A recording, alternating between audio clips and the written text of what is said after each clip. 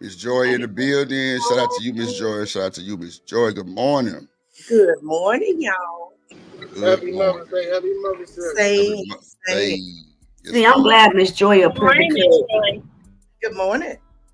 I got a bone to pick with Miss Joy too about what she said the last time. What? Um, when she was like, "Well, that's my son's baby mama, so I'm gonna always go." But Miss, oh, not loving Miss Joy, this ain't about you personally, Yeah. Right. But man, this is what we talk about. We talk about baby mamas and Mother's Day and mothers and fathers. Sometimes I feel like when you keep the baby mama alive, I'm not saying disrespect her, but when you make her prevalent over, your son's new girl, or say, well, son, that's gonna always be her. So it kind of, don't you feel like it kind of makes it hard for the woman that's trying to be the future of your son? Well, I ain't in that situation just yet. None of my kids have babies yet. I have a grandbaby, but my oldest daughter, she's married, so I really haven't, dealt with that. Yeah, but that would be like a hard situation. Yeah, hopefully my sons don't have no baby mamas. Because I don't know how I would navigate really, because I probably would give preference to whoever has the child. You know what I'm saying? I probably would, because I love kids. Yeah. I would want to make sure that me and the baby mama are on the same page or what have you. But yeah, I don't know. That's hard. Yeah. I've had to deal with. I'm a baby mama. You know what I'm saying? So I've had to deal with uh, mothers and other women and this, that, and the other. But I've never had any problem because, as you can see from my opinion about things, like I just always fell in line. I did not give my baby daddies no problem. Right. And it came to, other women, new wives, I just like, hey, come on, everybody welcome. Yeah. You know what? What really disgusts me on this internet space is Yeah. when people like Chalk say stuff like, "Don't celebrate going against what's best for the kids." Y'all really be saying stay in domestic violence situations. Oh wow. Y'all really be saying stay with someone that's cheating on you and get hurt because that's best for the children. Now, please tell me in what situation is a child seeing their parents being abused or being misused a good look for the children? Please tell me what child has a great future in school or education when they see that when they go home, it's father getting drunk, mom getting drunk, something tumultuous going on at the home. Mm. I mean, you can't possibly have children thinking that it's okay to stay with the parent just because they're the parent, not taking into aspects the situation of what's going on. Exactly. I was that way with my daughter's dad. He was not beneficial to her life. He liked to live in jail. So I didn't want him around her, period. And I'm glad because he's in jail for murder right now. Mm. Yeah. Right. And imagine saying, "Oh, but go back with the daddy or the mom, because that's the parent." No, because a lot of people have kids and then they change. Right. A lot of people be like the perfect girlfriend or boyfriend for 5 years. And as soon as you have that kid, they feel like, "Oh, I can do what I want now. You ain't going nowhere." That's what my ex-husband told me. "I'm married to you and Exactly. got my kids. I could do what I want." Mm. Yeah. Exactly. That's what my son's dad tried to do to me. He was like, "You're already a single mother. You're going to raise this one by itself." I'm like, Damn. "No, you're going to help me when he comes out." And I had to make him like harass him. Yeah. Now see that making thing. I don't know, and don't take this with no type of intent because I don't have any kids or baby mamas.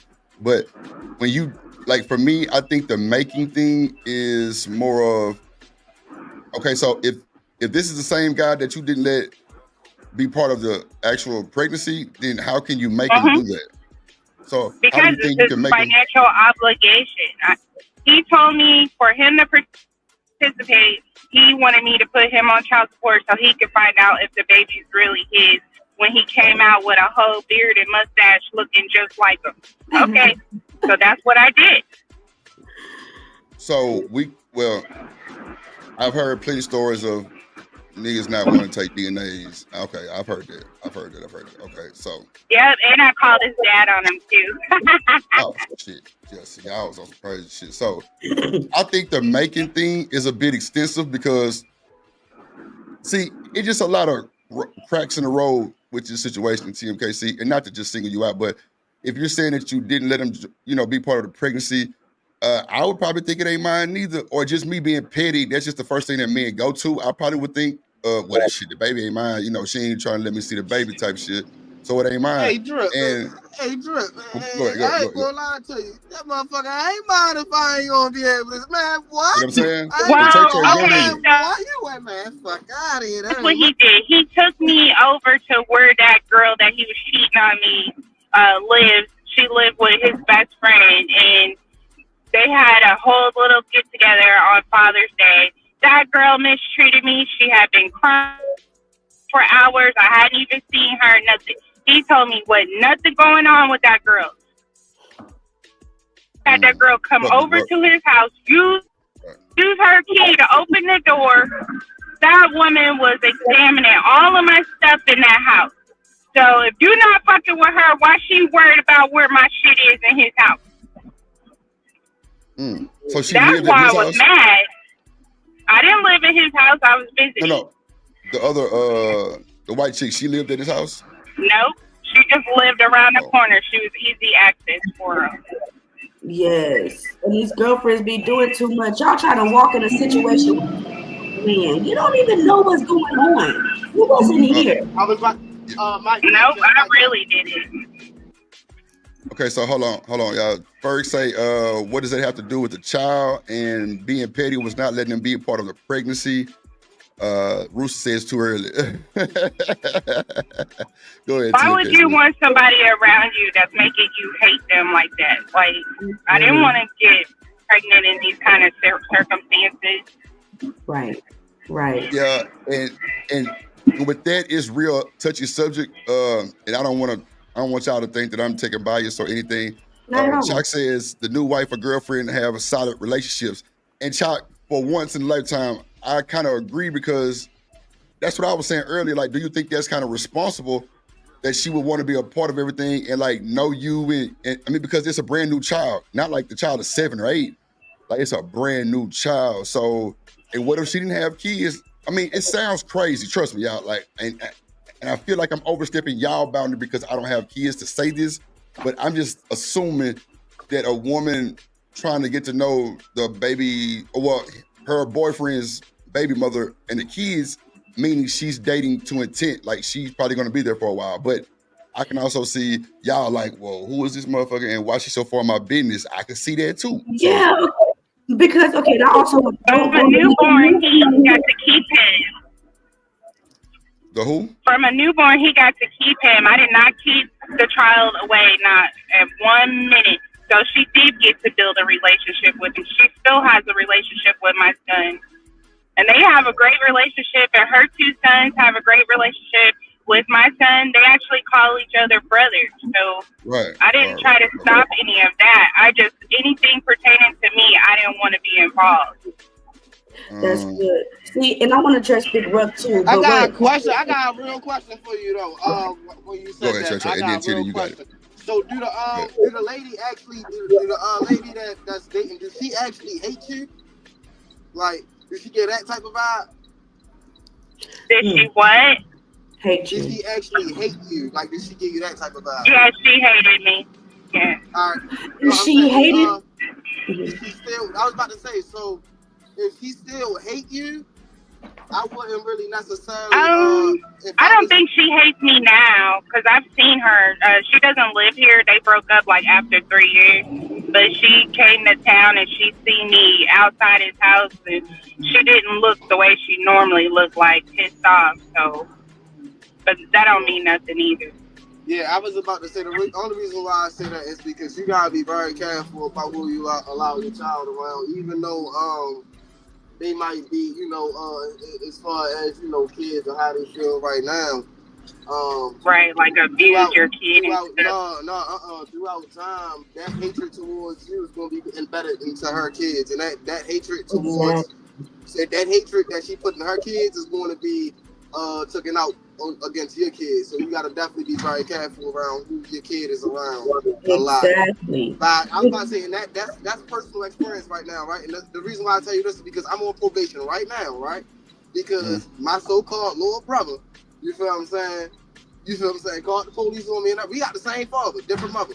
Mother hate. I was about to say his mother hate my mother. You feel what I'm saying? But I had to realize over time, you feel what I'm saying, when it really boiled down to it, if it was between me and them, or if it's, you feel what I'm saying, if it's between me and one of the other siblings that that's their blood, they gonna choose their blood every time. So therefore, there ain't no. I was about to say therefore, there ain't no love for real. I hadn't realized that late. So you feel what I'm saying? You gotta definitely. I was about to say, don't allow your son to keep going around them people if you know them people don't like you. That's all I got to say about that. And Trey is 100% right. Can you put back up Big Ruck, because I got the Gemini brain. I remember. I got you.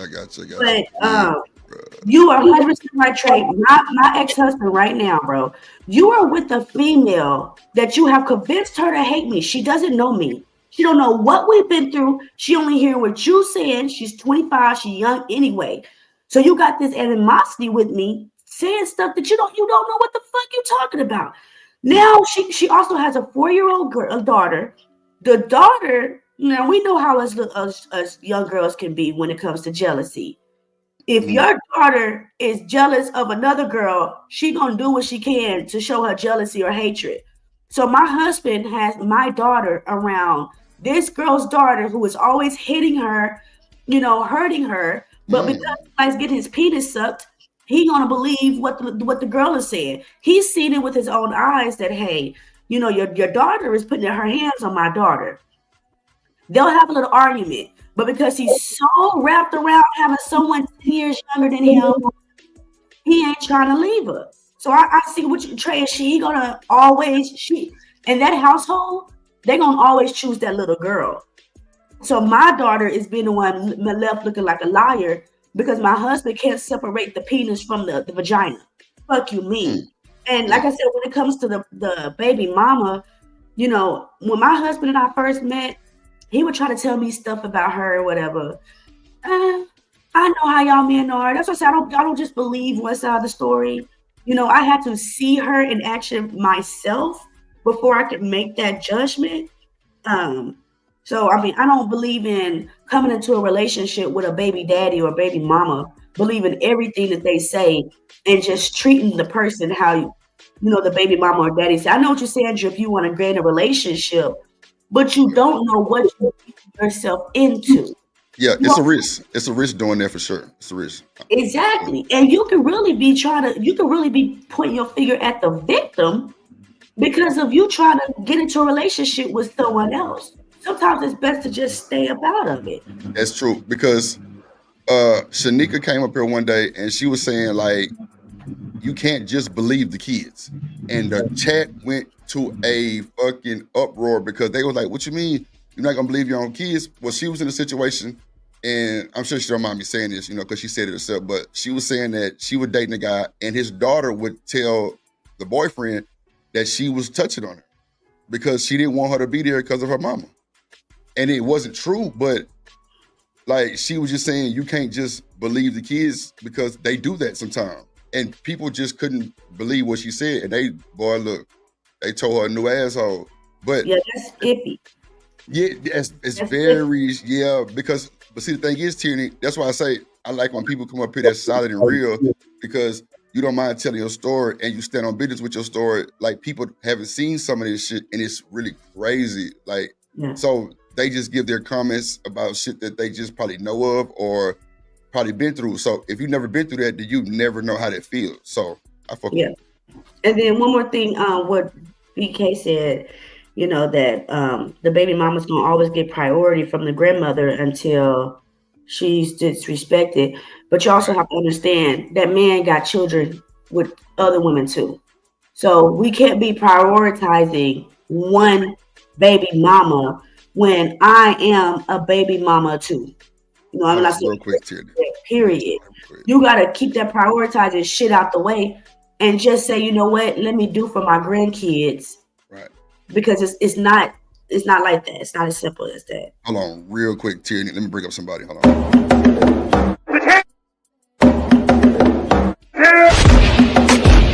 The champ is here. Ferg, Coach Ferg, my player partner, man. What it do? Good morning, Coach Ferg. How y'all doing today? How y'all doing today? Happy belated Mother's Day to all y'all mothers. Happy belated Mother's Day. Shout out to you too, Ferg, and your wife. Happy Mother's Day. Coach, what it is? What's up, Trey? How y'all doing, man? Good. How you feeling this morning, Ferg? Happy Monday morning, man. Go ahead and give us some man. Just chilling, man. Just listening in, man. Just up early for no reason. I'm going to go back to sleep in a little while, but it's a very interesting conversation. Thank you, Ferg. Shout out to Tierney. Definitely bringing it up. And TMKC. They ready. Yeah. How you feel about it? I mean, that's what I said. A lot of people call me mammy and mammy. Girl, shut your bitch ass up. I understand. I don't even know what this shit means. Like, because when I Googled it, mammy was a black woman that let the white woman baby, you know, she birthed them. So anyways, but I understand both sides, bro. Now that I'm going through it, I'm sorry that y'all kept y'all kids. I'm sorry that the mama kept y'all kids from y'all. I'm sorry that a lot of y'all had to go through what y'all going through. I'm sorry that we didn't believe y'all. We didn't believe what you guys said. Because like I said, baby daddies is baby mamas too. And that shit is not fair to put that on the kid. And then when the kid grow up, they don't know how to have a balanced relationship because all they was hearing was your mama this, your daddy this, your mama this, versus what you doing. So, yeah. Go ahead, Ferg. So, Attorney, based off that, right, what you speaking to is something that's been going on for the last 35, 40 years. I see. So, now when you see it that way, think of all the guys that have grown up in the same time you have, and they've heard this same message from their mamas. Your daddy ain't shit, and the men ain't shit, all niggas ain't shit, but every night you see your mama bringing some ain't shit nigga over to give us some ain't shit dick and send on her ain't shit way. Right. So how can you expect for them to be the man that people say they want a man to be today when over the last 35, 40 years, this is all most men have been receiving from mama. So how can you expect that to be any different when most of these behaviors, whether it's on the man and the woman, are learned behaviors? I get it. I get it now. I didn't get it for 30 years because my mama, your daddy this, but I get it. I get it, man. Okay. And it left y'all, it left us without father, without that family. You know? I was about to say, can I speak on another thing? Hold on, real quick, Trey. Hold on, real quick. I got you. Hold on, 1 second. Hold on. Let me bring up somebody. There you go. There go your breakfast. Hang it through. Yes, Lord. Yes. There you go. That's she gonna kill me for that intro. Hey, Shanika. Good morning, ma'am. I want to ask you something. Happy Mother's Day, Shanika. Yeah, happy Mother's Day, Mama Jamma, for sure. Happy Mother's Day to Shanika in the building. Shanika, can I ask you one question real quick? Hold on, y'all. Somebody sent me an email the other day and said, Drip, do you remember the stream where Shanika ate an Oreo cookie on the stream? I don't remember that. Did you eat an Oreo cookie on the stream? Who said that? I don't know. Because, I don't be knowing the people be sending the feedback. They just be sending it. But I don't remember that. You ate an Oreo on the stream? They was like, she got a long tongue. Oh, my gosh. I'm dead ass. I was like, I don't remember that. Like, but I'm glad you're here, Mama Jamma. How you doing? How's your morning going? Hopefully your kids flooded you with love. Go ahead. Y'all got it. Trey was about to say something. Go ahead, Ferg. I was trying to something happened. Is it me? You might got some feedback. Oh no, it wasn't me. I was about to say that wasn't me. That's Ferg. Go ahead. That's Ferg. Yeah. I was on mute. Okay. I don't know then. It's gone now. Or either TMKC, somebody. But go ahead. When they was talking about the learned behaviors type stuff, right? And you said nowadays that the baby fathers getting petty for real. And the only thing I got to say is, where the fuck they learning from? You say that last part again? What'd he say?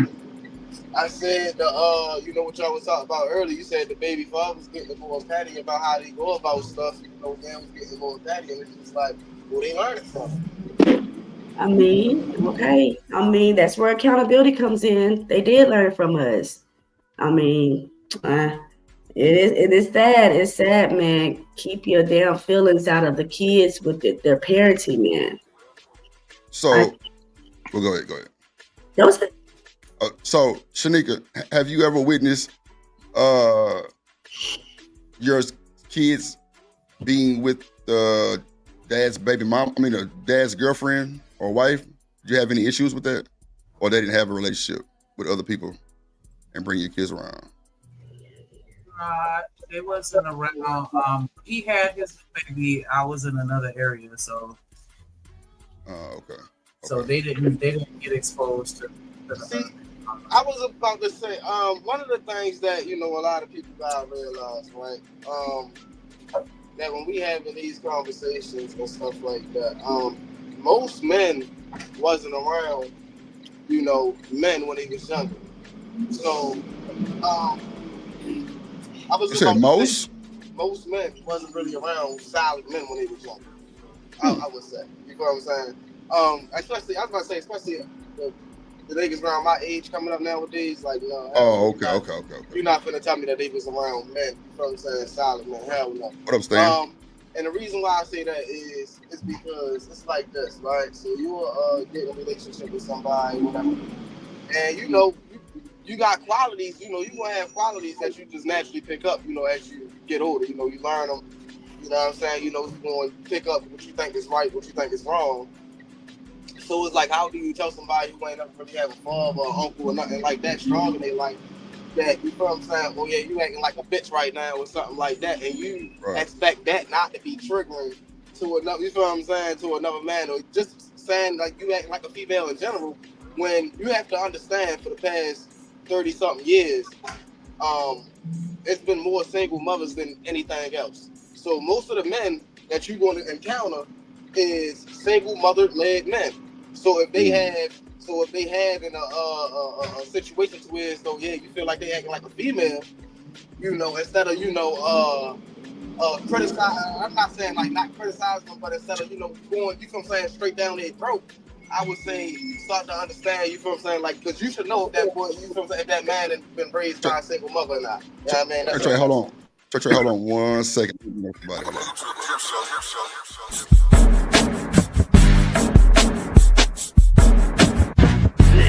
Certified Hood Classic, The Trip Show.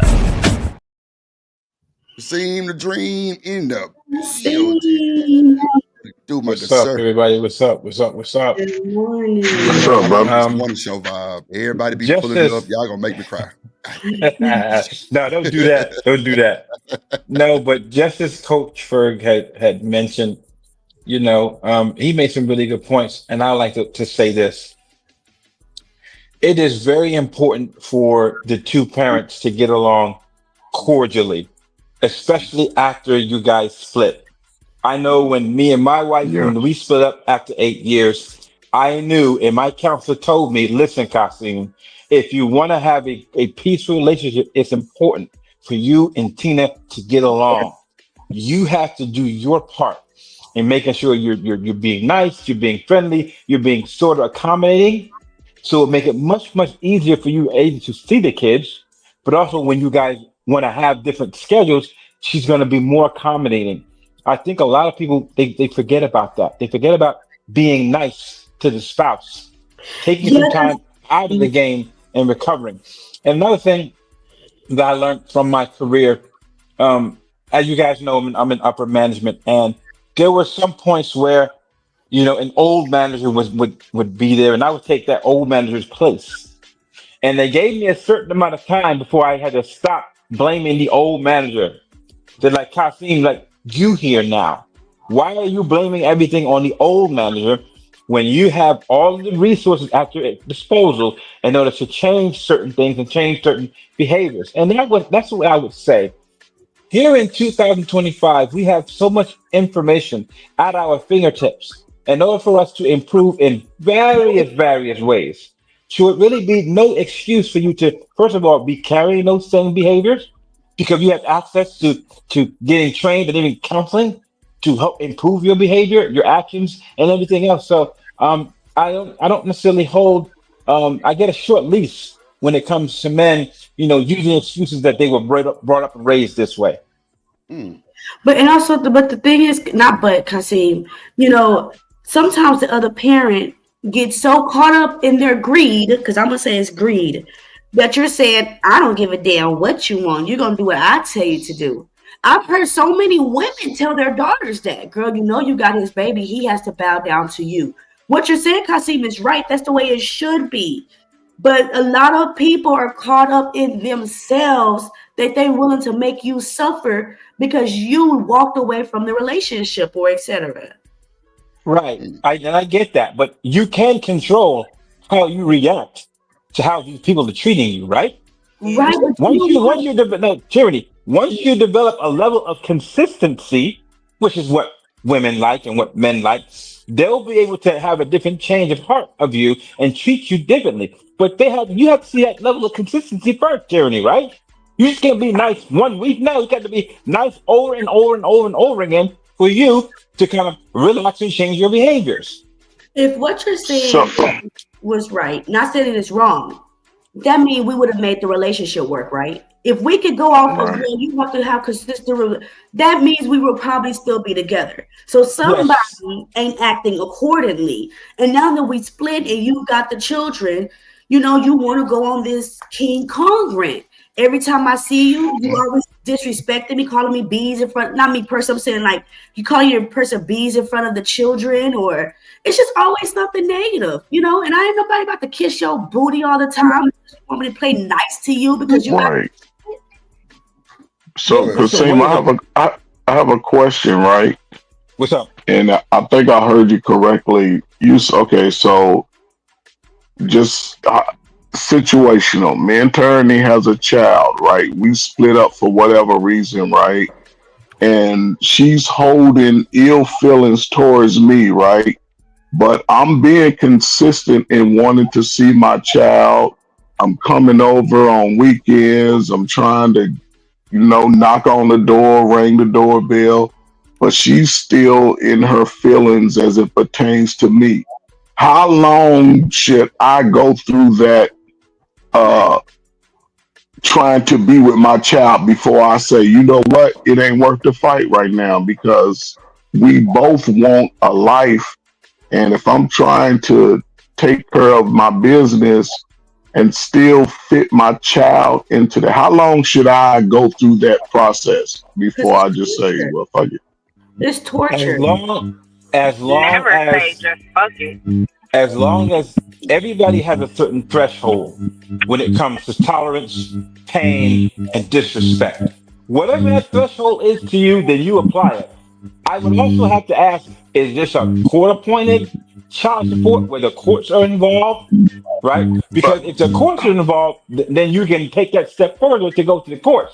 My thing is that always maintain your values and your presence. Even if she might not admire it, it's going to be good for you in the long run. So I'm going to throw this in there. We both are 23 years old. We ain't really had no examples on what it takes to be good parents. We learning on the go. So and listen, preferably if we can make it work without the courts being involved, that would be great. Right. However, even in going to court, I'm looking to spend money that I don't even have that I could put towards my child and the court is going to take $10,000 or $15,000 just for me to have a relationship with my child. So how am I supposed to navigate that being a young man? Because we all old now and we can say how, but most of us, and I'll say this and I'll shut up. Most children born over the last 30 years have been born to teenage parents. Yeah. And also, I want to say this right quick. Court order stuff is used for control, baby. I'm sorry, I don't see any good court orders that said, okay, now we can work cordially. Court orders can be used for the parent that got the kid for you to control them. No, you're not getting them until Friday, and you better bring them back by Sunday. Yeah, I know you want your kid today, this week, and you'll take him to school, but that's not what the court order says. So I hear what y'all saying about this court order stuff, but that is not equal. It's not even, and you can still keep the child from the other parent. Sometimes I get text. It takes you 4 times here to keep them 4 times away. TMKC, feedback in your line with the feedback. Oh, I'm not sure. No, I'm saying that's TMKC. Okay. Yeah, that court order, like I said, I'm finished, but the court order thing is used for control. And you can say it's not true if you ain't going through, you know what I'm talking about. But I've seen it. If I want to have my kid from a Monday through a Thursday, what's wrong with you letting me do it? Why you got to keep bringing up the court order? Just let me spend time with my kid. I was about to say, but see, that's the thing. And that's the thing about the whole. This conversation way deeper than what it really than the natural surface, right? Because this conversation is going to lead from how this happened to goddamn Jim Crow. Literally. The only thing that we can really do is the people for real understand where we went wrong as far as even allowing ourselves to even be tricked into allowing the court system to even have anything to do or anything to say when it involves our kids. When it doesn't pertain to their safety, it pertains to their living situations and stuff like that. We gave the courts way too much power, right? So until we start realizing that that the courts ain't gonna do nothing but destroy your family, regardless if you think that it's gonna work or not. It ain't gonna do nothing but destroy you. You feel what I'm saying? Unless that person is abusing you to the point to where as though you need you feel what I'm saying, to keep this person away from you or something like that. There's no reason if that man is broken, you feel what I'm saying, if that man or if that female, you feel what I'm saying, a decent person to where so they can't have their kids. Everybody deserves to know their times. Yeah. And let's just be honest, man. It's a small number of people that actually go through domestic violence, right? It's not a large number. Now, if you consider me and Turney getting into an argument and she calling me a punk or weak and I calling her a B, then yeah, she abused me first. I just, you know what I'm saying? People take it and compartmentalize it how they want. But again, who's stuck in the middle? Our slow ass son looking up at both of us, our slow ass daughter looking up at both of us, and we both get so caught up in what we want instead of looking at our big pictures. So, and nobody wants to admit that they struggling with the child. So it's Turney's fault. It ain't my fault. Right. It's Turney's fault. And Shirley gonna be like, no, it's Ferg's fault. He did this to me. But again, and now we but when you come to a realization as an adult is when you have to take the measures to be better. Because what me and Turney are both doing, we're both blocking our blessings for the future and we're hindering our own child's blessing for the future. Because now they're only going to get one message. Men ain't shit, women ain't shit. But when reality, I'm sorry, go ahead. No. Imagine telling your son your mama ain't shit, and we know how y'all love y'all mothers. So imagine growing up hearing that. Are you gonna be a good after constantly hearing that your mama ain't shit? Your mama ain't shit. I don't think so. But Turney, it goes both ways though. Most fathers don't speak to that way about to their children. Most fathers try. Let me say this: a man who's a man, he's not really going to put anything on the mother. He's not gonna do it. A boy, the dude that you met with his pants sagging, it's always over his mama's house, got his over his sister's house. That's the dude that's gonna treat you just like a baby mama. Well, I'm going So through it, and I have friends that's going through it with the men nowadays that they're talking down on the mothers. My ex-husband talks down on me all the time, and like I told him, I'm not. You can't say I'm a bad mother. I'm not your mother. You have no experience with me as a mother. You have experience with me as a wife, but that's absolutely it. But whenever he gets upset or feels some type of way, him and his girlfriend in that house, kids, will talk down on my children's mother. And it leaves them like, I can't do nothing. I'm only 5 and I'm only 6. So he's gonna grow up with this hurt and pain, thinking his mama was one way. But like you said, Ferd, I'm having to fight to be in my kid's life, but I'm also having to get talked down on and get called all type of disrespectful names because the ex can't get over the shit. And I was about to say, a lot of people don't understand, right? When it really boils down to it, like when it Morty, you sound stupid, bro. down, like when it really boils down to it, at the end of the day, the only thing that it do is make that child grow up and become very undecided about, how he want to move in life or how she want to move in life. And that's the only thing that it caused, because at the end of the day, it's like you already know who to trust and you don't know who word to take for it. Both your parents beefing, don't nobody like each other. You hear all these derogatory things about, about each other for real. But you never know the good, you never learn the history. You never really learn about your parents and their past and how they, like, so you never really understand yourself fully, because your parents can't even get it together. Your parents can't even get it together to actually really have a real conversation with you and see what you really want. It's all about, them and their people. Wody, if you feel like the mother is a bitch, that's your personal opinion. You don't need to tell that to your kid. So what do you mean, even if you tell the truth? That's your truth. That's your truth. Again, that mother is not that woman is not your mama. She's that kid's mama. So she could be a hoe, she could be a trick, she could be all that. That's your opinion. Keep that away from your kid. Your kid don't need to hear that, don't want to hear that. It's not their business to hear that type of stuff. And we gotta get away from that. This is your truth. It's not your truth, it's your experience. That's all. Trey, we can't hear you.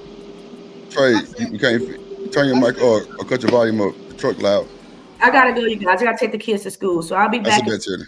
All right, cool. I want to chime in and say, like, when the children are small, you can't avoid those types of situations sometimes, because if a parent chooses to have a conversation directly in front of their children, whether they're directing their words to that child or just maybe the child is overhearing them speak to someone else about the situation, they're going to hear it, because we human people have feelings and they're going to vent those feelings out loud sometimes. But that's why, as a parent, all you can do is make sure that you're present in your child's life and that you have conversations with your children, because they're not dumb. Children are not stupid by a long shot, and they're going to see and make their own assessment based off of what they experience with you and how they experience you. And so as long as you're doing what you got to do, it don't matter what the other parents say. Yeah. What else, Smitty? Go ahead, my bad, go ahead. Good to talk down on another parent, but I'm saying, like, all you can do is be the best parent that you can be on your end, so that the children can see for themselves what it really is. Yes, Shanika, I agree with that to some extent, but to this, I've had several examples when I was working with families of, yes, the parent was doing everything they could to be engaged. However, one thing that people tend to forget about young minds is that they're very manipulative. I can always go to I'll just use my own son for an example. I can sit here and tell him that he's the victim in everything, right? And he's going to form an opinion based off his trust of me.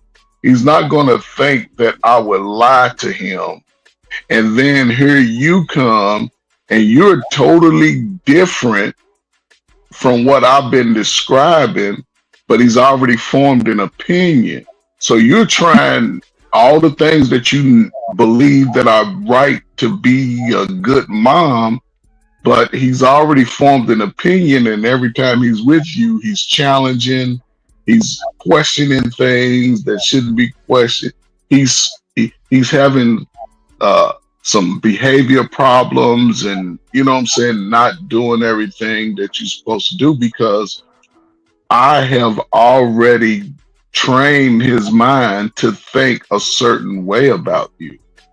Now, as he gets older, he realized that I ain't shit, then you may see a change. But by that time, a lot of the damage is already done, especially in our community. A lot of people are harboring shit that you can go back 10, 15, 20 years about their parents that they heard from somebody else.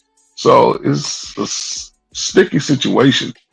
I want to say today. something real quick. My bad, Ferg. Zuma said kids always breaking up good relationships. Now, I've definitely heard people saying that, you know, we got to focus on ourselves. I mean, you know, focus on our relationship also, and not put the kids to where it'll, you know, stop communication, you know, stop the sex, you know, stop us going out, hanging out, and those type of things. So how y'all feel about that? About the kids breaking up a good relationship, or like breaking up the household?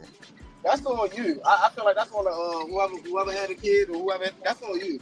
Because at the end of the day, right? Broke, got money, any of that, right? With a child and have a child, you know what I'm saying? Happiness is what you make it. And everybody know this, because when you around a child and you down, man, they just be laughing, running around, you feel what I'm saying? Just carefree. You don't even, you feel what I'm saying? Like, you just naturally smile because of what's going on in their head and their imagination. The thing is, after people had kids, they lose their imagination. They lose all hope. They lose all, and that's their problem. That's a personal problem. They ain't got nothing to do with the goddamn children. Okay. Mm-hmm. Y'all want to speak on that? What up? I'll be Walter. Good morning. Go ahead. You have a child. Okay. You meet a woman who has children, right? Or what do you hear out loud? I don't need a man to come in and be a father to my children, right? Okay. The children know this. The children know these. They know. Children, like Tanika said, children are not dumb. They see the separation. That's true. Me and you, listen, you and the woman got a relationship. That's one relationship. The woman has a relationship with us children. That's two relationships. And you have a relationship with the children or lack thereof. That's three relationships. In trying to make it in one household, it's not going to work. I have to be able to say, hey, little slow ass kid, don't do that shit. And I don't have to wait till you get home. My father didn't wait for my mother to tell him shit about how to deal with me. When he was going to get at me, my mama just used to say, don't kill it. That was her words. And she'd go on and do what she had to do. And I got dealt with by my father. Like I said, my father with me one time, but that one time changed my life. He ain't had to do it again. But what would it have been like if my mother would have said, don't whoop him. Don't do that to him. You is so cruel to him. Man, my daddy would cuss me out, cuss my friends out, cuss their mama out, cuss their daddy out. And guess what? All of them loved and respected him to his death because he never wavered treating us as people. But again, this is a different time. Everybody don't say nothing to my kid, but my kid is slow as hell, dumb as hell, don't want to read, have no low self-esteem, no work ethic, don't want to clean up his room. You go over people's house right now and you go in their kids' room, the kids' room stink, it's dirty as hell. That means who's paying attention to the child's well-being? Who's putting an expectation? You know, relationships are tricky today because everybody wants to benefit. But if we are family, we have to all be at one voice, regardless. So I feel that. Kasim, you want to tap in on that? Yeah, sorry about that. I was in and out of a meeting, and I missed a really good portion of that. What I will say is that, you know, relationships have always been the same, and it really comes down to communication. and talking. Sometimes, you know, a lot of things can be solved and unpacked by just having the conversation. And if we are afraid of having that conversation, that we could really never really make it last at the end of the day. And I just believe in hashing and talking it out. You know, my middle son, he is engaged now. They've been engaged now for the past 2 years, and they're coming up on the 3-year mark as far as when they want to get married. And a couple of questions, you know, popped up yesterday as we were chilling. He basically asked, you know, about talking and how he should relay information.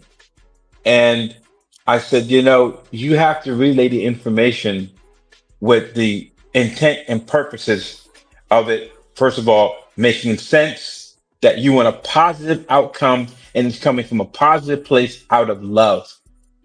And every now and then you have to hold yourself or hold your frame before you speak out. Tap into that place of like where you want to get a solution, a resolve, and it's coming from love before you speak. I told him, I noticed that sometimes, you know, when I'm on a call with you, she'll say something in the background and you will immediately like let loose the cannons. And I'm like, you gotta take a step back, hear what she says, get your emotions in check, and then respond cordially in a nice voice. I told him the key is consistency. Consistency, right? And he's like, you know what, Dad, you that made sense. You know, I have been, you know, stressed out a lot, you know, got a new job, a new position. So he's under a lot of stress. And I said, I get that, but don't let that be a crux for your excuse to talking to somebody bad or being nasty and being dirty. You still are a grown man. You still can control your response to how you respond to somebody. That is up to you.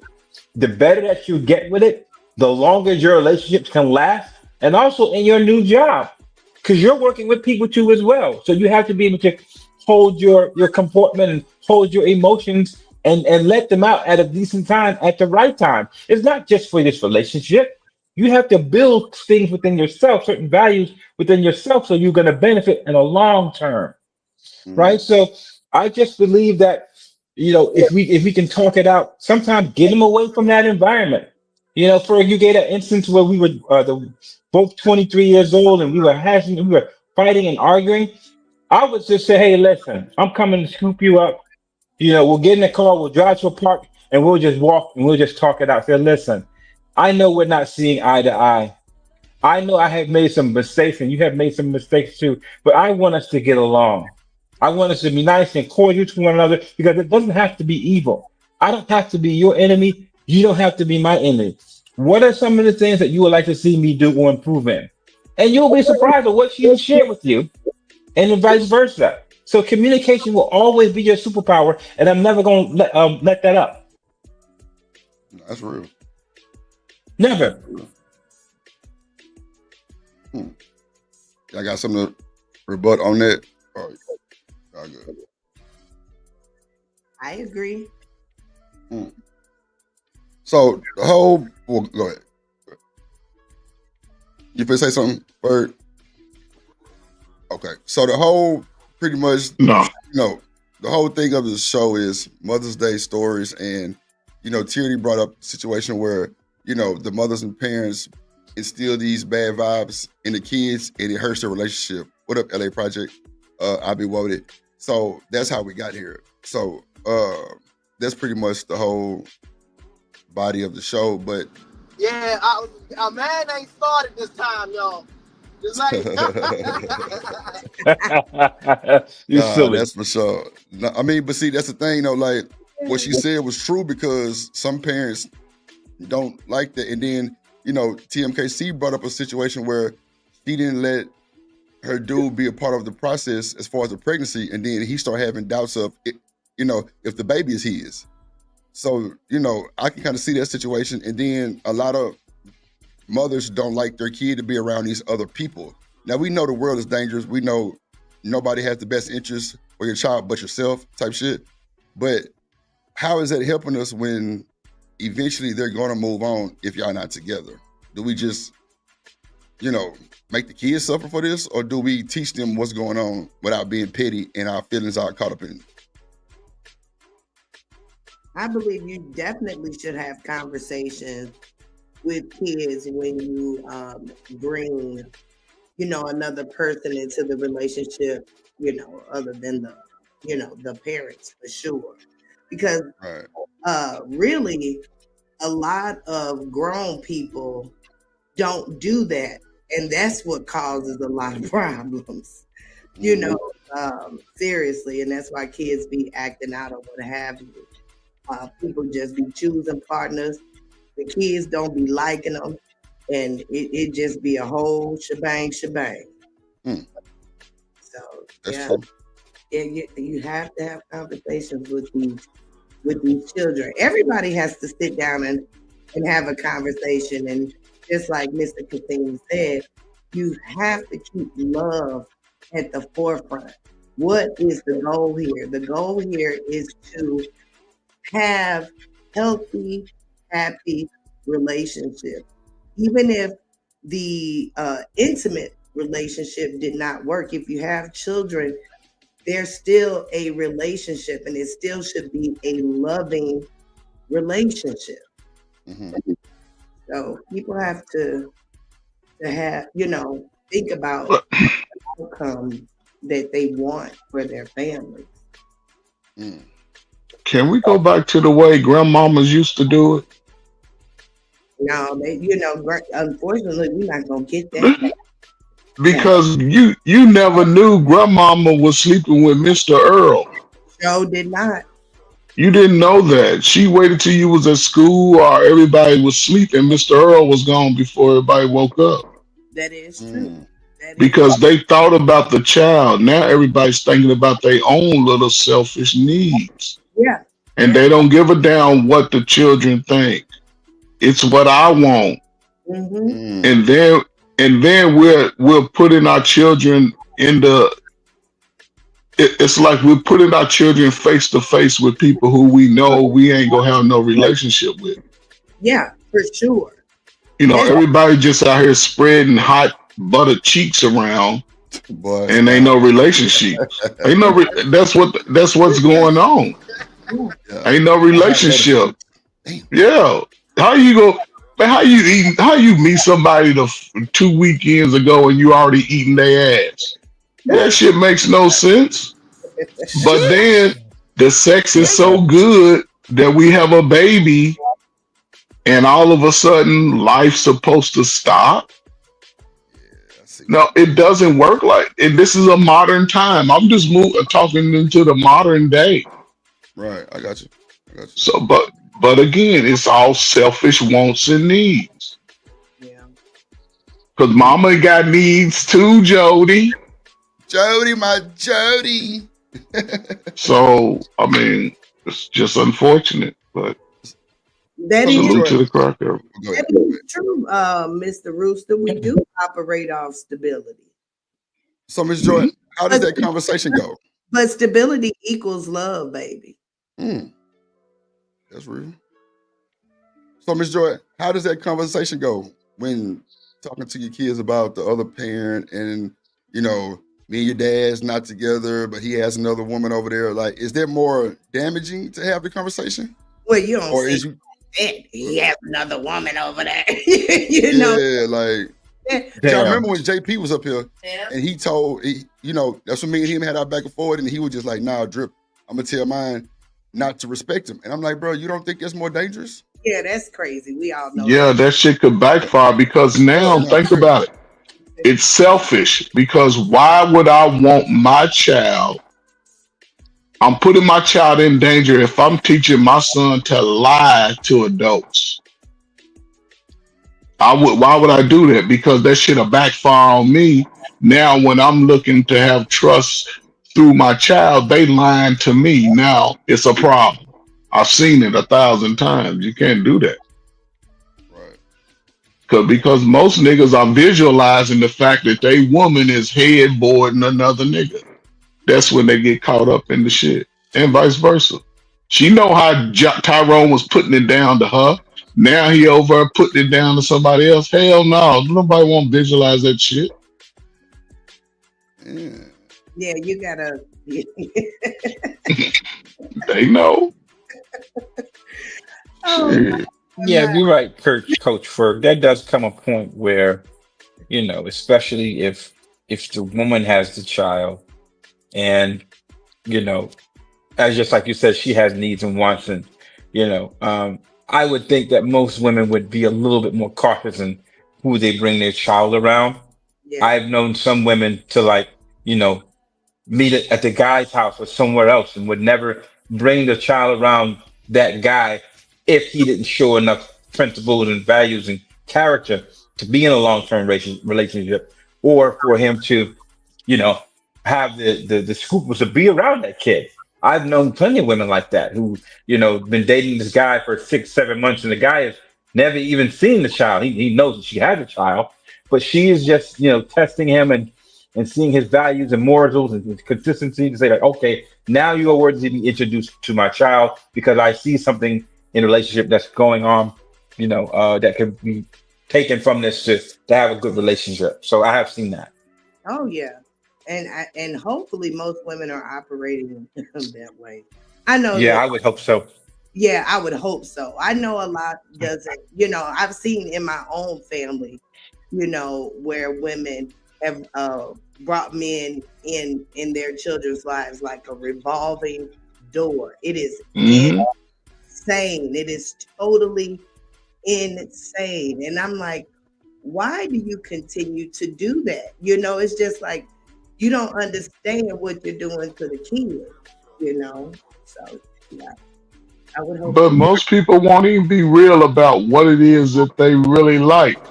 If people just be, in both men and women, listen, they like sex, yeah, and just hold it at that. But again, does the child have a choice?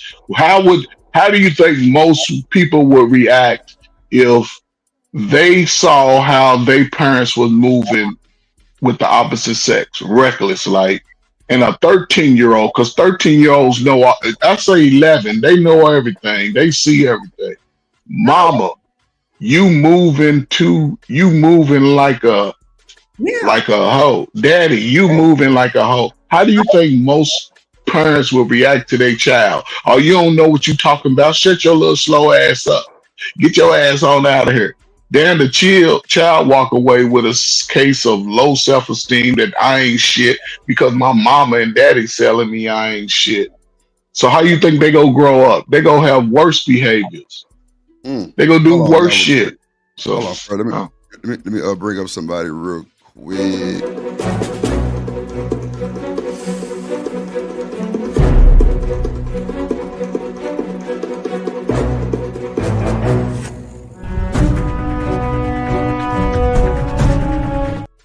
Stand in the building, stand in the building. Good morning.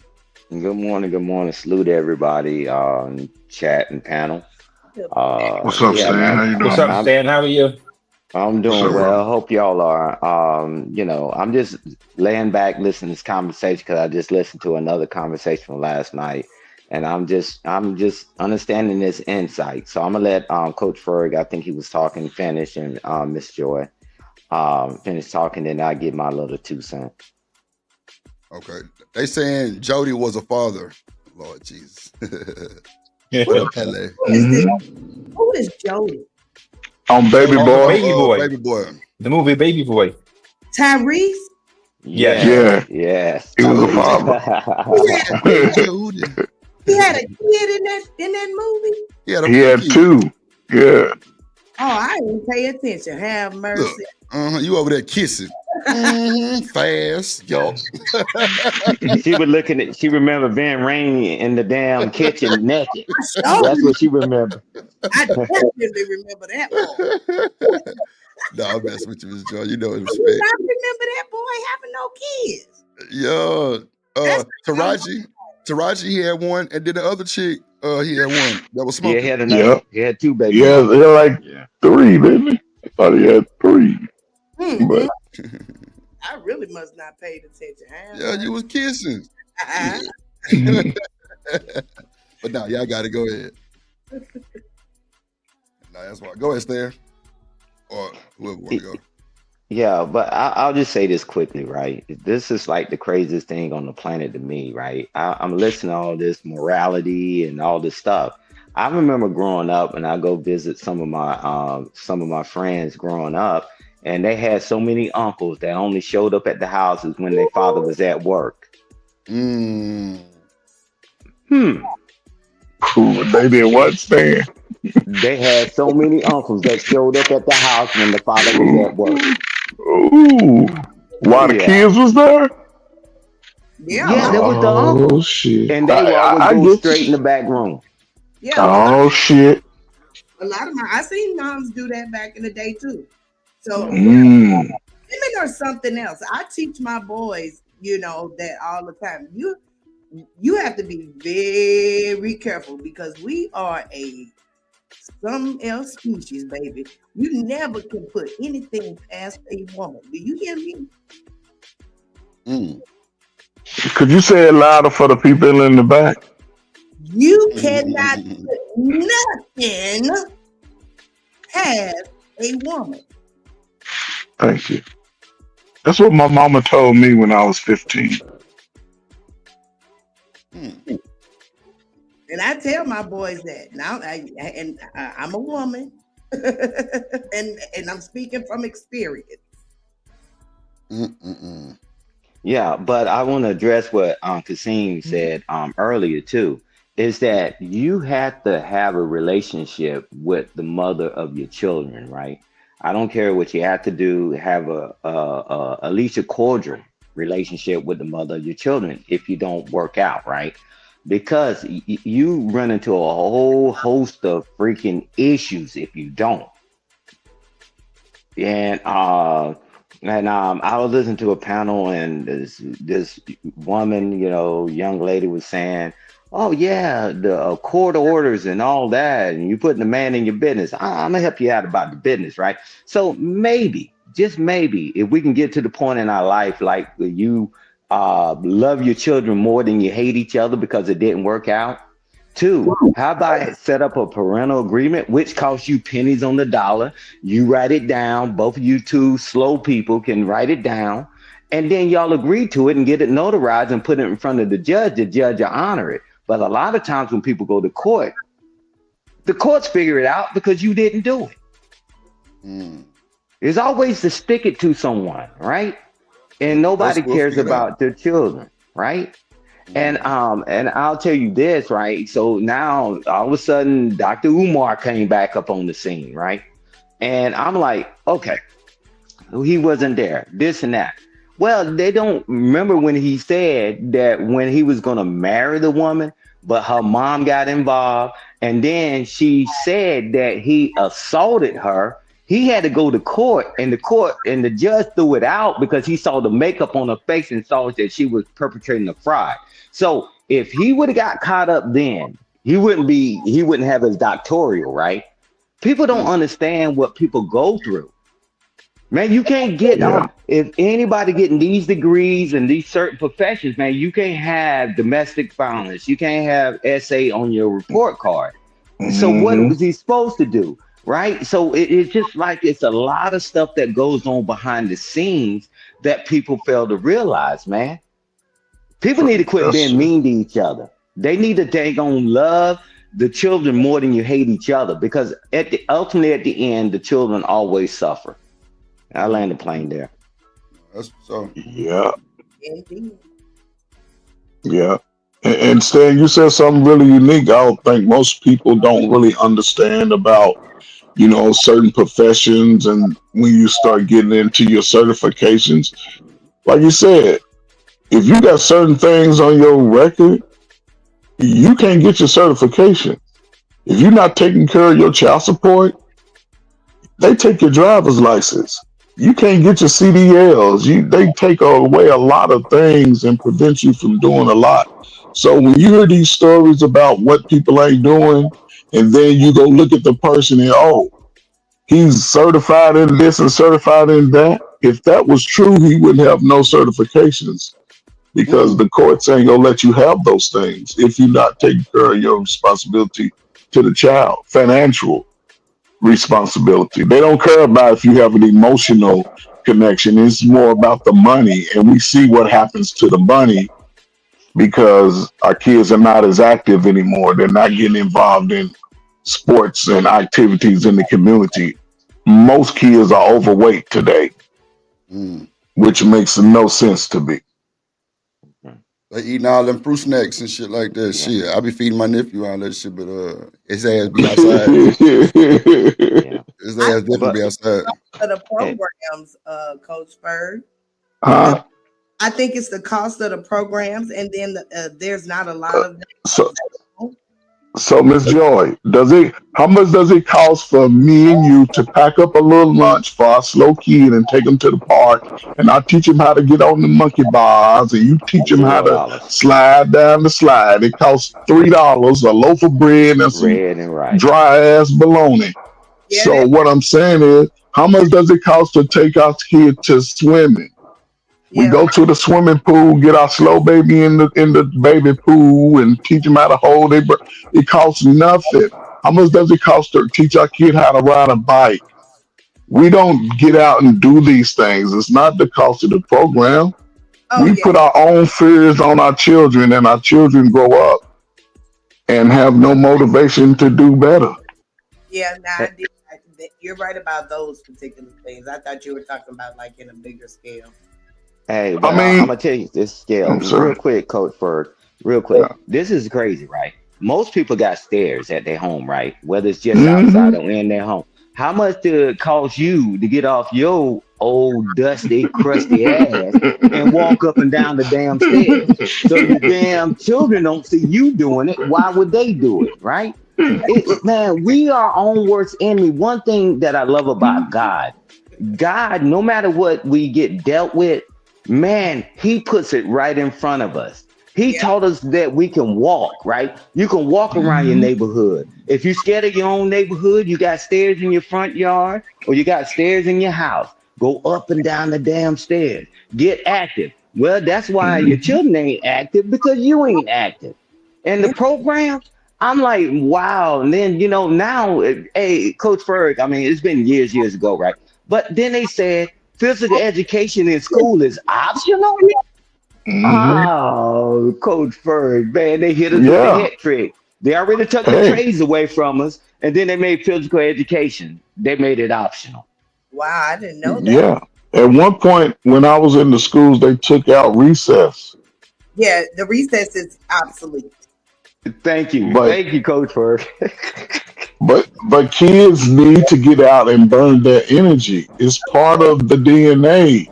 Yeah. Every animal, even wild animals, allow their children to have a time where they can just be free and be a kid. Yeah. We try to put all our structure, our lack of structure, on our kids. We don't want our kids to move and say shit, but we are gyrating and twerking and twisting all on the video camera. It just makes no sense. Coach, the elementary schools here in Vegas, they look like prison. But that's all over the country. Even the lighting in the schools, most public schools have those prison yellow lights. Most high-end schools where people pay taxes have blue lights. It's all mood altering lights. It's everything, but people don't pay attention to it. Yeah, it's insane. It's really insane. They look exact, because I've been to a few jails, so I know how they look. And going into my nephew's school, I say, well, I'd be doggone. It's just like going to one of them doggone federal penitentiaries. Exactly. They had what, metal detectors and shit? No, not necessarily metal detectors, but they got like doors and stops where you have to be clicked in from here to there. You know what I'm saying? It's like a hospital. They're controlling your motion, and it's very limited. You get to a space, you got to be clicked in. You get to another space, you got to be clicked in. And that's how they do in jail. You go from one part, then another part. Then it's weird. Hey, Mm. Coach Berg, what's funny? And this is not a conspiracy, right? But this is the thing. It's amazing, right? That America has always been good with population control, right? Because quite naturally, we can't line people up and gun them down like they do in other countries. So they took all the exercises away, gave you the most unhealthiest food to eat, and you blank out. You be hard pressed how many people standing beside them that have hypertension, diabetes, and all these health issues, right? Man, when all this stuff is preventable, right? So you would think that a country as advanced as we are, right? That they should be promoting, putting money towards exercising and all this and eating healthier, right? It does take the eating healthy out of it, because the other people, man, they was eating all kind of stuff, but they would exercise, right? We got to start getting back active. We got to start moving around more. We spend more time sitting on YouTube, because when I'm on YouTube, a lot of times, man, I'm standing up or I'm get on my treadmill and I'm moving around, right? But most people, man, they're not doing any of that, man. But America knows this. That healthcare, and I'm gonna tell y'all what's going to happen to your healthcare, is that now they're going to make where the insurance company no longer have to cover you. You know, it's mandatory now, no matter what your illness is, they got to cover you. They're going to take that away because it's costing them more money. So keep getting unhealthy, and we're going to see how this game plays out. And there's nothing you can do about it. So how we get from talking about mamas and kids? We talking about mamas and kids. Something in the background. I'm sorry. No, we talking about mamas. We talking about parents. Got to get our children back involved. It's up to the parents to get our children active. That's how we got it at, Drip. Oh, okay. I'm listening. It's up to the parents to get active. It's up to the parents to get active, bro. Right. It's up to the parents to get active to teach your children. So what about parents instilling negative thoughts about the other parent? That, like, because you know how, like, moms and dads split up and they go to the other side and they have their kids around these women, and then the other party starts acting real funny, and I don't want them around in my baby. It causing problems. Is that something that could be fixed in the future, or how can we get past that? Yeah, we gotta fix it. We gotta fix it, Drip, because we seeing the negative results now. Because now those children that was taught that, then they have children, they teach their children the same thing. We gotta fix it. This is not optional. We have to. Right. Put your own feelings aside. Put your own feelings aside. Put the kids at the forefront. So that's easy to say, Ms. Joy, because I got partners that's going through that, and it be a hellhole. I ain't going to even Well, that means they not putting the kids at the forefront. If it's a hellhole,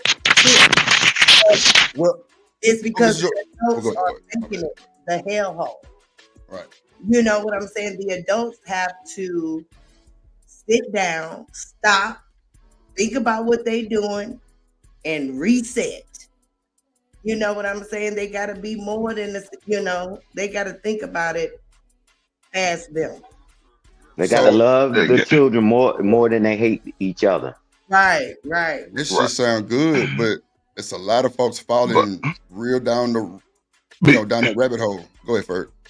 No, because Stan, maybe when you was in school also. When I was in school, Drill, especially high school, we had classes that sort of, even because parents teaching children about sex is taboo in the Black community. Okay. You don't hear your parents talking about the dangers of sex, the importance of sex, how to navigate through that whole thing. We learn that shit on the fly. Our parents only come in if we get pregnant or we got somebody pregnant. What the fuck you out here doing? It ain't about, listen, these are the dangers that if you have unprotected sex, you could have a child, you could catch a very bad disease. When I was in high school, they used to show us videos of what could happen if you ain't protecting yourself. And you'd be like, oh my God. So again, at least if you didn't get it from your parent, they had these things set up in school. They had things that would distract you from just thinking about sex and free time. Now people are walking around with sex in the palm of their hand. Now people, nobody's talking about it.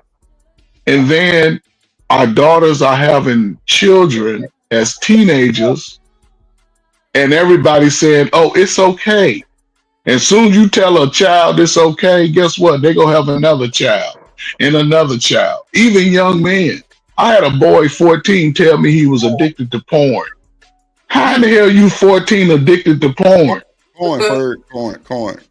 See. Oh, I'm sorry, but how can you be addicted to that at 14? You ain't out active riding your bike, playing ball, running around, but you addicted to something like that? He told me, my uncle introduced it to me. Family members will destroy your own kid and you don't even know how they pick this shit up. You just have to deal with it like, where you get all this? Somebody close to you and your child put that in their head. And nobody's talking about it until after the fact. Today's child, and I'm going to say this, I'm going to shut up. Today's child, with all this information being thrown at them, it would behoove anybody to spend 15, 20 minutes a day and talking about real life shit, not all this feeling shit.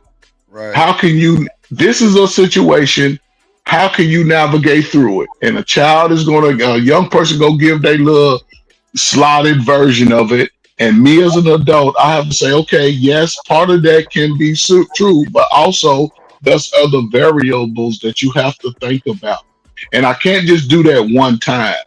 I got a good looking son. I asked my father, and I'll say, okay, here's the last thing.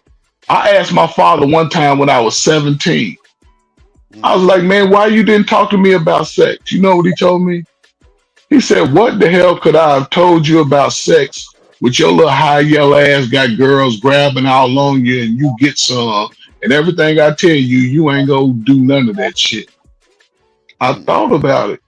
I said, you right, because I've been having sex for a long time, and I ain't never thought about shit you told me when she was taking down her panties and I was running up on it. But I couldn't blame my parents, though. He told me. What are artifacts? So I don't know, man. We just got to be better, and people just got to want it. The more the more you live in it, the better results you get. What up, Coach Ferg, you said something that was true, right?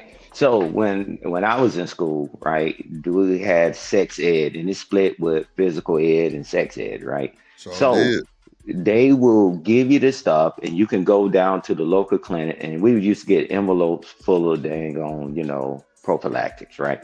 And because nobody wanted to be the guy to get somebody pregnant, right? That's right. You didn't want to be that guy, right? And, that's true, man. That's true, bro. Like back then, it was shame. Yeah, Drip. Yeah. Hey, Drip. Hey, man, when the partners, every time somebody go out, man, you got your prophylactics. Yeah, that's right. Whether you use it or not, man, everybody, if you didn't have one, they said, man, I got you covered, bro. Here you go, right? But now it's like it now became taboo again, right? And it's like, nah, we don't talk about it, man. I'm a man. I got the pull-out method. Yeah, whatever the hell that means, you lost your mind. That's the worst shit somebody can tell me. I got pull-out game. Well, man, my pull-out game is on. Yeah, come on, Drip. We didn't want to be those guys, right, growing up, right? But now it's like the more children you have out of wedlock and more women you get pregnant, that shows that you a man. I'm like, whoa. Thanks. So to answer your question, this is how these people that think that way have children, and when it don't work out, they talk trash about the other parent that's not there. It's just a mentality, man. It was some kind of way we got tricked or got short-circuited, right? Because because that's why I always say family first, family always, right? It's because if you had a child, I know me growing up, if somebody had a child, no, you're gonna be in that child's life. You're gonna go to school and you're gonna get a job. And that's it. You taking care of the child. There wasn't no questions. It ain't no, man, forget it. That's her daddy's problem. Now they said that's her father's problem. That's her parents' problem. Man, back then, no, bro. Hey, bro, you can't hang out. You can't do sports with us because you got to go to your dang on job after school because you got to raise that child. But now it's like it doesn't matter, bro. Mm-hmm.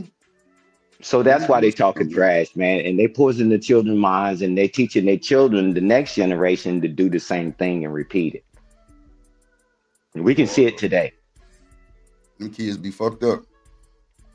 My kids not even having kids, and I'm seeing that go really is really the consensus that these young folks, they're not having kids like that. Yeah, I mean that's a good thing in a sense while you're young, but as we all know, our minds change. Hopefully, when they come to a realization that they want to have children, that they are in a position where they know through a marriage or something like that, where the children will have the best possible outcome to, you know what I'm saying, to be born within a married dynamic where, you know, I don't know, man. Salute to the cracker. It changed a lot of shit. Yeah. Hey, It Drip, changed a lot, man. hey, Drip. One thing that I noticed, yeah, the birth rate is down, but the STDs are going up and the STIs are going up. Okay. Hey, I remember that Robert Townsend. I know you know about this one, Trey. Hey, Coach Fur. But watch this. He said, "Oh man, I got syphilis. I might go blind. You know, but I'm alive." Because that's when the big A came out, right? He said, "At least I might go blind," and you know that was the biggest thing, right? But now, man, they got some stuff out there, bro.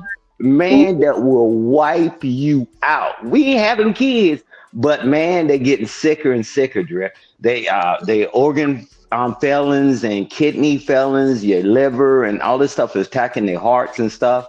Well, at least they didn't have a child. Well, you 10 toes up either way. Oh, You know, Young people. Yeah, young people. Seems like the medicine has gotten better, or at least that's the perception. They feel like it's a pill that you could take to cure any and everything, and so they're not scared anymore. Because like y'all was saying, when I was in school, I was so scared of AIDS. Like you couldn't touch me with your homeboy penis. Like get away from me. Like I wanted no parts of it. Like I was afraid, and I wasn't even having sex, and I would still get scared when I would get my blood. You know what I'm saying? Like they don't put that fear of them. It's no fear instilled with these kids. They don't see any type of consequences other than having a baby, so they don't care. Magic Johnson ruined it. yeah. But everybody don't have Magic Johnson's money nor his DNA, and they didn't exercise like he did. But well, I'm gonna tell you this. This is what happened when we take it and look the other way. Now the STDs are starting to go up like crazy, right? Yeah. Man, and it's a lot of side effects of that. Now people are sterile and all this other stuff. See, because I'm telling you, that's the trick. Man, people think they got a pill to cure everything. You wrong. You're going to have them side effects and you got to take that the rest of your life.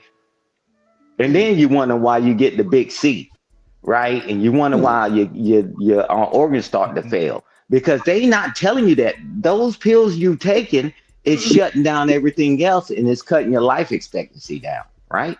Yeah. But people don't want to tell you that story. They just want to tell you be all right. You be all right. It's a lot. Yeah. Because poor people ain't getting those remedies. We ain't getting those remedies. We just getting the placebo treatments. We're not getting the cure for that stuff. And they know this. So again, it would behoove us to at least give our children a better shot at the future. But who's willing to be different today? So Dare to be different, huh? I ain't gonna lie. Yeah. It's a lot of responsibility being a parent, clearly. Even with my nephew, like it's a lot of responsibility because like I can say that I try to be in tune with every, little grunt, cry, moan, whatever, but it go way deeper than that. Like, you know, kids seeing their friends go through stuff can hurt them. Like, it's a lot. It's a lot of bad influence and it's a lot of positive influence. I mean, is there any way we can keep our kids in a more positive environment? I mean, because, you know, paging them ain't gonna do nothing but make them more socially awkward. It's funny because I remember one time I went to my OBGYN and there was this guy in there and he was talking our ears off. And he was like, it seems like nowadays the best way to keep your children from being exposed to the foolishness is to, during the initial years, before they get exposed to the world and start elementary school, keep that TV off, keep them devices off, and you control the narrative of what your children need to learn with regards to just those initial life skills that they get between ages of birth to 5. Like, you have to be way more involved and stay away from the TV. And that's it. It's a device. It's a device. Yeah, because a lot of parents nowadays, they just throw a tablet in front of their kids and then they go on back to, you know, being on their phone or whatever it was that they were doing because they don't feel like, you know, being involved with their children. And it's like, you don't know what these TV shows is teaching these kids. Look at what they going back and saying about all these TV shows. Oh, Bert and Ernie was gay, or the Teletubbies is this, and the kids learning that, and this, all these undertones of, you know, because even in the cartoons, they got boys kissing boys. Like, you know what I'm saying? Like, you have to be in control of that narrative, because regardless of how far your child may sway, most children don't go too far away from their parents' upbringing and teachings. Hey, Drip, you know what I laugh about, not laugh, laugh about, right? So for these things to work, right, we got to go on the assumption that the parents are smart enough to do all these things that everybody say. Every time somebody say, just homeschool your children, man, you was a D student and you a dummy as an adult. So what are you gonna teach your child? I'm like, so when people about homeschool your children, quarantine them all, man, you don't know how to quarantine yourself. You on YouTube arguing and cussing each other out. What are you gonna teach them? Right? So I say the answer is, Drip, to the whole thing, right? Is that parents got to care enough and educate themselves so they can train their children. I listen to these parents come out, well, shoot, what they teaching in school is bad. And I'm like, okay, cool. You know, I'm just homeschool the child. Man, you was a D student barely. You were borderline, you was really an F student, but they wanted to pass you to the next grade. So what are you gonna teach your child? Man, they done changed the math. My youngest daughter, she's an educator, right? She got a master's and all that. And the math that they're teaching them children now, bro, they ain't the same damn math. You know, all this stuff has changed. If you tell me all these slow people talk about I'm gonna homeschool my child, don't worry about it. When the big cough happened, you saw that them parents that was at home with them children got dumber. So when the parents talk this nonsense, I've said, man, who you lying to? Who are you lying to? Shanika is educated. She can probably pull it off. But the majority of these people, man, y'all stop lying to yourself. You're going to put your children in a further deficit. So stop lying. That's true. Everybody got smart just homeschool your children. I'm like, sure. Yeah, man, that's not the answer. I mean, what you saying is facts, man, because I was in the school during COVID. I started working at a high school in Indianapolis, right before COVID kicked off. I started working there, and then when we went back to school, right, a lot of those scores dropped 15-20% because nobody was engaging with the kids when they was at home. Nobody was reinforcing the learning process. So over the last 4 years, well, I'll say since that time, even colleges have lowered their admission standards. You no longer have to write a mission statement. You don't have to do a lot of those things because they see the deficits in most children who attend public schools. Because again, we are the modern era of people But from my understanding, when I go back and look at report, I would like to have everybody pull their high school report card to see where people stand, because everybody on YouTube is smart as hell and make Tell them, Vern. $100,000. But Stan, like you said, how in the hell am I gonna make $100,000 and I graduated high school with all D's?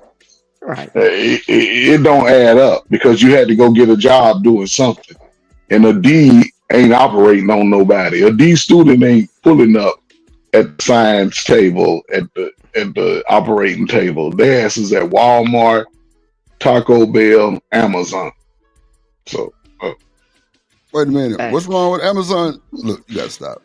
No, he's talking about the 6-figure guy, Drew. You know what he's saying, Drew. Because most of them work on the floor. Now the supervisors make, the managers might make 6 figures, but not you packing boxes. Hell no. Not you lifting them down. Because then I went to a college, and everybody they used to come to the school. I used to be like, "What made you want a career change?" Man, I'm working at Amazon, and them boxes are whooping my ass. Man, I'm doing manual labor, and that shit's hurting me. So I'm like, oh, okay. You wanted to be grown and get out here and work, but you realize your skill set is only capable of doing manual labor. And for most modern people, they not built for that shit. They don't want to be garbage man because they don't want to do the manual labor. See, driving a truck, I can sit in the truck and just drive. See, that seems easy, but you still are responsible for hundreds of thousands and millions of dollars. So it sounds good, but who's teaching young? And I think, and again, this is where you have that lack of father engagement, because most boys, they hips are wider than their mamas. Oh my God. Uh-oh. They a little more softer than when I was younger. Nobody has the bicep and the tricep and the, you know what I'm saying? Dudes just got a big ass pack today. They ain't got an 8-pack. Damn. Come on, Drip, you play football. Packs. You see these dudes walk around with these buns and shit. They like, damn. Wait a minute, bro. Come on, man. Hey, young dudes. Coach Ferg, this is what's crazy, right? My wife, she graduated again, right? In college, she did a master's thing on Saturday, right? And she got hooded and all that other shit, right? And I'm just looking at this shit, right? And I'm just watching all these motherfuckers, right? And I'm like, cool. I'm like, hold up. These motherfuckers, now, with the hood, right? The different colors mean certain things, whether it be psychology, mathematics, and all that. So one got to think, what do you do with that? And this was always the craziest thing to me, Coach Ferg, and you've seen it, and Drip, I know you've seen it too.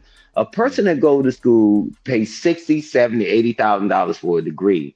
And next you know, they standing right beside the guy that dropped out of high school packing boxes. Make that make sense. And if you would have walked straight out of high school and went to that job, you might be the manager now. But they go that long route just to come back this way. Now you're in all this debt. People don't plan it out. So again, right, when I walked across my stage in high school and all that other stuff, the guy, Dr. Pugh, I never forget it. He said, you got a lot of hardware around your neck. What you gonna do with it? That means you get all the cords for GPA and all that other credential stuff.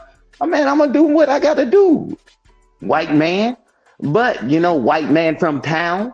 Because I know if you only got a certain amount of time to take advantage of what you burn, right? What you got credentials for, right? And you got to have a purpose on why you're going. I don't care whether you're getting a certification, a trade, or a degree. But a lot of people, they just say they just going to get the paper.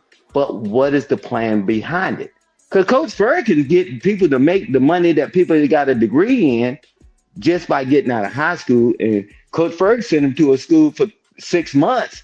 And they make the same amount of money you make it, and you $70,000 in debt.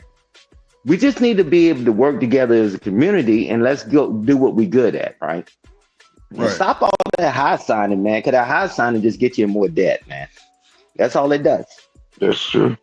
You know, I learned to play with this one. Man, when my children were growing up, man, I exposed them to all the stethoscopes, microscopes, electrical stuff, and all that. And I was trying to figure out what they was good at. I whatever it was good at, that's what I supported them, right? Because what I'm good at don't necessarily mean that's what they're going to be good at. And I support them now. They got degrees and they're doing their things and they're thriving in life.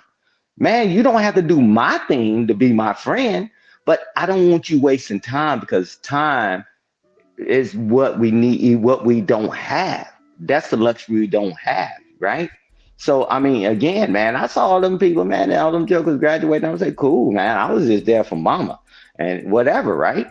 You know, because she sacrificed for the family while I was running around this damn country and all this other stuff. And she's doing it again and again. I'm like, cool, you live your life, do your thing. But at the end of the day, but she got a purpose and she's purpose driven with it. Man, I ain't in the throwing good money after bad money. We just got to get it together. And I landed there. I agree. We got to get it together. So, anybody got other feedback on that? No, I'm just gonna ask Stan the question. Stan, you remember when they started busing us, right? Somebody busting like what? On the bus? Stan, no, when they started, Yeah. when they started busing us out of our community, out of our neighborhood schools, and start sending us to other schools across the counties or whatever. Remember that time? Yeah, I was really. What was that, Yeah, like I remember. 75, 76, something Yeah, like I that? was still a Somewhere in kid. that time? Yeah, Right, but right. they did it for the money. Right. But what was going on is everywhere. Okay, so Drip, there was a time when African Americans went to the school in their neighborhood. It's like all the African Americans in those neighborhoods went to black schools. Okay. So you had the best athletes. You know, we was whooping their ass and everything, because Right. everybody that can play football went to one school, basketball went to one school, Exactly. even on the field. So what they had to do is they had to split us up. And me and you could be living in the same neighborhood on the same street, but you live across the street. So they So sent you you go to to that another school school. and send me to Right. another one. Right. And then we live in, and we play together across the street every day, but that's how they did it. They sectioned it out, right? So they wanted to sort of level the playing field, right? And since that time, before busing, most of your teachers were black. Principal black, janitor black, all your teachers were black. And they had a vested interest in you because guess what? They went to the same church as your mama and your grandmama. They live in the neighborhood. So you could see them at the grocery store or walking around the block. So they could have a direct connection to your parent. And everybody had an expectation for you to be better. Once they started busing, now you instead of you 3 blocks away, now you 8 miles away. So your parent can't get to you. All your teachers are white. I had teachers tell me in the 7th grade that I wasn't gonna be shit just because they said something to me and I said something back. Now, if I would have told my mama, she probably came up there and slapped the shit out of her. But I was like, okay, fuck you. And I said something crazy. But I moved, you know what I'm saying? I didn't let it get me caught up in that bullshit. It just put a determination in me, like, you know what? I'm going to prove these motherfuckers wrong. I'm going to be better than what my condition is. And I think most of us in that time, we knew that our condition was temporary. We didn't make it an excuse on why we couldn't be better than our parents. We didn't blame shit on our parents. Any parent coming out of the 60s, they a lot stronger than I was. They had to they couldn't do certain shit that I could do. You know what I'm saying? But so now I hear a lot of this blaming on my parents didn't teach me. somebody taught you that shit. You just wasn't paying attention.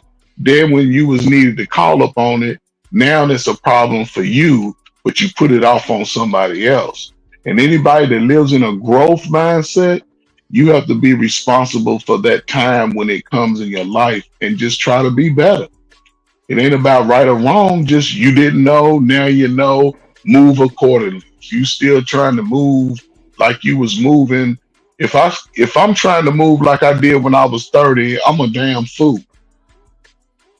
I can only do what my body allows me to do, but also my mind has to continue to grow so I can avoid certain shit that I ran into when I was younger. But right.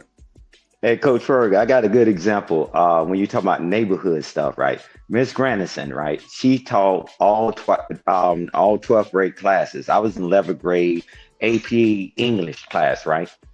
And that was back in the day when they just would cuss. She said, "Let me tell you, you black motherfuckers, you ain't playing around in here.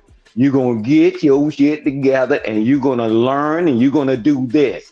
And she even pulled money out of her own pocket and gave us advanced stuff and all this other stuff. Man, I'm in 11th grade AP class, man. All the classes was 12th grade, right?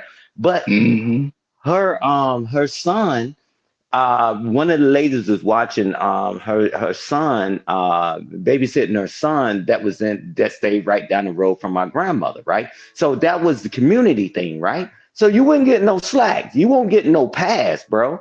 Hey, man, you come out, I'm black, and and they against this and all that, man. It was that, man, that family, that community, man, that was the thriving point behind me, because I never wanted to let my parents down, man. I never did. My name meant everything to me, and who I am, right? I knew what I was born into. And I got Jones from the other people. You make good grades. Right. Like, that's a joke and an insult to me. Can I copy off your paper first thing in the morning? Can I copy off your paper? Absolutely not, right? So it was about that community thing, man. Miss Granson, man, she didn't play.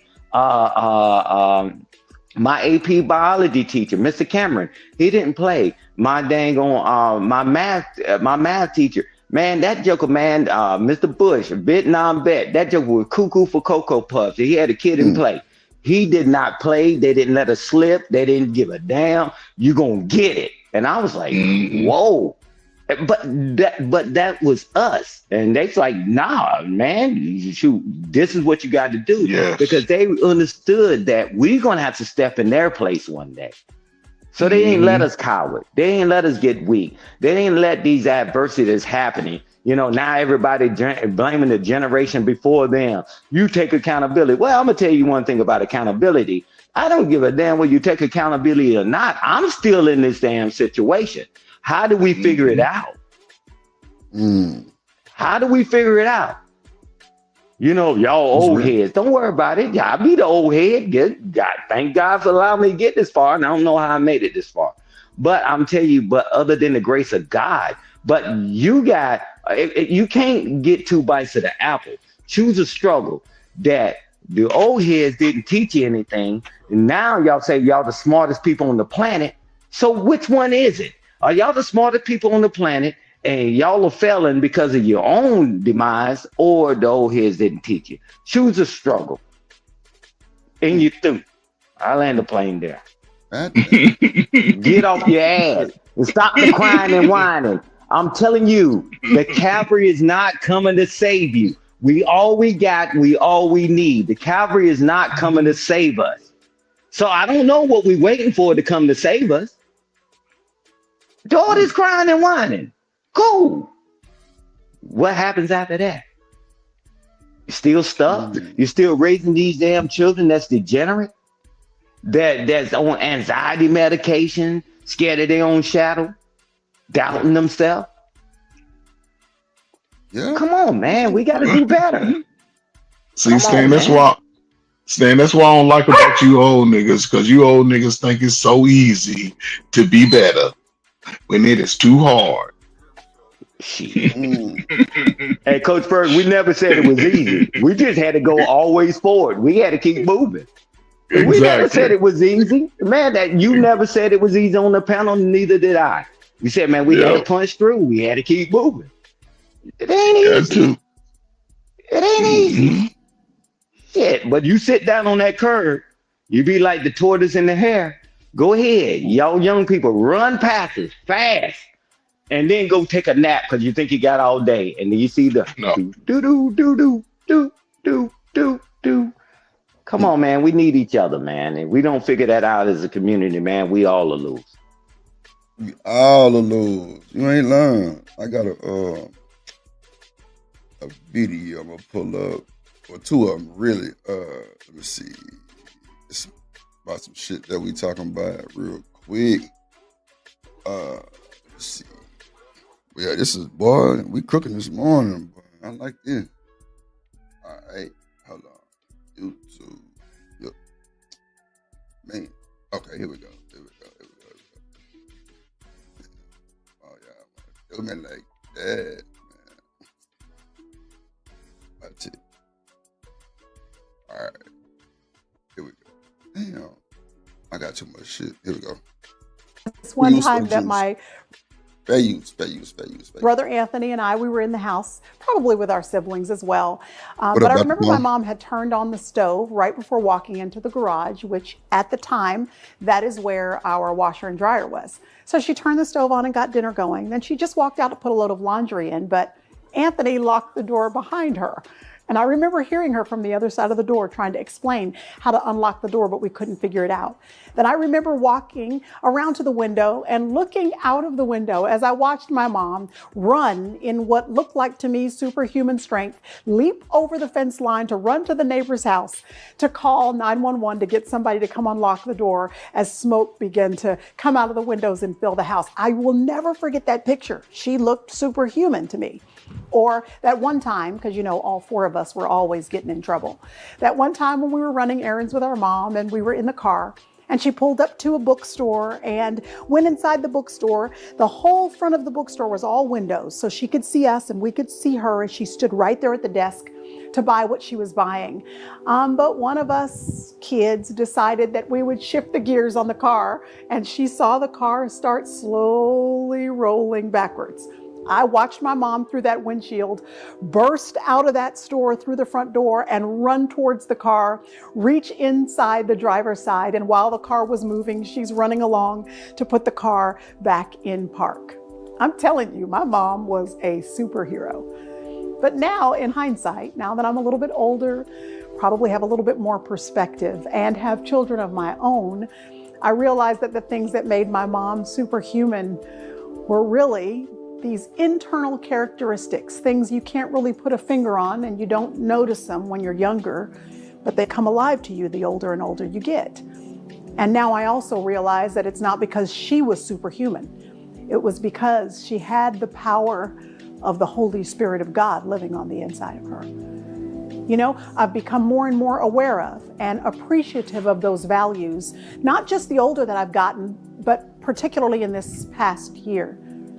You see, last year this time, my mom was diagnosed with a cancer that the doctors told us up front they didn't think there was anything they could do to help it to be cured or resolved.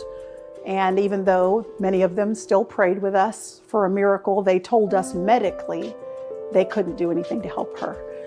And we had so many people around the world throughout the past 9 months that were praying fervently that God would do something to eradicate the cancer and to bring her back to full health. And in the last 3 months of her life, as we sort of literally moved in to care for her and to care for my dad, we began to notice there in November and December of 2019 that her health was rapidly declining. It was during those last weeks of her life that I saw those intangible qualities that I want so much for myself and that I appreciate her leaving that kind of a legacy for me. It's the intangible stuff, like a peace that passes all understanding. Anybody that can still have joy. See, this is why I say when people that I meet, if you don't have a relationship with your mama and daddy, it's a flag for me. I got to know you're going to be willing to do all this for your mama. I tell you, my next door neighbors have twins. And that day that I had to get off the stream because I had to take his wife to the goddamn doctor because she fell down the stairs and she broke her collarbone. I talked to these kids while I was at the hospital asking if they were coming. And these kids are 36 years old. They're twins, boy and girl. They kept telling me they was coming, never came. And they mom and them still pay their insurance and all kind of little shit like that. Straight up. Like it's crazy.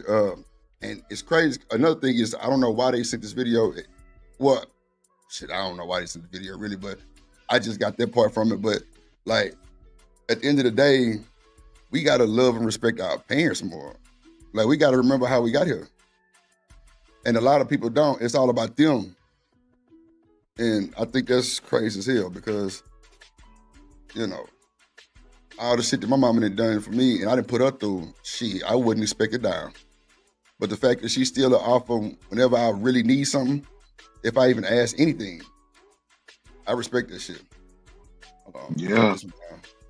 But Drip, you know, unique thing about it, your mama held you accountable for when you was on BS. Oh, hell yes. But would dog my ass.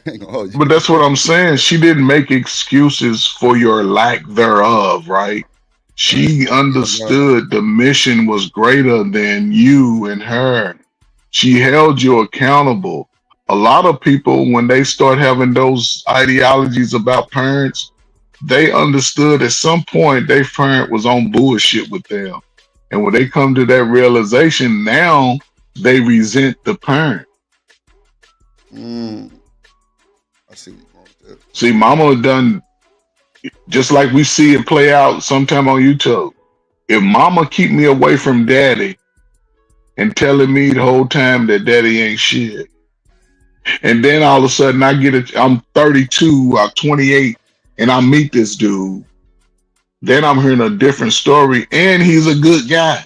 What am I supposed to think now? So I you know, people just have to be honest when the children start asking questions. Be honest, and then allow that other parent to have a voice in those questions. Right. Because children are supposed to be better than us. So far, do you think it's best to tell the kids that shit or just age appropriate? Okay. Age appropriate. You know, not just, I can't just tell a kid everything that the other parent did wrong to me, because he didn't do it. Listen, most people don't do it to the kids, they do it to those parents. So if I'm saying women ain't shit, women ain't shit, women ain't shit, based on what she did to me, that doesn't mean she can't be a good parent to our child. That's true. So when they realize that, oh, I'm saying everything I'm saying is wrong, now they looking at me side eye like, damn, nigga, you was lying the whole time. Yeah. So what's a good age for age appropriate for that? I say when they start asking those questions. Right. Because everybody, by the time we teenagers, we want to know about the other parent. We want to know. They start asking questions. Mama, why come daddy don't want to talk to me? Yep. Or where's my daddy? Okay, so daddy's 3 blocks away. I don't know, baby. Let's go over here and talk to daddy. But see, most people don't want that truth to come out about how we had a child anyway. We ain't have a child in relationship. We was just fucking out to the club in the back of the car. And nobody wants to look bad when it comes to that. But then we wonder why our kid is a 3-time baby daddy, baby mom. I think that's so fucked up too, because that shit really happened. And you can't tell no kids no shit there. But I mean, are we better off just being straight honest? Because clearly whatever we tell them still ain't working. Yeah. But I'll say be honest. I'll say be honest and help them process those feelings about that. You know, because what do we hear all the time? My parents didn't teach me how to be this or be that.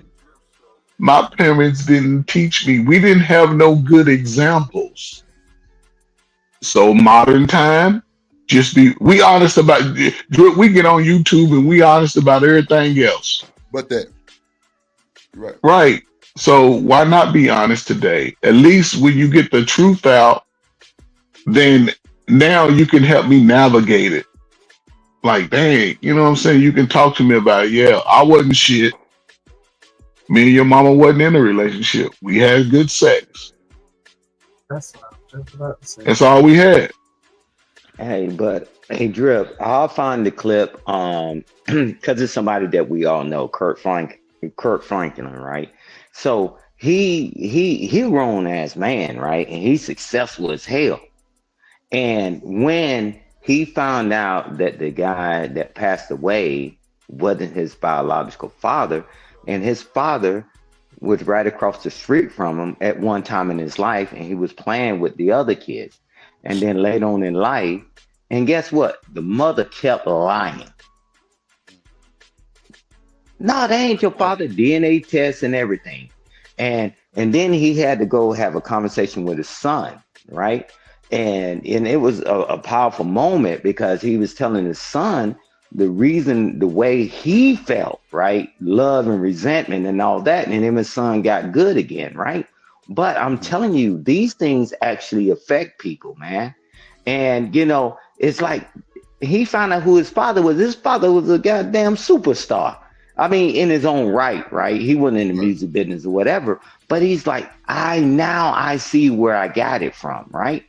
Those things are important. This guy's already a superstar, megastar, and all this other stuff. But it was still that one thing missing in his life that he couldn't even give to his own son because he was missing that. All these things are important in people's lives. I don't care. Everybody talk about it's amazing on YouTube, and Coach Furry, thank you for bringing it up on YouTube. Nobody told me nothing. I'm gonna do what the hell I want to do. I'm grown. Cool. Do what you want to do. You grown, or do it still affect you? Well, you listen to their voice, it still affects them to this day.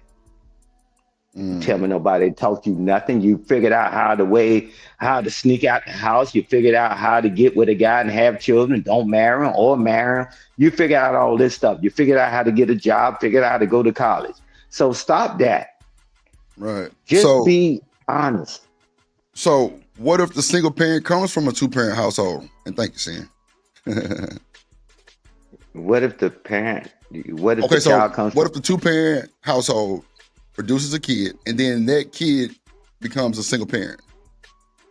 It happens. Well, again, yeah, it happens. It happened a lot in my generation. We became the baby mama and baby daddy generation, Gen X. Ask TDJ. Oh. He was already a mega pastor, right? It happens. It's not even about that. It's the quality of keeping the family together. That's what it's really supposed to be about. You can't predict and whatever, right? You can take precautions, but if something happens, the family, they rally around the family, his daughter and all that stuff. I know people want to demonize it, man, but it's still your family. That his daughter's fine and his grandchild is fine and all that. We so quick to say out loud to throw somebody away when you know just as well as everybody else, you just as nasty and rotten. The difference is you didn't get caught. Family first and family always. And we forgot about what family really means. Go ahead, Shanika. What you say? Oh, I mean, I agree with what Coach Ferguson saying. Like I get it. It's just the problem. I feel like we can't be honest with other people because then that means I gotta be honest with myself, and nobody really wants to do that. I don't want to have to admit that I ain't shit or I fucked up or I you know what I'm saying? And not me literally, but I'm just saying like most people don't want to have that tough conversation because it requires a self-assessment that nobody really wants to do. Because if we were really if we were in tune with ourselves and able to assess ourselves, it's a lot of things that we would be dealing with in life outside of just relationships with our children. But because we don't have that capabilities of objectively looking at ourselves and edifying ourselves, it's not going to happen. So the kids ain't got a chance in the future, huh? Not if nobody. Most of them. Damn. What you said, Shanika? Not of what? Not if nobody think they wrong. How many times have you seen a parent do something that's crazy, and then you try to talk to them about it, and then it turns into an argument? You're right. I've seen it 1,000 times. I'm like, once your baby start walking, you need to start potty training, and that turned into an argument. It's like, you know what, you got it. Do what you want to do. And that's what's happening. Everybody has this. Nah, you got it. Do what you want to do. That's your child. I'm not stepping in. I'm not helping. I'm not doing nothing because you in control. You know what you're doing. Whereas back in the days, you couldn't raise no child by yourself. Your grandma, your mama, your aunties, they snatching that baby out your hand. Give me that baby. Let me show you how to do this. Give me that baby. You know what I'm saying? It was always snatching them babies out their hand and making sure that they were doing what they were supposed to do as parents. And now we can't do that. Right. Folks calling CPS on you in the stove for beating your kids and shit. Boy, let me tell you something. A lot of this shit came about post-crack era, man. Yeah.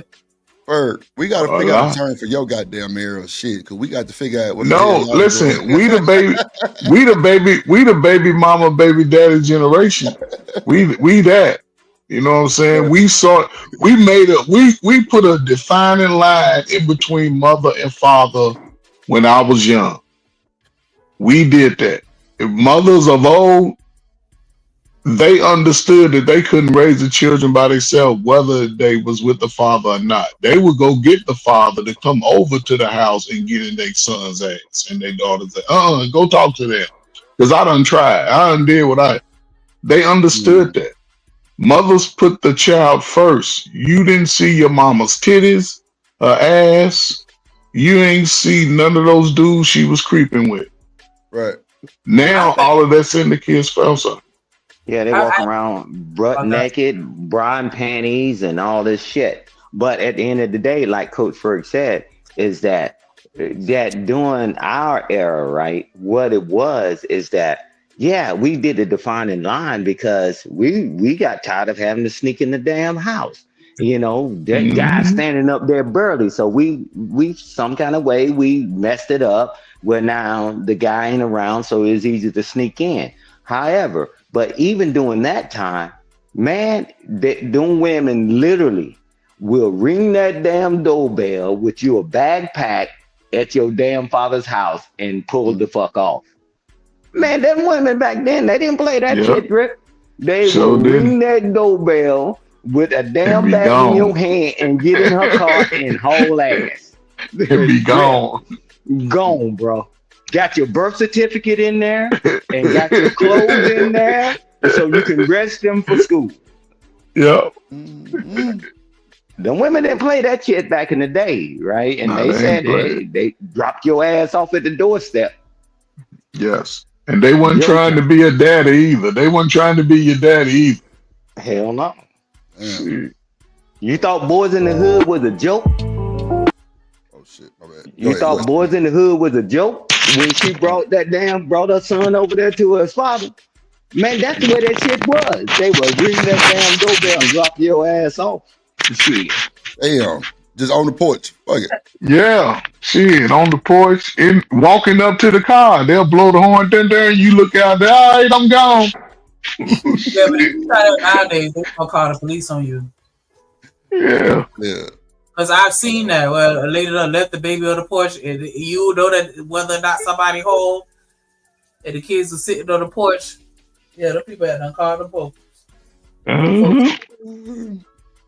Hold on, y'all. Let me play some of this. Somebody just sent me this video too. Crazy work. It's triggering. Trigger warning. Hold on real quick. Let me do this. Nation coming to the stage.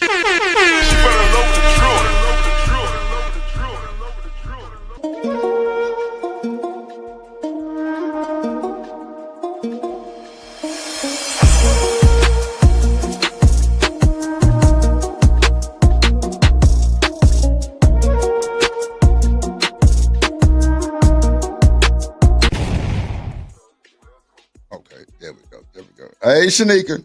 To deal with the I almost got killed the other day. Okay. The baby mama drama, child support, anything dealing with that, because as we know, a lot of men are ruined today because of a scorned woman who. Oh shit! Fair Yeah, this use, is trigger fair use, warning. fair use, fair use, fair Fair use. use, trigger warning, trigger warning. Lord have mercy, Jesus. Here we go. Understands how to exercise her gynocentric rights in society. There's nothing worse than that. These two mixes right here can ruin you as a man if you do not know how to properly deal with it, okay? So I'm fixing to get into how to do that. The first things first is, fellas, you gotta take your emotions out of the situation. You know what I'm saying? You have to understand that it is what it is, and now you gotta find a solution. See, because betas complain, alphas find solutions, and they execute. Take your emotions out of it. I don't care how much you loved her. I don't care how much you liked her. I don't care how much she sucked good. She sucked your dick. How fine you think she is. This chick already exposed to you who she really was, because she put you in a situation to where you could experience great detriments. You know, license being suspended. You know what I'm saying? Not being able to get jobs, checks. So, okay. So why do women or men, they don't take that into no type of consideration, that the license been suspended, they got the laws after their ass, they don't give a fuck. Come get your child right now. Or is that just a petty side of them, just like they just tired type shit? It's both. It's it's not just one thing, right? And I don't think people get so caught up in their emotions and how they feel that they disregard what the laws are. You know what I'm saying? Any man going to child support, especially when you like go to child support court, there's information that they're privy to that a lot of them don't get. Meaning, you can go on any state website and look up those child support laws today. Because see, modern people, they smarter. They got the information. But a lot of them just don't read what would happen if I don't pay my child support. What would happen, if I don't pay for medical insurance? They can come after my licenses, not just your driver's license, but your licenses. They can come after your business. They can come after everything in your name, your bank account. Take the money out your bank account and freeze it, and then give it to the mama anyway, whether you talking to her or not.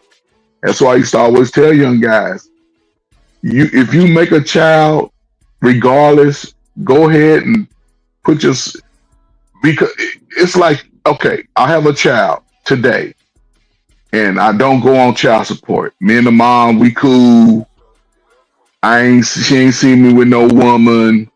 She ain't really got no man serious. 10 years go by. Now I got me a new woman, done got me a new car. I'm pulling up with my woman and my new car. She go like, okay, I can get some money. She done got her new man. He talking about getting married. Now they need the child support.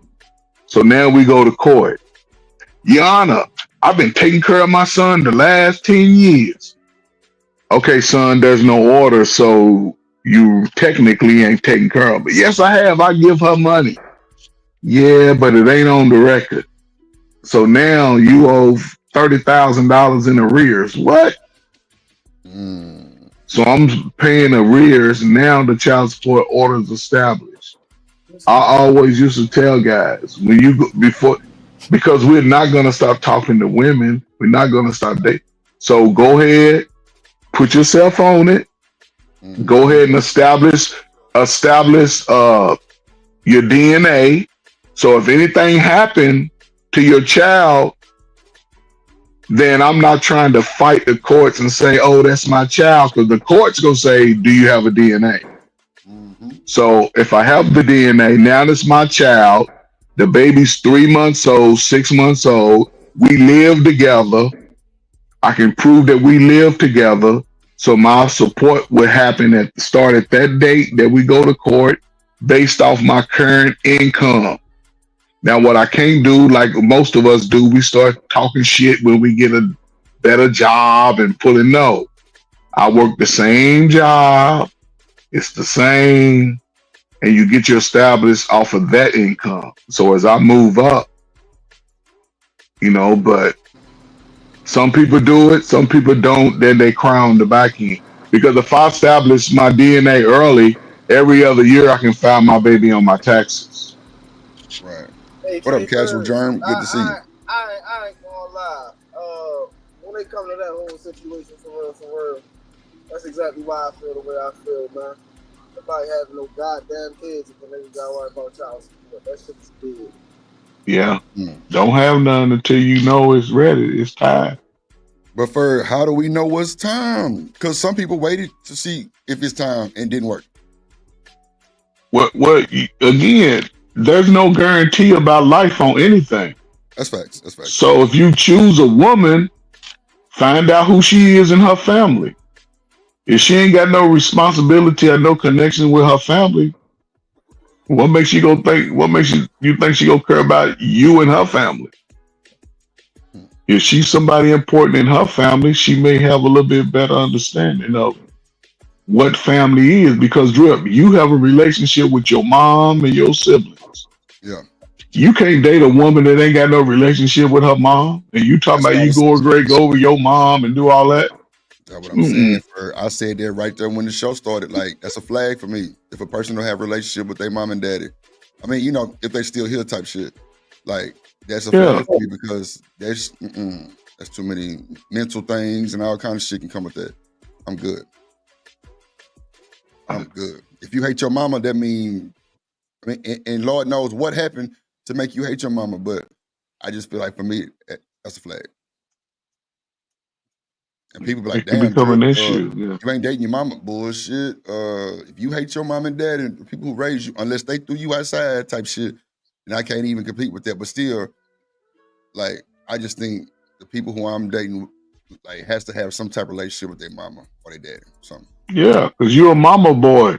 Now you're a mama's boy because you go over your mama's house on Sunday to eat that. Shit. That's cool. I ain't fucked up about them thinking that shit, because guess what? Mama gonna take both of us in. But if you got that fucked up relationship with your parent, who knows if you're gonna bring that shit to me? Or why you going over there so much? Or why you doing this? Why you doing that? Just because you hate your fucking folks. Nah, not me. I'm definitely family oriented I'm talking about in the most way. I'm there. You know what I'm saying? Christmas, Thanksgiving, everything. Hey, we got to be one band, one sound. But if you over there with your lip poked out because you fucked up about your people, nah, that's going to bring bad vibes. That's how I think about that shit. I don't know. Let me play some more of this video. Getting garnished, in some cases going to jail. Because I'm going to tell you guys, child support only fucks with the good guys. You know, the guys who are actually there and want to be in their child's life, because the deadbeats, you can't even find them to put them on. Wait a minute. Zuma said parents should set aside $90,000 before pregnancy. Wow. You can set aside $1 million before you get pregnant. That ain't what's that gonna do?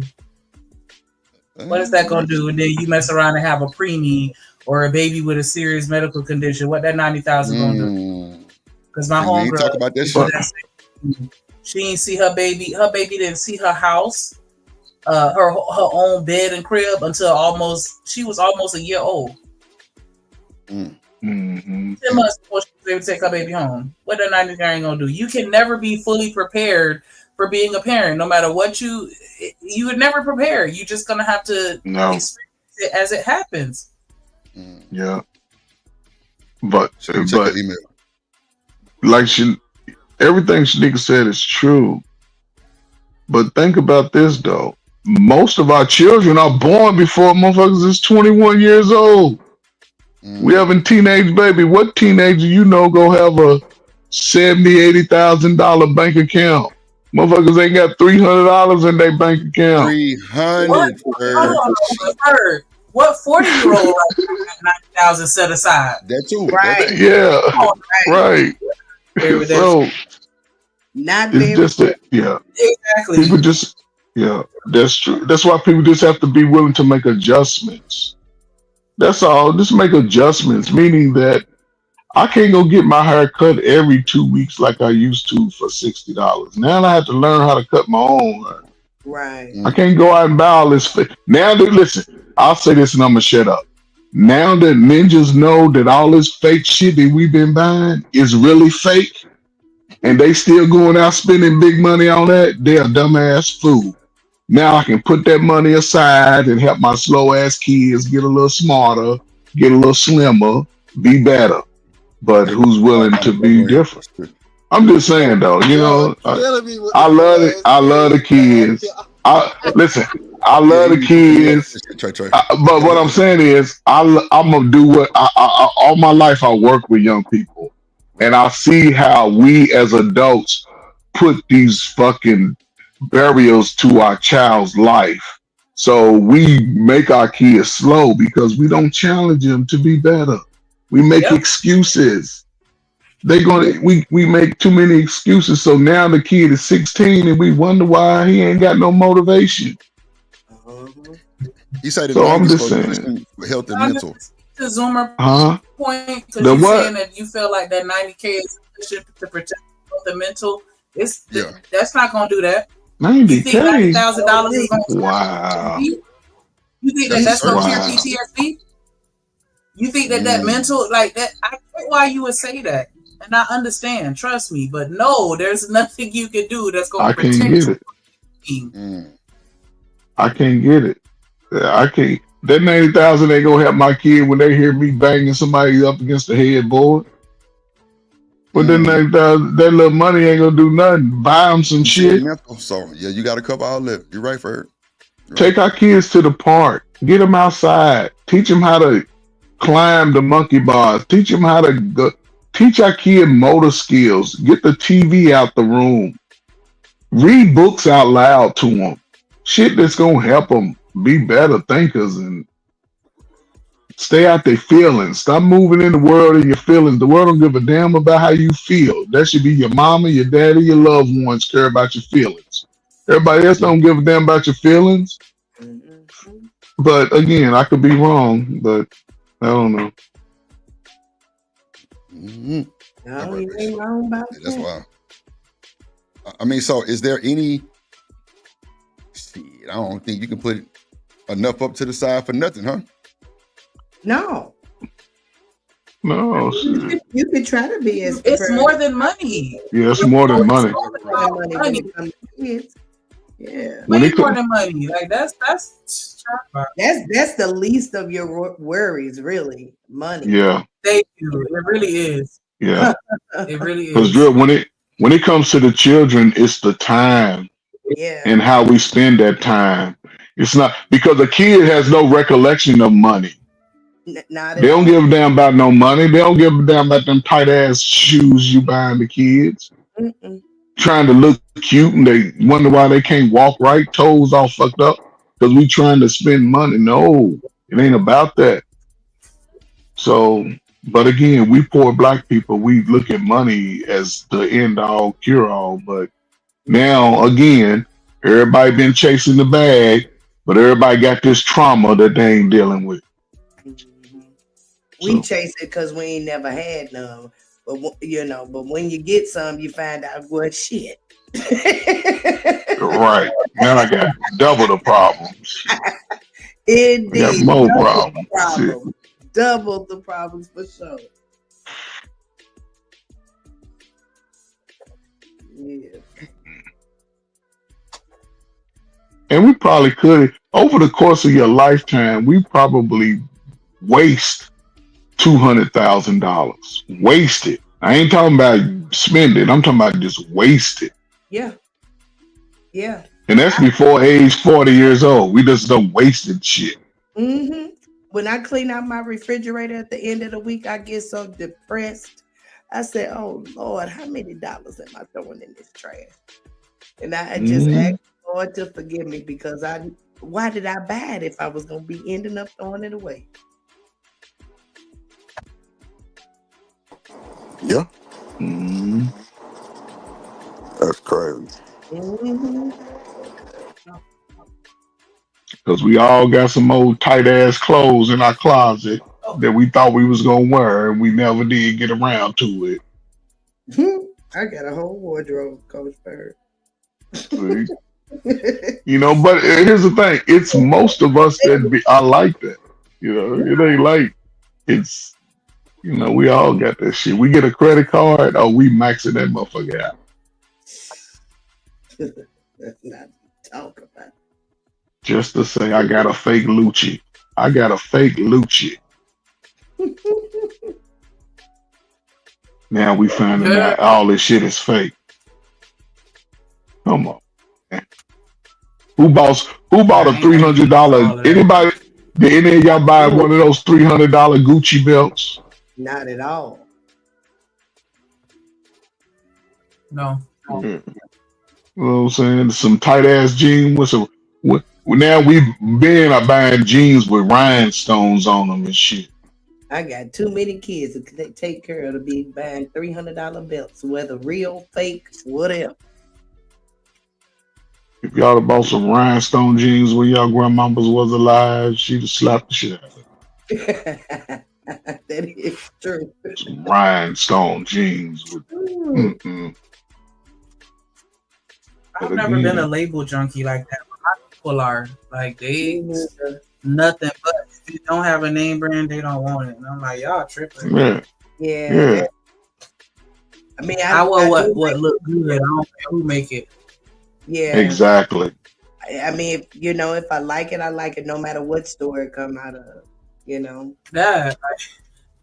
Hey, I don't need it. I feel like in a lot of those situations is them leaning on the label to look good. Like, let me not. Yeah. You know what I'm saying? It's Like, can you look good without a Gucci outfit or go to Walmart and pick out an outfit and still look good? Can you do that? Or do you have to have on something super luxurious to give you that extra bonus point to look good? And most of it don't even, it's not even appealing. Man, most of that name brand shit is bullshit. Because, light skinned people get points just for being light skinned. Even when you're ugly, they still get points. So that's how it is. That's how it is. Even if the outfit ugly, just put you on it, you're going to still get a couple points. Like, and that's what they leaning on. Oh my God. Come on. You done seen some ugly light skinned people that thought they was all that just because they light skinned. Yes. You're not gonna even act like listen, yes, I'm ugly. I was ugly and I thought I was all that, goddamn it. You couldn't tell me I wasn't handsome. Oh, good Lord. Shoot. Is that what light skinned people think? Black, dark skinned people think the same thing. We all think it. Until somebody tell you ugly. Until you believe it. That's the thing. Right, until you believe it. You call me ugly. You go still low Kanye over here. I don't care. I do got two sets of kids. I got 2 light brights and 2 chocolate ones. And I tell you, I was wanting them chocolate babies so bad, I went and found me the darkest man. Oh my God! See how y'all push his light skins to the side? It's crazy. See how you just light skins ain't never been in. Sorry. Y'all just push us to the back of the line. That's crazy. I mean, in the back. I dealt with 2 of you. I said, no more. I ain't never dealt with nobody light skinned. Not saying that I wouldn't, but I'm just saying like I've always gravitated towards the darker berries. Oh man. Yeah. Man. They juice sweeter. Well, I'll say this. Men, don't limit yourself based on complexion with a woman. Don't do it. I just know that you dark skinned dudes, when y'all get with a light skin, y'all lose your damn mind. Y'all lose your mind. Just get with somebody that likes you based off personality and character, not because of complexion. Indeed. Because you can want a light skinned baby and that little baby come out ugly as hell. Ooh. Mm-hmm. I done seen them. Yes, indeed. So it's a different type of food. Robert, I date you. Don't do that. Don't do that. What was that? Somebody light skinned. I'm not saying that I wouldn't. I'm just saying that I gravitated towards darker skin because I always wanted to be darker. I don't think the darker black men are more violent. Shoot, if anything, I feel like the light skins were because they always feel like they got a point to prove. We ain't violent.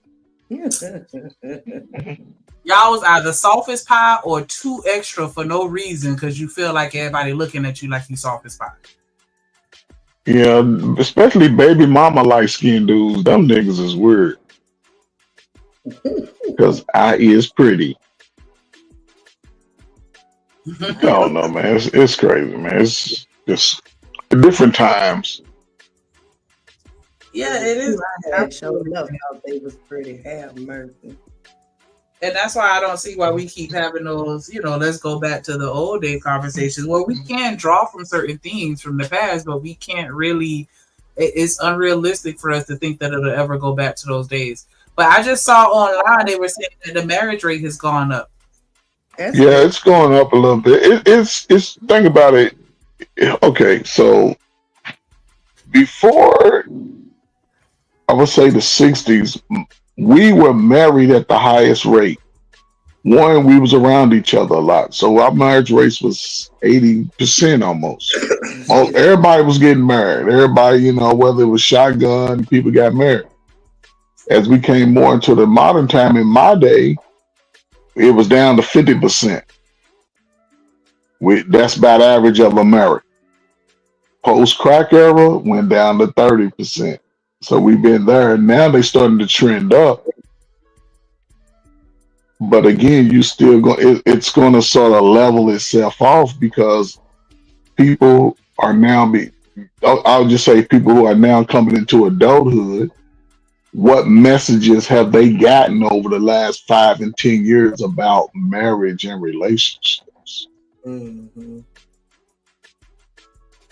Because you hear it. Marriage is a bad deal for a man. Could be if he choose the wrong woman. So good. It's struggle love for a woman. We all broke as fuck at 22 years old. Most of us sure will. We all working people. But I heard that marriage ain't no good for a woman because a man will cheat. A man will do this. We just about that.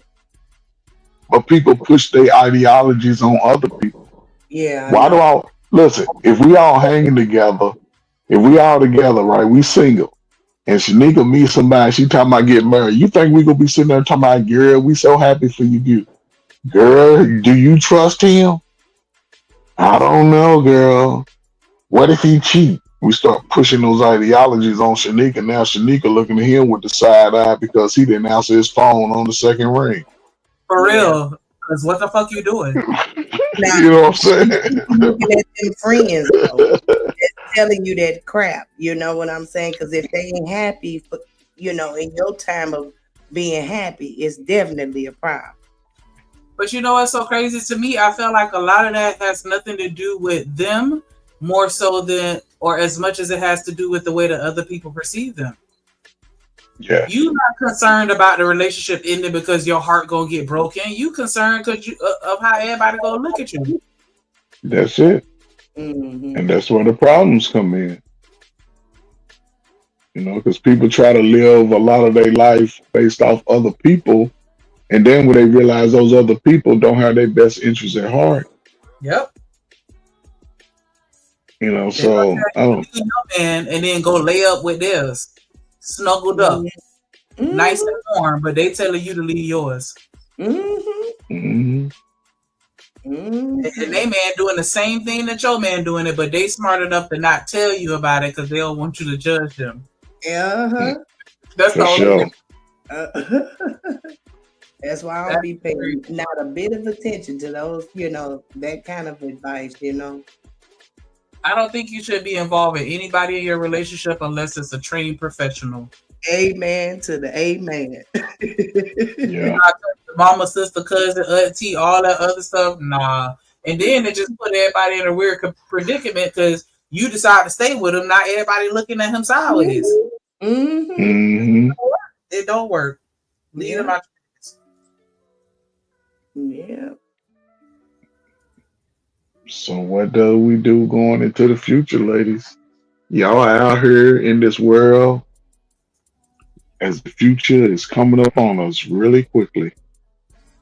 Each one teach one. I don't even know how we could do that when ain't nobody trying to listen.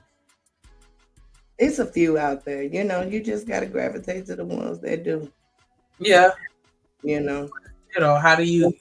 Is there anything we could do for the masses? Because it's like, the few people that care, they smart and they gonna be good, but the majority of people out here are lost.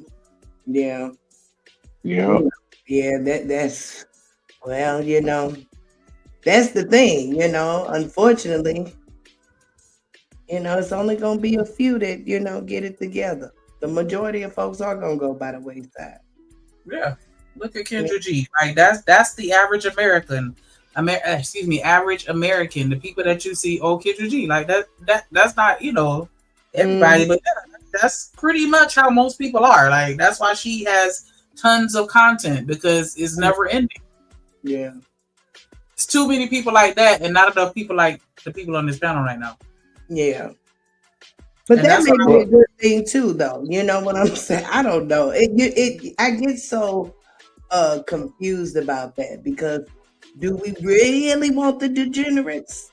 You know what I'm saying? Or do we leave them on over there? No, but here's the thing though, and okay, for me, listen, when I was younger, and I've talked about this before, the way I moved with women and the way I took advantage of my light skin looks, I used it to my advantage. But then when I came to a realization about what I was doing wasn't helping them or me, I started to move differently. I started to approach it differently. So things changed for me as I looked at things differently. As I matured, I looked at things differently, so everything worked out. And then I didn't think, I didn't have the mindset that it would take a long time. I just knew I had to do something, and things happened the way it happened in a short period of time, caught me by surprise. But I was already in a mindset that I'm going to be better. So when I met my wife, I knew there's certain things I knew I wasn't going to do than when I was just dating. I wasn't going to put myself in positions to be around a lot of other women. And it threw me off at first when I first got married, because my wife know that I like women, and she know that I like yams and cakes, and she used to send me pictures of it. I used to be like, what is she trying to do? But she said, I know you're a man, so you can look all you want too. But again, in our modern time, who's willing to make a stand to be different? Those will be the ones, whether they're degenerates or not, as we say, that will see the blessed outcome. Who's willing to make a stand? Because when you start being different from the group that you hang around, they're going to isolate you from them. Yep. They're going to. So who's willing, who's strong enough to take that challenge and walk as Jesus did? Because people turned their back on him. A lot of people didn't listen to what he had to say. So who's willing to be as disciplined and consistent and strong as him in this modern time? Nobody. That's why we don't have anybody right now. Yeah. That's what I'm saying. Who's the Martin Luther King, Malcolm X? Like, you know what I'm saying? Who's that person that doesn't care about going against the grain and standing for what's right? Because I don't see a lot of that in my community. I do have a personal friend that I went to school with, and I know that she's real heavy in the community, but I mean, and so I look up to her, in that regard. But as far as on a national level, who we got to represent us?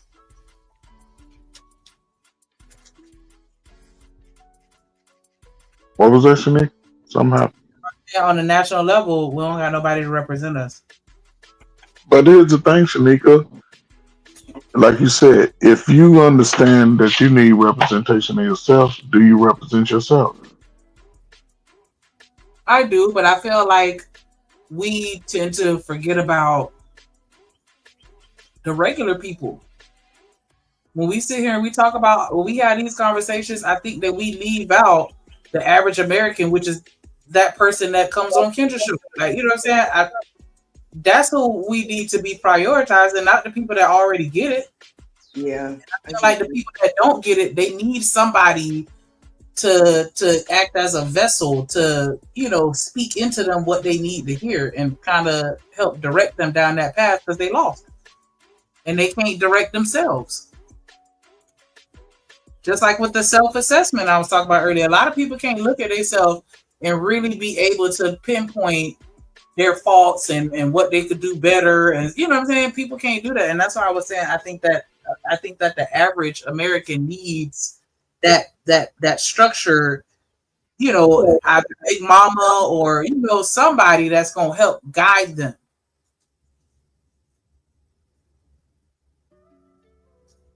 Am I tripping? No, you're not tripping. No, you're not. I totally get what you're saying, and you know, we are missing, you know, those particular days. You know, I don't know who would be a good appointee for that position at this particular moment. You know, on a grand scale, really. And has really anyone even stepped up to say they even wanted the job? But here's the unique thing though. Listen, and I'll say this: a lot of even on YouTube, what I notice when we on these panels and we biting each other's neck off and we saying all kinds of dumb shit to each other. The numbers are sky high. It's thousands of motherfuckers in the chat. Soon as you start talking about solutions and fixing shit, everybody leaves. Yeah, because there's only a select. Everybody leaves. So again,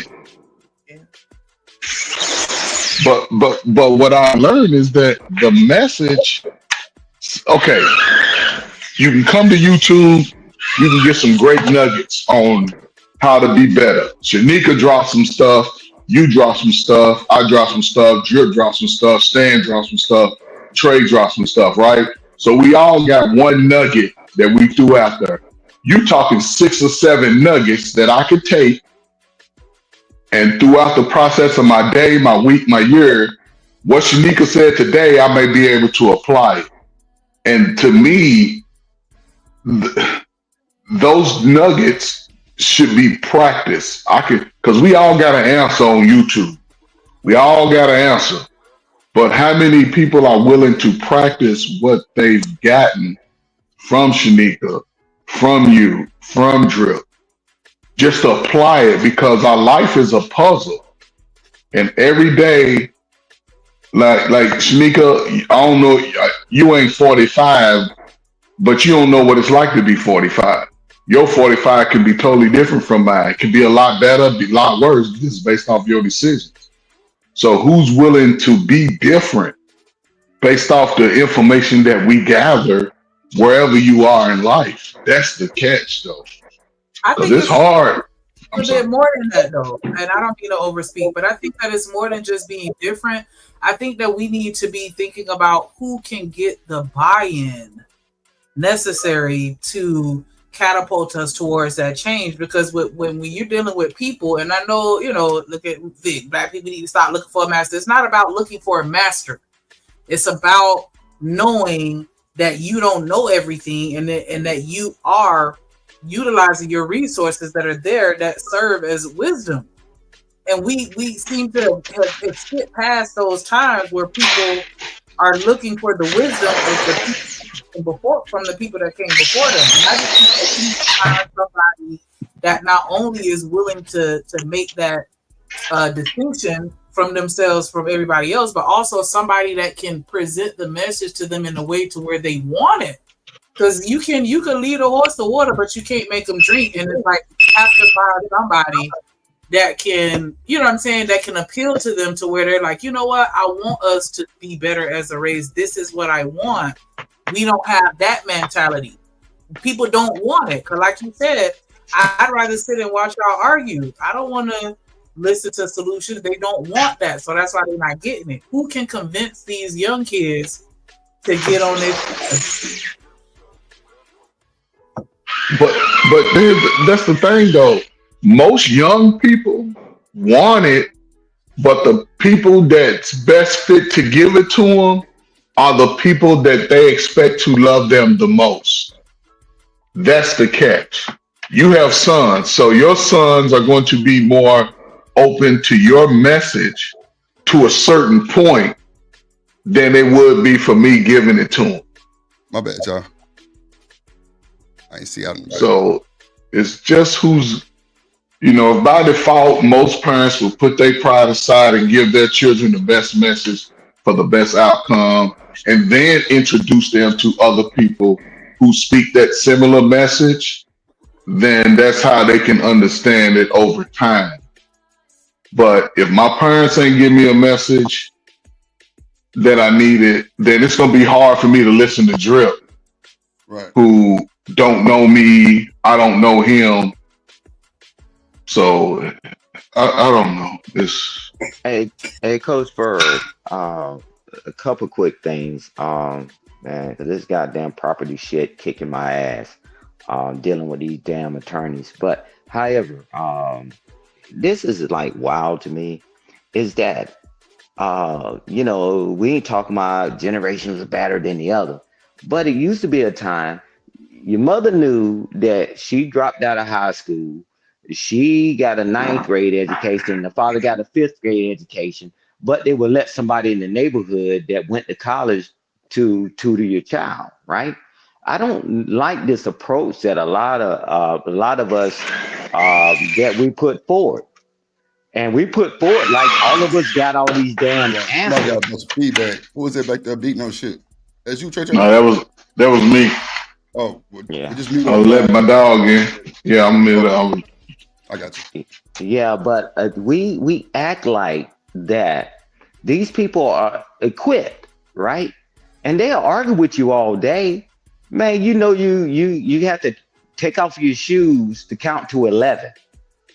But I would much rather take my pride and not let my children learn, because I don't want them to get ahead of us, right? I came from a time that the parents wanted the children to get ahead of them. That's why they worked so hard to get them ahead, right? I'm like, and now we like stuck in this shit that this damn thing that we in this damn cyclone that only thing we get to do is just complain. And like Coach Ferg said, when you try to come up with a solution, nobody want to listen, right? Cool. That's your life. That's your children. And you can do what you want to do with them. But the reason why I keep fighting, even after I got out of the uniform, is because I know it's only one world. I got my grown children and I got my grandchildren. So if I allow your children to be just as lost and wayward, they still going to come in contact with one another. When are we going to figure this out? The rest of a lot of other people in the world has figured this out. Swallow your damn pride. Talking about this homeschooling shit. Now I go back to that. Man, you was a D student.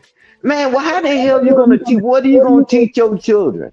What are you gonna teach them? To be tough, be militant, don't let the white man call you an N-word? I mean, wow.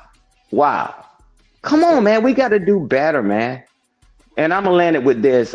Coach Ferg, you said something that was great, right? They said, don't let the white man get involved with you when you talk about child support and all that. Cool. Some people get away with that because they threaten the women and they got them scared and all that. But how many times the guys go into court and say, no, I've been giving them money. And the judge say, hey, man, that was a donation. You crazy as hell.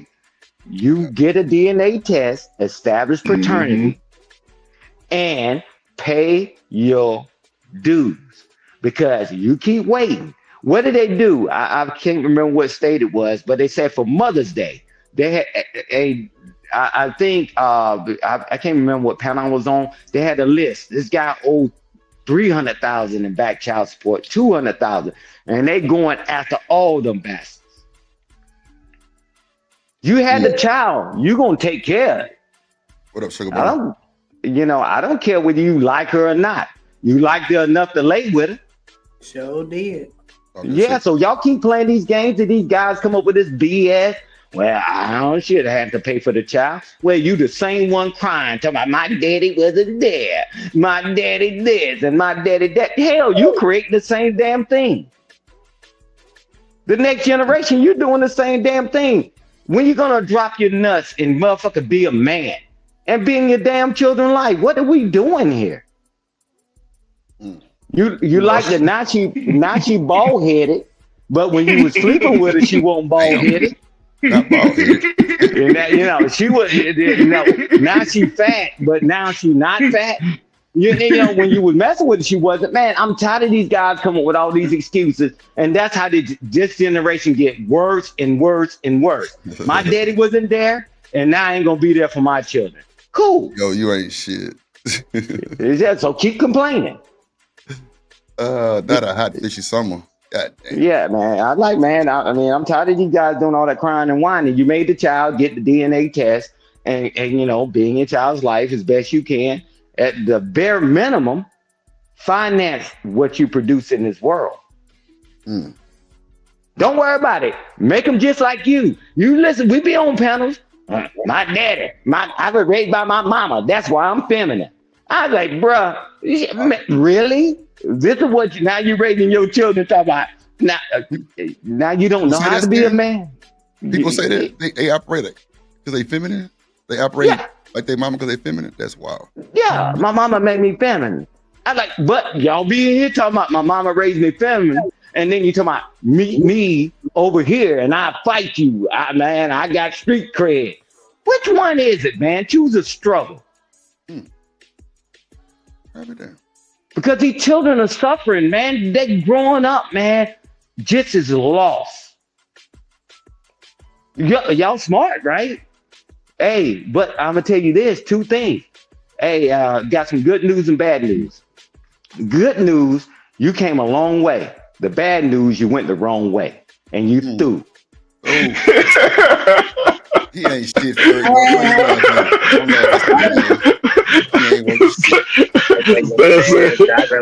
J. Cole. Staying with you say they went a long way, but they went the wrong way. Yeah, but this is the thing. But this is the message behind the whole story. This is the message behind the whole story. Forget J. Cole because he was doing his thing. But this is the message because very few people have enough resilience when they realize they went the wrong way, they correct it. But the rest of them, they sit on the side of the road and just die out. Be a man for once in your life. If you ain't been a man for yourself, be a man for your children. Give them a chance. I'm tired of these dang sorry, weak ass damn guys. Shit. Always talking about these damn women. Cool, talk about it. But your child gonna grow up, and when he get that muscle in his arms, I hope he knock your ass out. Why would you want that? I hope he knock you smooth out. I hope he wait until, because now you got faculties and using your faculties. I hope he go to the old folks home and knock over your checkerboard and slap the dog shit out of you. What the hell? Hey, Coach Ferg, I've been on this bench, on these panels, listening to all this crying and whining and shit. Everybody always think they're gonna be strong and young and might. Go to the nursing home, go to the VA hospital. When your damn child shows up in that nursing home and slap the dog shit out of you, you earned it. Salute to the old niggas. Yeah. That's why, Coach Ferg, that's why we're doing it right as best we can with our children, our grandchildren, and our children, and the people's children that's not even ours, right? Because we know how, man, resentment, when it builds up in your heart, man, man, it's hard to get it out of them, man. But don't worry about it. A bunch of them old folks home, man, they're going to knock over your checkerboard and they're going to slap the shit out of you. You ain't got to worry about the CNAs. You ain't got to worry about the LPNs. Your own child going to do it. Stop that tough talk, man. Knock over your checkerboard. Take care of your children. Take care of your children. The big message. I'm trying to make it a little light about it. But take care of your children, man. Just take care of your children, man. The best you can, man. The best you can. Stop making excuses. You ain't making an excuse to get with her. Now you make an excuse because the child is there. Man, come on, man. Man, who's fooling who? No, you cooking. Hey, man, check my theory. Shit, don't worry about it. I can make a phone call right now. S2 be launching some shit on your shit right now. So I ain't worrying about that bullying politics, right? All that pull up. We real good on these panels, man, and I love it. Everybody ganks on these panels. But did you see your child? Did you talk to your child today? Hell no. You're going to do some shit to take you away from your family for the rest of your life. Nah, you ain't bullshit, Stan. You weak, man. You weak, broke man. the goddamn internet, but that was shit. I appreciate your tone, so drop that low. Woo! What'd you say, Shanika? I appreciate your tone. Drop that low.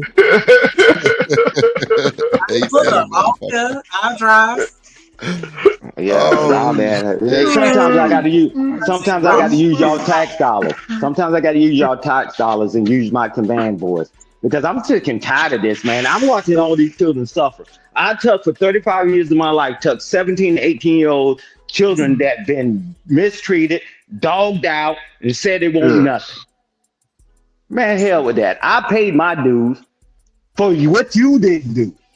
And you have the nerve to have one that you didn't take care of, have two you didn't take care of, 3 or 4 you didn't take care of. But I gladly stand up and I'll take care of them. Fine. Hell no. I ain't got no choice. Hey, watch this. Hey, I'm gonna help you out because if you didn't have the military, your ass wouldn't be on this damn phone right now. Hey, I mean, shout out to the military, but tell you now how. Trey, shout out to the military. Salute, Trey. I didn't know you was on the panel, brother. Salute. Trey, you ain't helping out the other kids, Trey. Man, fuck them kids, man. See?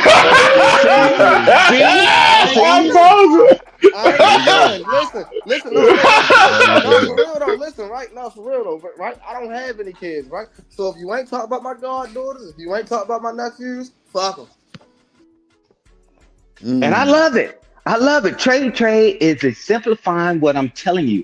He think it's 5 different worlds. It's only one world. When they get in contact with somebody that mistreated their children, didn't treat them right, they ain't gonna guide children and niece and nephew. They're the ones gonna get carjacked. They're the ones gonna be in trouble. Let's wait until it happens. One thing I learned about us, we the most reactive people on the planet. We wait till something happens and then we want to do something. Can we just slide a little bit to be a little more proactive, to try to be preventive, mitigate shit? We always wait till all hell break loose, then we figure it out. Another thing in my defense too, you gotta understand. You do gotta understand this too. Another thing in my defense, you feel what I'm saying? I'm trying to get back to it, and I was coaching for about 2 years, about like a year ago, for real. So, yeah, man, I'm definitely trying to get back to it. I just haven't coached ever since. You feel what I'm saying? Man, been going through what I've been going through, but yeah, I definitely coach. You feel what I'm saying? Basketball to 5'7". You feel what I'm saying? I'm trying to go up to 7'9".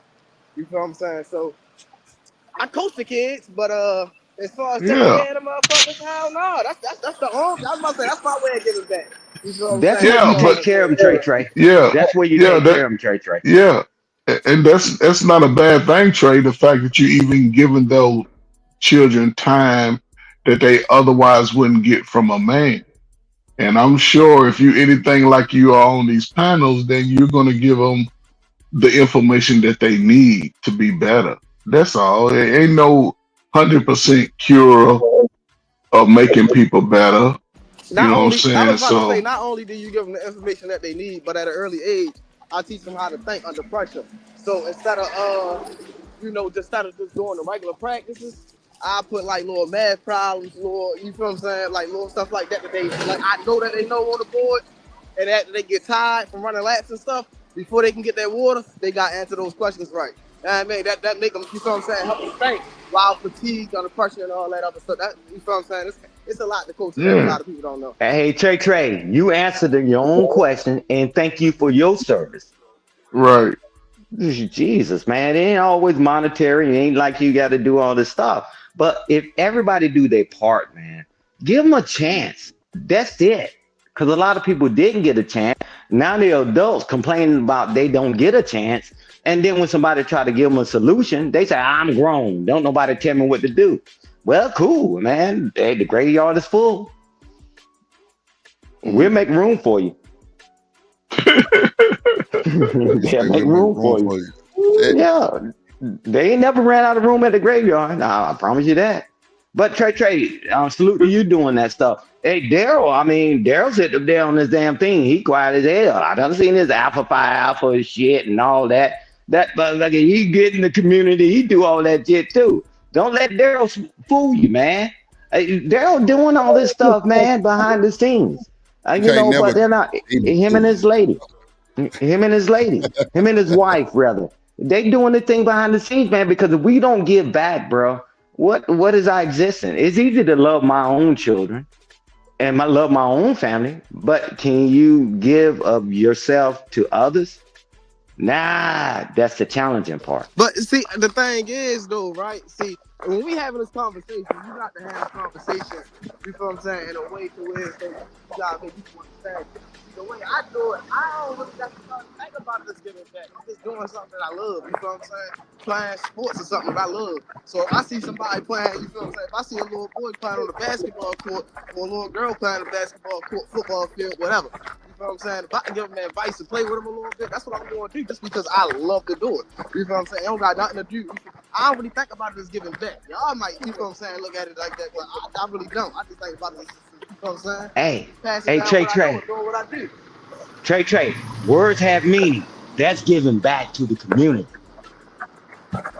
No matter what you call it, that's giving back to the community, man. If all of us, imagine it, if the majority of us was doing what you were doing, Coach Bird, Drip, Shanika, Miss Joy is doing, man, what better place would it be? I'm telling y'all, and I'm going to say it for the last time, the cavalry is not coming to save us. We all we got and we all we need. And until we get that through our thick skull, we will always be lost. Yeah, I agree, Stan. That's why I didn't like the movie Black Panther, because it showed like false unity and shit. Like niggas want to be like T'Challa and have a Wakanda. And be like, oh yeah, everybody in Wakanda are the same. No, them niggas wasn't. It was like 5 different tribes in that mother.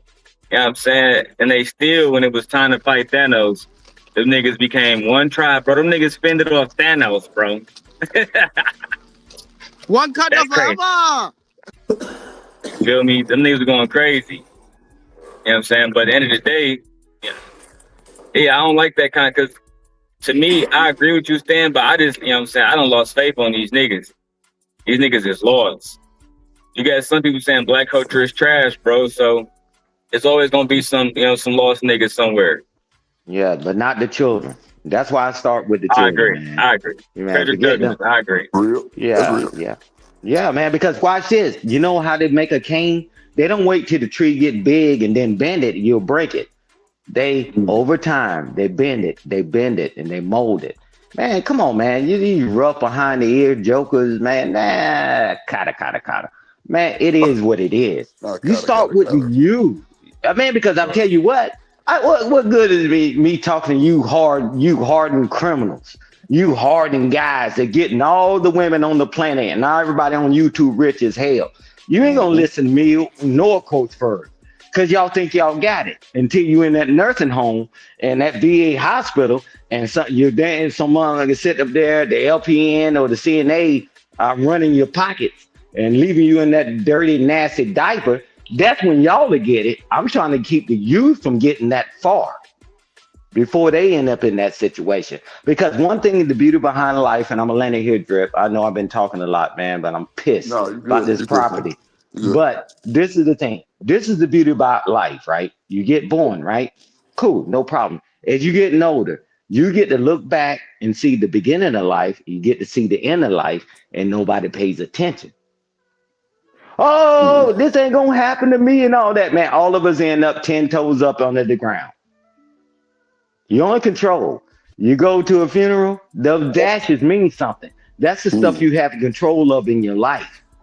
And you don't have the control of the beginning or the end, but the dashes in the middle. We ain't taking control of that because everybody hard.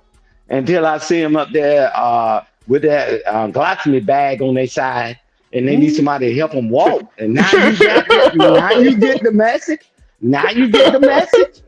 I ain't getting that message down. I know to love and to care about people. I knew that from my youth. I'm not gonna wait to that far. I mean, why would I wait that when you can't do nothing about it?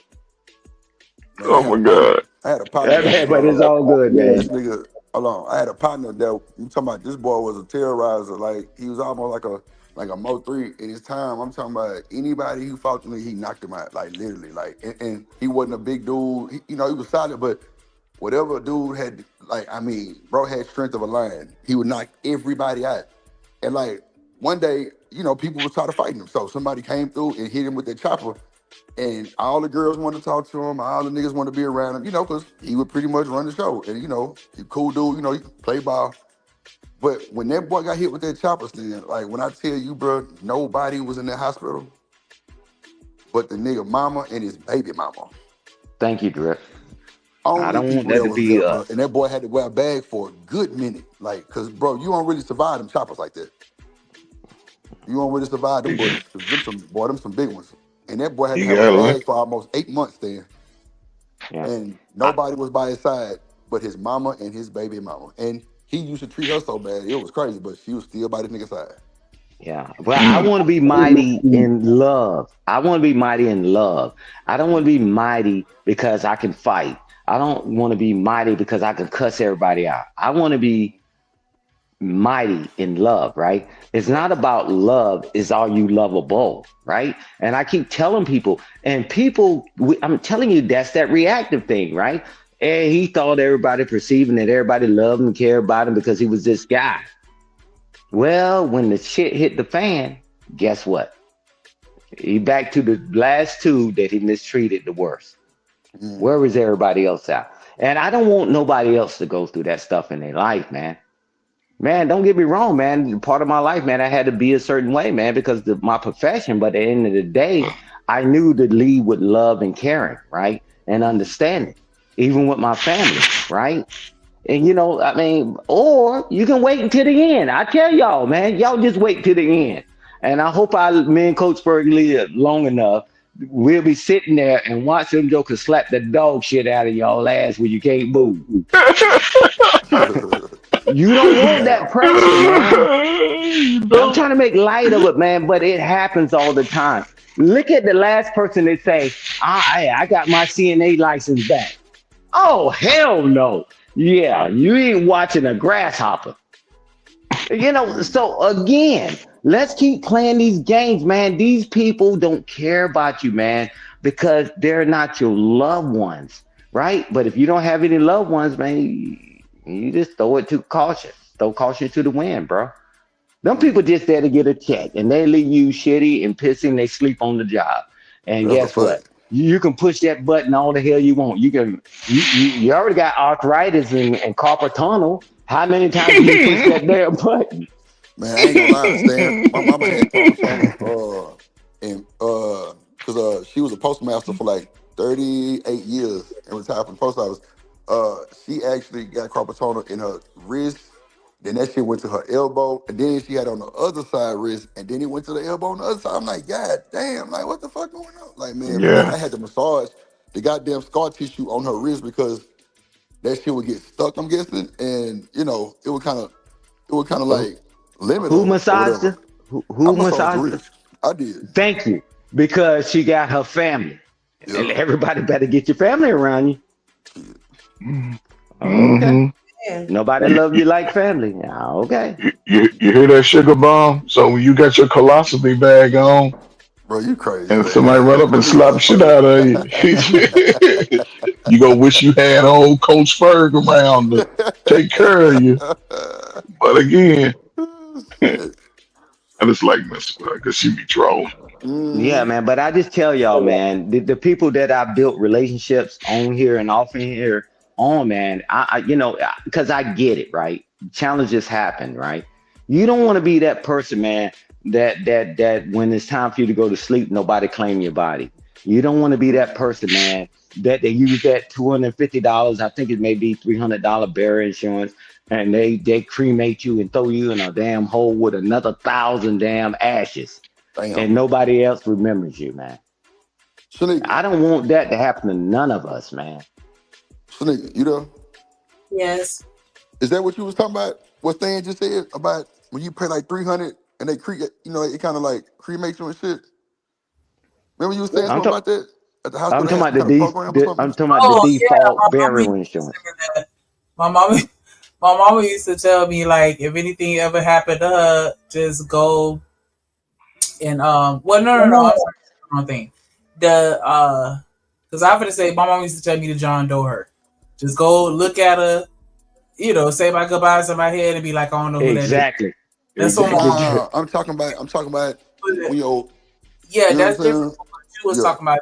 There is a program where they let you pay like where you can pay like $200 or something like that for a cremation, but you got to let the body sit at the hospital for like 6 weeks or something. Like, what I'm saying? In the period of time. No, what I'm talking about, everybody by default, right? That works, right? You get that automatic $250, $300 burial thing, right? Automatically, right? Mm-hmm. You get that, right? But if somebody claims you, that cremation goes through the roof. That's why your mom said, just act like you don't know me. No, that's not my mom. Do it in your head. Because they still got to get rid of you. They're not going to let you be there forever.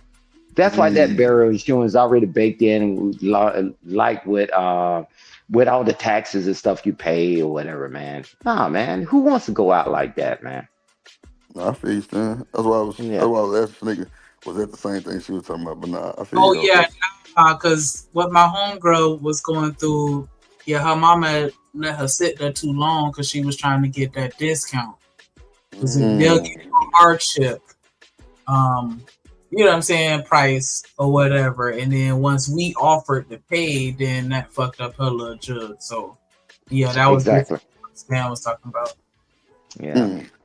I don't want none of us to go through that, man. Unfortunately, right? Unfortunately. I mean, because once we see something happen, won't we prepare for it today, right? We won't, because it ain't gonna never happen to us, Strip. I know. I got it. Man, I joined the biggest gang in the world called the United States Armed Forces. Man, guess what, man? I'm gonna get the damn flag, the bugles, and everything else. And man, but I know that's not. I know that's not. Goddamn salute. My grandma a big ass flag and shit, all that shit. Yeah. But I know that's not the majority of Americans, like less than 1 to 2% ever serve. So I want to talk about us being able to prevent things, right, on the other side of the house, right? So that's why I talk like that, man. But I know that some people they did certain things in their life, they got certain rights, but certain people don't. So Coach Ferg right now, when whatever happens to him, he getting that flag, and his wife get the flag, or the children get the flag. It doesn't matter, and they gonna take him, give him his respect and all that. But people don't get that, man. So how can people get to be buried with honor, right? Other than somebody just throwing you in a grave with a bunch of ashes with about 100 bodies in there, and they just dig a hole and throw all y'all in there, man. Come on, man. That's cold-blooded, man. I think everybody's life is worth more than that. That shit sound over the top, but that shit is for real, Stan. For real. They do it all the time, Drip. Trust me. That shit crazy, brother. That's wild, bro. I ain't gonna hold you. That shit hit different when y'all hear Stan talk about this shit, and then when a nigga fucked up and have to go through some shit like that, they be like, man, Stan's telling me about this bullshit. Now your ass lonely. Goddamn, you're crying. Your ass paranoid. You got a whole bunch of shit going on. Nah, you ain't bullshit. Hey, Drip, what the hell, my dumb ass, with all the things I've accomplished in my life, I came back and I got my life license. I don't give a damn about gun on insurance. I got tired because my late father, my hero, he used to bury everybody in the damn family. I said, you got it twisted. I said, what I do, I can set you up with this program while you halfway healthy or whatever, man. I got the life license for them. I'm like, man, hey, man, do this and do that. Man, y'all crazy. How in the hell? Well, and this is the normal thing I get, Drip. Well, if I die, I ain't worrying about it. I'm like, wait a minute. You got children, you got family members. We talk like that. But them other people, a lot of these people, man, back in the day, man, that's how a lot of people got rich too, because they had life insurance and they kept it in the family, they kept the properties and all that, right? But we the ones talking about, man, I'm gonna be dead anyway. I don't care.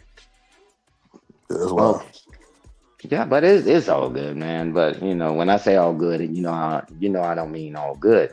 But the bottom line is, we just got to do better, Drip. We just got to do better. Let's figure out how to move the needle just a little bit. Right. Every damn panel is an argument. Everybody cussing each other out. It's your fault. Your fault. Cool. And guess what? That means we both losing. Mm-hmm. We're gonna get it together or not? Because at the end of the day, nobody cares about your feelings. They'll watch you perish. Don't worry about it, Drip. The cavalry's coming to save you. Don't worry about watch you perish. I be damn shit. Yeah, man. Come on, man. The cavalry ain't coming to save you. So why don't we act like we got good sense for a second and say, hey, man, we need to do things better. It's going to be slow and, you know, taking off because you got different thoughts, different age ranges and all that. But, you know, so, I mean, and I'm going to tell you this by being an older gentleman, and I'll just sit back and I'll just watch, right? Because I know that that the generation before us, we didn't teach them to be tough. We didn't teach them to go through all this stuff that we went through. And now they out here ass out with no protection. Although they think they protected. Although they think they're protected. You know, so I mean, we gotta figure out a way to get it right, man, and reel it back in, brother. That's the only thing I'm saying. We gotta figure it out. You know, I know I hear on this YouTube streets, everybody's tough. I'll pull up on you and all that. Well, pull up on a job. How about pull up on your child's surprise birthday party? How about pull up on that? Nah, I'm gonna pull up on a nigga that's already half dead.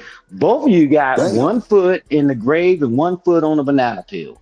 If you cool, man, nobody's gonna cry about that. But leave your children hanging. That's one thing we learned to do. Yeah, hey man. Hey man, but you know, I just tell you, man, we got to care about our children, man. You know, if we don't, man, they're gonna grow up one day. They're gonna grow one day as bitter and resentful as you are. Right, that's a fact. And they got technology on their side. Now, what do you have? Well, when that shit flipped the script, boy, it's a whole different ballgame then, boy. Your ass is done. Don't worry about it. They know how to rewire your electric chair, your dang electric wheelchair, and make your ass go like a skyrocket through the window. You better leave them jokers alone. You'll make that shit a rocket? That's insane work. God damn, boy, I tell you, shit. Nah, you ain't bullshit there. It just, you know, some people don't understand that type of talk because, you know, they ain't never went through no shit like that or had to. But I feel you. Family first and family always, Trip. Y'all got it. Y'all go ahead and talk. Coach Ferg ain't shit. Yeah, he ain't never been shit. Coach Ferg ain't shit. Coach Ferg laughing his ass off early. He over there playing frisbee and shit with his damn goddamn K9 pit bull / Frenchie bulldog. Goddamn, that motherfucker beastie. It's over there listening, tripping off y'all, just laughing. Yeah, I mean. But, you know, we really don't have no excuses as far as being able to navigate differently from those before us because the information is there at our fingertips. Mm-hmm. And again, who's willing to be different? Because you're going to get pushback. You know, Jesus got pushback. People turned away from him and his message. So not everybody's going to listen. You know, whoever decides to move better will get better results. So I welcome the pushback, Coach Ferg, and Coach Ferg does too. We don't mind having a conversation. You know, I mean, cool. Blame, cool, whatever. Now, can we get to the solution after all the blame? Because everybody said they smarter than the generation ahead of them. Well, why are you losing? Lose. Why did now all these drugs, right? I'm talking about pharmaceutical, right? Anxiety, antidepressant medicine, and all this stuff, weight gain, weight loss, and all this stuff. The children are on medicine. Everybody's on medicine. Cool. Man, okay, cool. And me and Coach Ferguson don't even touch that. Okay, give us pushback. Y'all let us down and all that. Cool. All right, now can we talk about this? Nah, y'all old heads ain't shit. F you, F your mother and all that. Well, you went a bridge too far. S2 on the phone. I'll watch your damn house blow up. Damn. You don't talk about my goddamn parents. Yeah. I don't give a shit. Y'all can play these little play games with all these other guys because I know what my parents are to me, right? Right. My late father, my hero. My late mother, the matriarch of the family. Nah, man, y'all can play that mama and daddy stuff all y'all want because that's what everybody think is cute and pleasurable. Whatever, man. Can you imagine getting your car repoed and you paid the bill? Come on now, fam. Hey, F around and find out. Come on, man. And that's why me and Coach Ferg, no matter the egregious thing that people say to us, we never go after people, family. Never. Man, because we know where it's coming from. So like, cool, you done? Okay. And let's get back on the topic so we can get to a solution. Right. Because me and Coach Ferg can't be on the earth forever or the likes thereof. Because if your mama didn't teach you, name slip back already. Shit. Yeah, but because if your parents and your uncles and your auntie didn't teach you anything, maybe you need to do what they call shut the fuck up and listen. Damn. Saying, man, when they gonna be through with your taxes, man? When they gonna be through with your taxes, man? Now I ain't taxing. I'm dissolving some properties, some communal property, and all that, so I can buy some and just straight in my name. But nah, man, this week. But I'm just telling you, man, I'm pissed, man, because I've been paying all these damn lawyers all this money. So I came back over here to just get back on the conversation. But I'm just telling you, man, on a serious note, man, we got to get this shit together, man. I don't give a damn what they say about me and Coach Ferg, man. We got it. We rocking out. Yeah.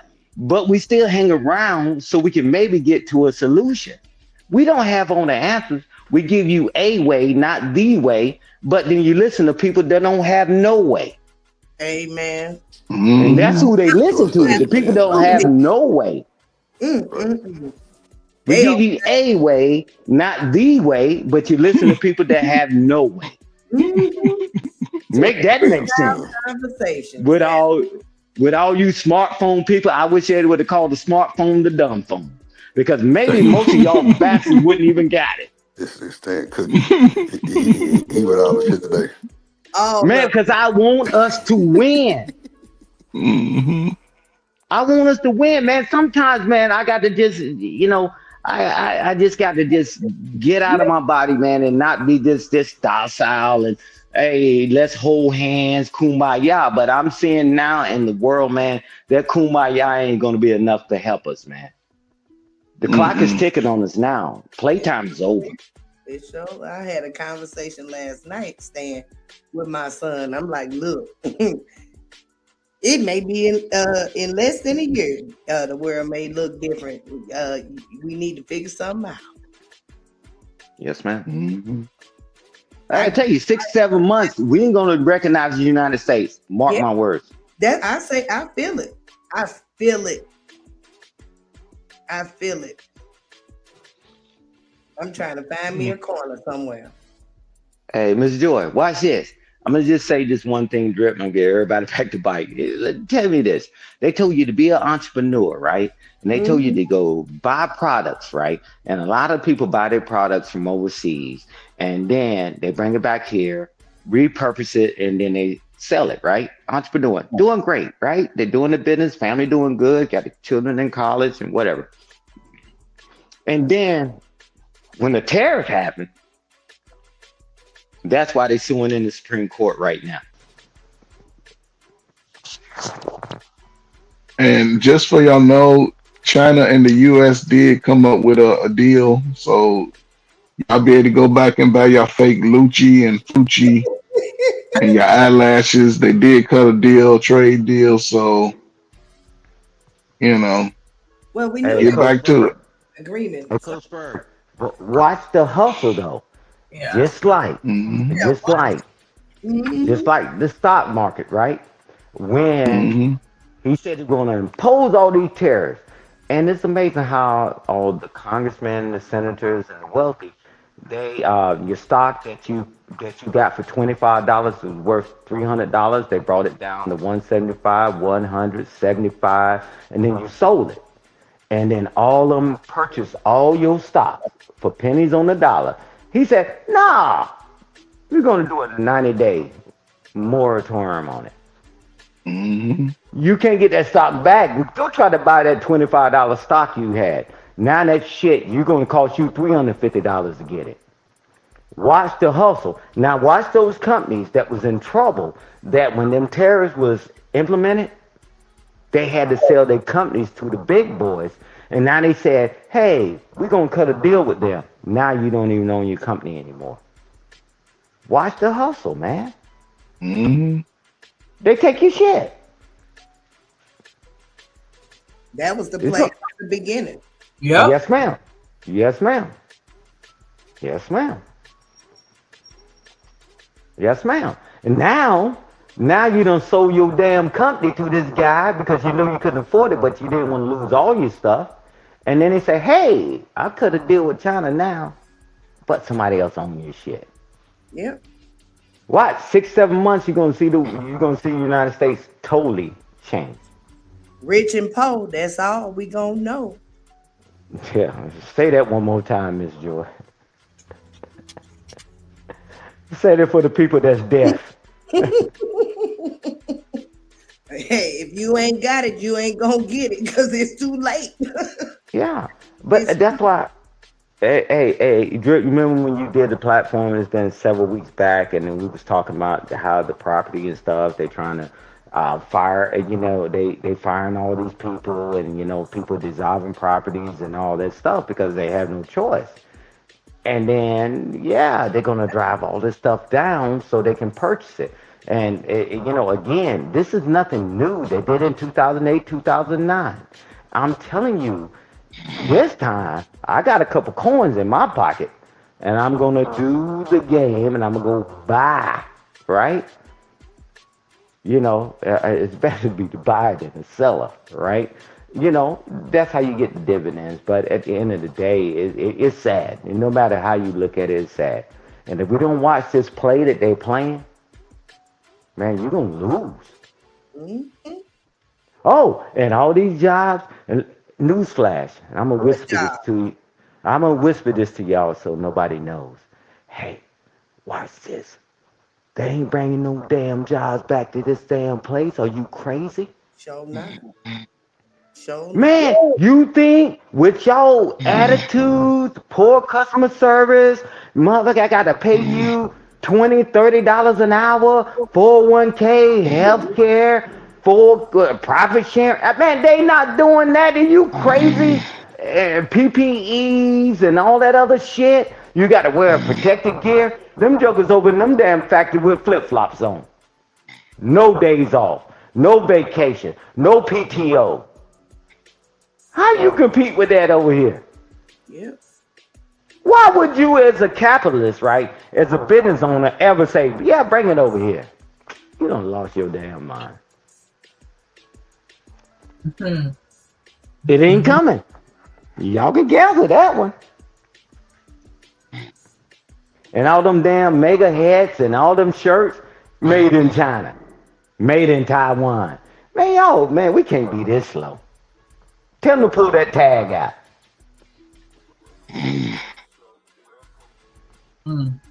But they for Americans. Yeah, sure. Come on, man. We can't be this slow, man. One thing about us, man, I've just been indoctrinated with knowing the hustle. We know how to do the 3-car molly and all this other stuff. We know the hustle. Why are we getting hustled? And we like, yeah, the job's coming back. The jobs you ass ain't gonna work anyway. Right. But you gotta look at it from the business side, Miss Joy. Why would you go from making 75% profit and bring it back over here and make 25% profit? They're not gonna That's do not a good business move. it. No. You know they ain't gonna do it. Same reason why they'll dump all that sludge and oil and all that foolishness into our rivers and streams instead of spending a couple dollars to these more, economic or that was the wrong one, but y'all know what I'm talking about. Eco-friendly, excuse me. They're not gonna do that. They all about that bottom line and getting all the money they can. They don't care. Don't make no sense. Our country showing up was based off the wrong thing. Why pay somebody here $10 to $12 an hour for something you could pay somebody in another country $6 an hour to do? And they doing it smiling. Hey, they Indian. Hey, Shanika, you understand that the benefit package that costs too. Healthcare, 401k, workman's comp, and all that. Whoa, insurance. Oh, no. I think it cost an employer thousands of dollars just to bring you on as an employee. Oh, it does. They gotta cover you. It covers you. I mean, it's a lot that these jobs have to cover you for. Like damn, he's doing this job, doing this damn thing. All this shit, they gotta cover him. If something happened to him, he going to these people's houses, man, they gotta cover his ass. But the motherfucker wearing flip-flops in another country, they ain't gotta pay him shit. Not a thing. I'm telling you, I'm watching a content creator build a restaurant over in Bali right now. The men that are building this building, they wearing no hard hats, no steel toe boots. They just over there in flip-flops putting this whole building together now. Yes, ma'am. And he's doing this for pennies on the dollar, where over here it probably would have cost him 10, 15 million. Thank you. So that's why I'm telling people, don't get a song that what they doing is to help us. Them jobs ain't coming back here. Hey, watch this. Hey, let's do a quiz. Where's Tesla biggest plant at? Uh-oh. I have no idea. Clue, it ain't the United States. I figured it was. I'm like, guys, stop listening to them talking about they gonna bring jobs back here. They are not gonna get rid of that bottom line. That profit. Man, they got used to eating off of 75%. Man, they can't go back to 25% or 15% profit. They're not gonna do it. Yeah, they do. Yeah. I'm gonna put all these tariffs on China. Cool. And guess what? And then they started cutting deals. Well, we ain't gonna put it on the iPhone. They started cherry picking shit. And then now Coach Ferguson, I got to look at what he's talking about. They like, man, come on, man, because those companies that's here in the United States that do business abroad say, man, you hurting us. Yep. Come on, man. Yeah, man. His friends that we have dinner with, on a Wednesday night. Yeah, because we won't get any money off no tariff. When the last time you seen a tariff check? Yeah, okay. Don't worry, I'll wait. They get that money all the time, residual. They do. That's where the business could happen up top. But man, don't ever think the joke is bringing all that stuff, because remember when the big thing was going on, the pollution, and like Shanika was saying, they was dumping that stuff in the rivers and the oceans and all that. They do it in their countries for free. They love it. Mm-hmm. If you happen to conk out and die, they bury you in the back 40 and get another person in there to work. And they don't do that in the United States. You see what I mean? Too many laws, too many rules and all that. Why would they even go through that hiring you? Yep. Too many laws, too many rules. Which that is needed. It is needed. Yeah, but that's why they tuck it abroad. Yeah. Because it's costing them too much money. Hey, watch this. They Them want to have companies, 10 houses instead of one. hey, watch this. They got a summer home, winter home, a penthouse for their mistress, and they Uh-huh. got 3 or 4 jets and a yacht. You Uh-huh. think they giving that up? For Not at, what? not at all. Yeah, come on, man. Let's act like we got common sense. Because if I was in that position, I wouldn't give it up either. Mm-hmm. But we're gonna bring the jobs back. Hey, Drip, I'm sorry, man. I had to get rid of my yacht, man, and Damn. I had to get rid of my jet, bro. Hey, man, I know we normally go to my summer home, man. I got rid of that, man, because I got to give the raises to the employees. Man, please. Mm. When they moved it offshore, watch this. Nobody got a raise in the United States. When they moved all that stuff offshore, they didn't bring up your benefit package, the ones that were working here. They didn't. They kept all the profits. Oh, but now they're gonna share the profits. Come on, man. Let's act like we got good sense. I'll be back. I was part of that industry. I was laid off 3 times, Stan. I said, "Oh, the hell with this." Yes, ma'am.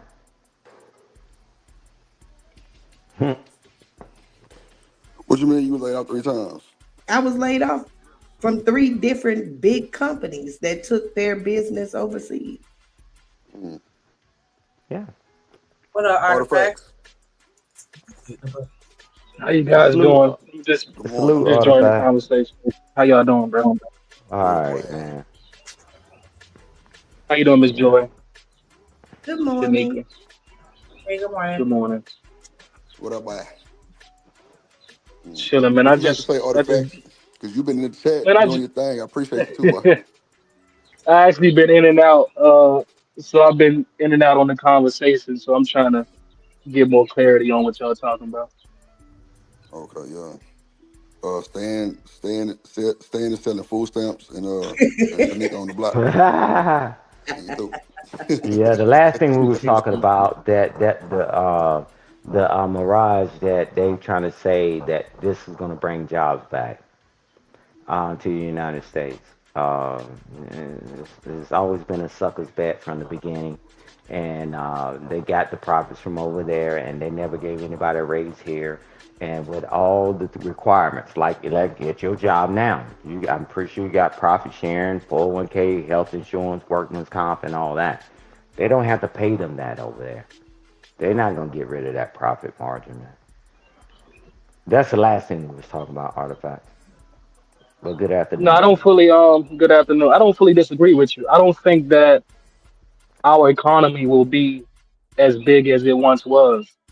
I think it's going to be condensed to a large extent. But I'm just looking at the newer generation and how all those degrees and certifications, what's that's going to do, how that's going to benefit them. Because from my aspect, I just always thought that work ethic defeats all. You know what I'm saying? You got to already know how to put in work to get those type of jobs and get those type of opportunities. So for me, I don't look at it as a negative because I got work ethic. I'm gonna be good regardless. But for the newer generation that's with all these degrees and certifications and like how will they apply their skills to the new work, force, and can it relate to them, and do they have a work ethic to, get to the bag? That's my only concern. Yeah, well, I'll tell you this. One thing about work ethic is good when it's a job available. But so right now I got out doing the project managing thing, engineering and all that stuff, going out to job sites and all that, right? And I'm looking at the building industry, right? And I tell you this, and no insult to anyone on the panel or in the chat. I pull out a tape measure and ask you what this is, and them are going, what the hell is that, right? And I'm telling you, when America took the trades out of schools and automotive and HVAC and all that stuff, right? It allowed the influx of everything, but we never taught anybody. Now the workers that's been doing it, we usher them out the country. So it's a net positive for the ones that's selling it, because now you're going to pay twice as much for the house. And you're going to wait because we like our licky chewy stuff. We need to get back to teaching Americans how to be able to take care of Americans. And you can't change that overnight. You tell me, Joke would say HVAC. What is that? And you say they call it a water heater, right? And all this other stuff. They don't know nothing about that. You pull out a tape measure. What is that? What does these marks in the middle mean? Man, all those things, man, that I knew in high school. And of course, I had advanced stuff later. But now all these things, man, is gone. So how do we motivate the next generation? I'm with you, Artifact. How do we train them? Because this is what happens. The child, you tell your children, and anybody understands this, right? Because my children growing now, because I ain't played that PS. But you tell them, hey, you need to take the trash to the road. It's hot outside. I take it out when the sun go down. What? Now you think they're gonna be out there on top of roofs and building and doing all this land? I'm doing plumbing, HVAC, and all that. No, hey man, you can't even get them out the house. Joe cannot. My son fussed about less than a 40-hour work week, talking about how tired he is. When my husband is 50 years old, put in at least 60, 70 hours in a week. I said, boy, if you don't shut your butt up until you work 90 hours in a week, I don't want to hear nothing about you being no tired. Yeah, so that's what I'm saying. How do you change the mindset of people that got used to doing so little and the parents gave them more? And now they're out of your home. They're out of your home, right? Or they still in your home, but when they go to a job, they expect not to do anything. Oh, I talk back to my parents and I tell them, nah, I do it when I get ready. Yeah, man, take out the trash. I'll take it care and I'll do this. Man, out in this workforce, bro, ain't nobody giving a damn about your damn snotty-nosed child. How do you get them conditioned that, man, you got to be productive, right? Like you said, work ethics, right? You know, yeah, man, but now they're complaining. Hey, man, hey guys, we need to work later on Thursday so we can complete this project. Oh man, F this. Yeah, you can say that because typically you stand with your parents. That's what happened. That's what happened when everybody become winners. When they pass everybody, but when really they fail.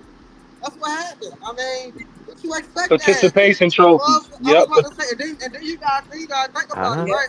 See, the thing is, no child left behind. The reason why I'm able to speak so confident that one right there is because you know what I'm saying, even during the summertime, my grandmother ain't play that shit. You was gonna read a book, you was gonna write about it, all that. I'm talking about something literally.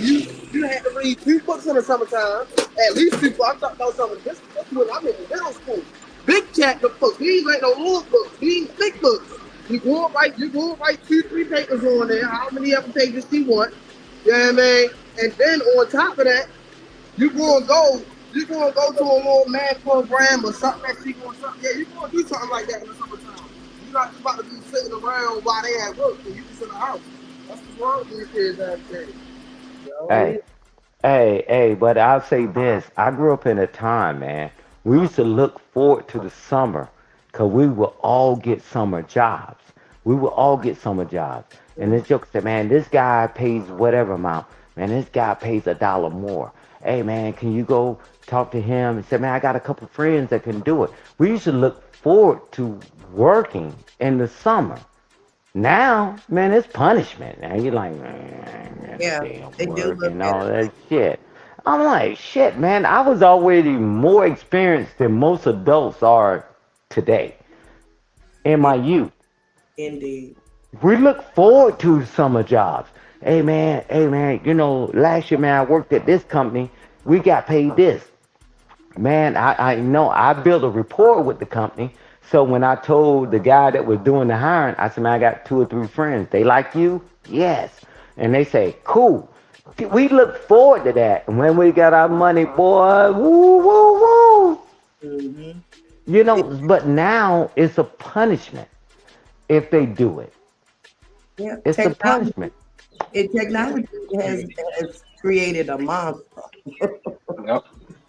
You know, it has its good things, and it definitely has its bad things. And this generation is definitely the generation of sitting on their butts and you know, not really using their bodies to benefit them.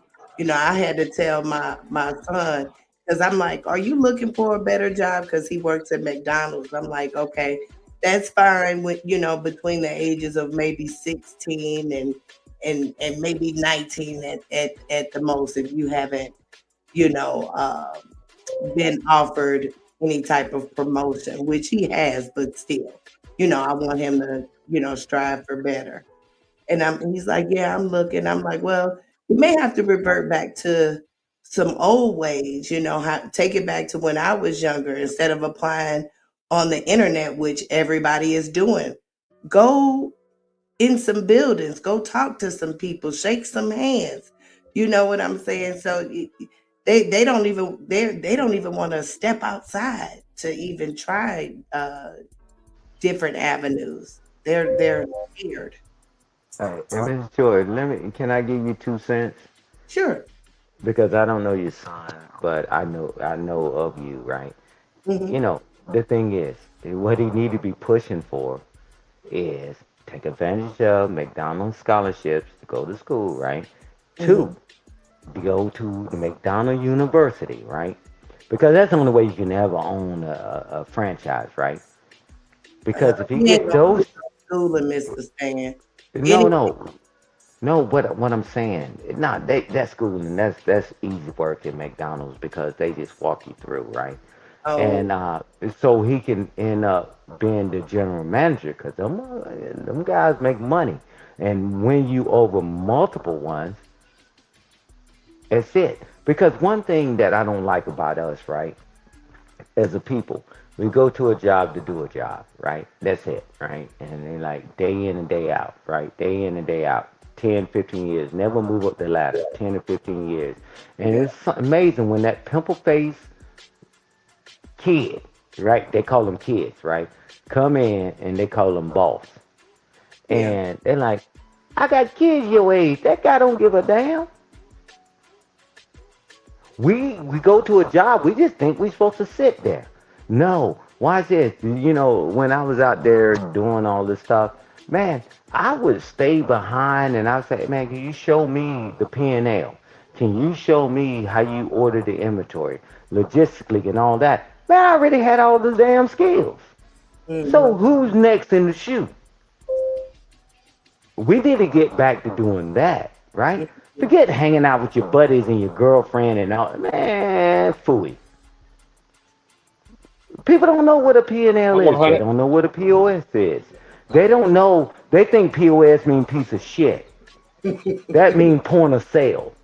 Them managers, they will teach you that stuff because flattery gets you everywhere because they want to share their knowledge. But guess what? Everybody runs out of the door. They come in late, they leave early for their break, and they leave early for lunch and come back late and leave work early. No, when everybody's gone, sit down, learn that P&L, the profit and loss, and learn the POS system, the point of sale system, learn the logistics and the inventory. Man, you already light years ahead of everybody. Mm-hmm. That's why we always sit at jobs 15, 20 years and they give you that little, give you that cake at the end of that 20 years and you know you're a diabetic and you screwed up and give you that little, your last check and maybe a $50 bonus. You gotta go. Just like Artifact said, work ethics. You got to learn the system. You got to learn what the company does. And I'm telling you, them managers will be tickled pink if you ever ask them, hey, how does this really work? And he said, I'll show you. On the clock or off the clock, I don't care. When you learn the P&L and the POS system, man, you can write your own ticket anywhere on the planet. Not even just in that industry. But do we do that? Excuse me. They don't pull us to the side and tell us that this shit is important. Because that's how the company makes sure that they are profitable or losing. But you got it, Miss Joy. No, I get you. I understand. I agree.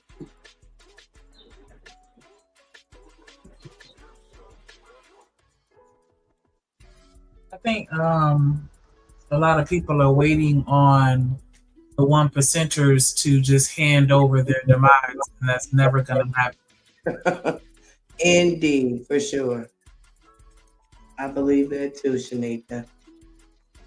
Why the rich stay rich? Well, duh, because that's the goal.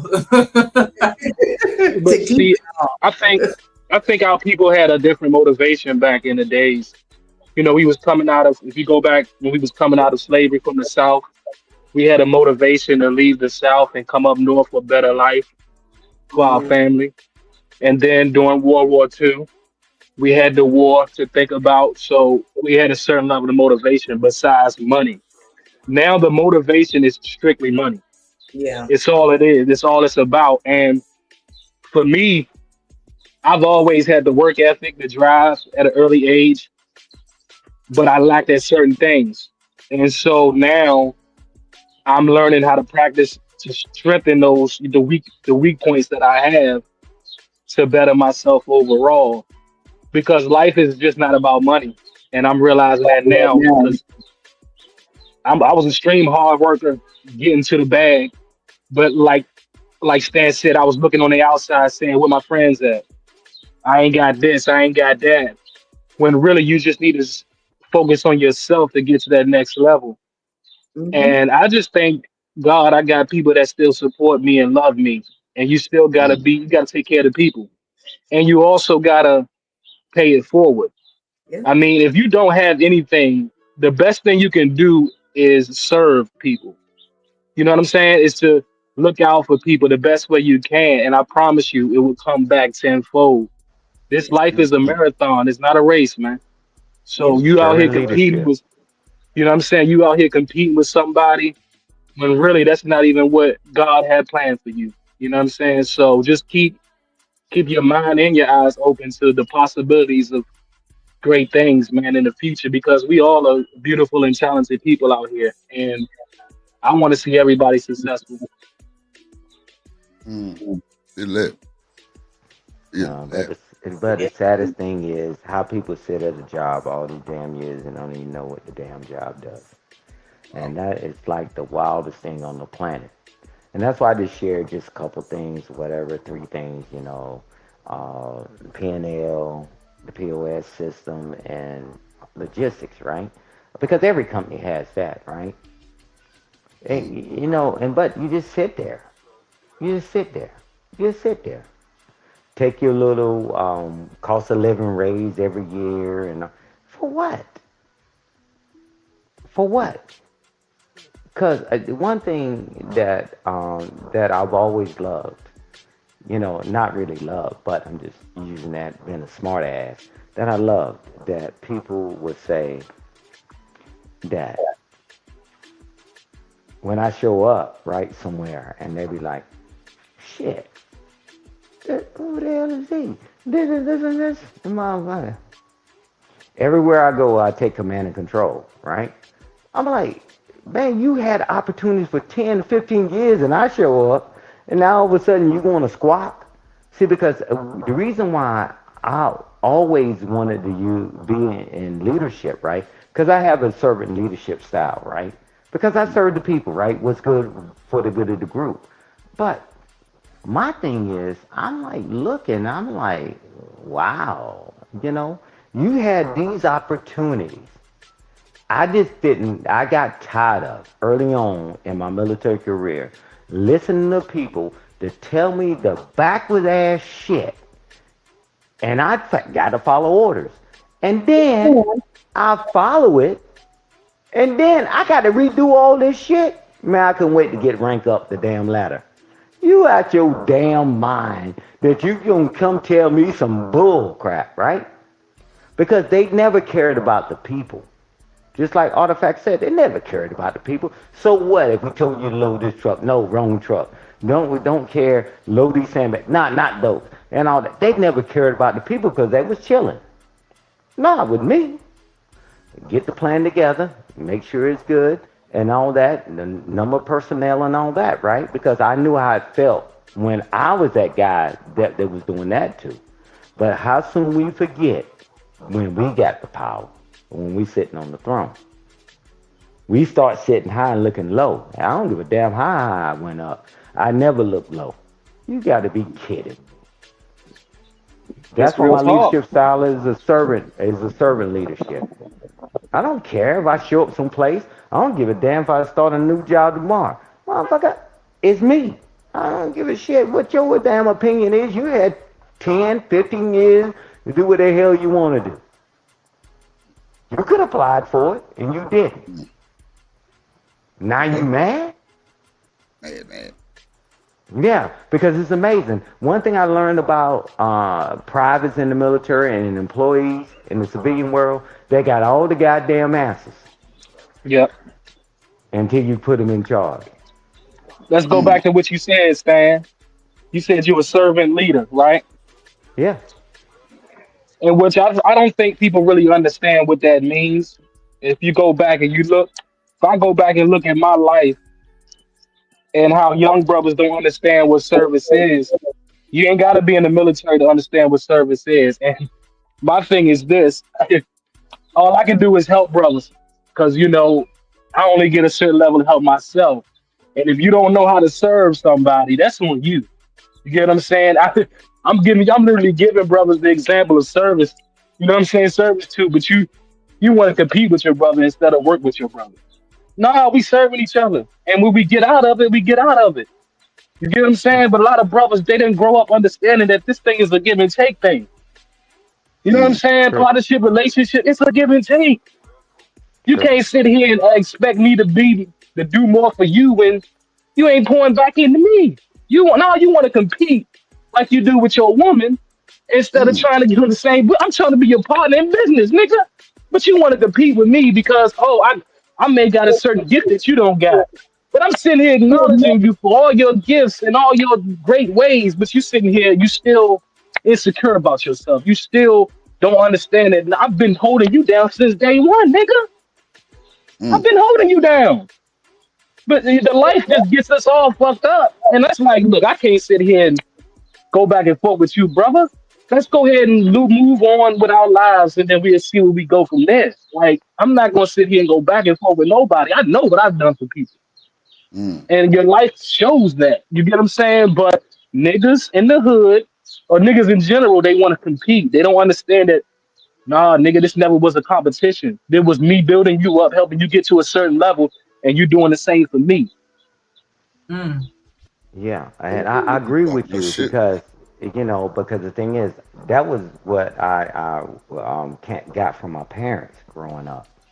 And, you know, it's supposed to servitude, right? And, you know, and it comes back, like you said, right? And it's just like, and, you know, in the military, that's why it was so easy for me to come up the ranks and do all that and have people when they get them promoted and all this stuff and know their families, and even to this day, is that, man, it ain't just about you.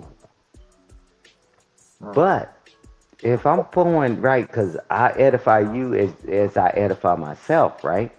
But if I keep pouring out a pitcher and I keep pouring in your glass and you don't pour back into mine, shit, what do I have? You gonna move on? Or both of us die from thirst? It takes some wisdom to get that Artifact, and like you got it, and you're like, come on, man, what the hell? We're trying to build this thing and all that, man. I take what you know and take what I know, man. Let's make it a reality.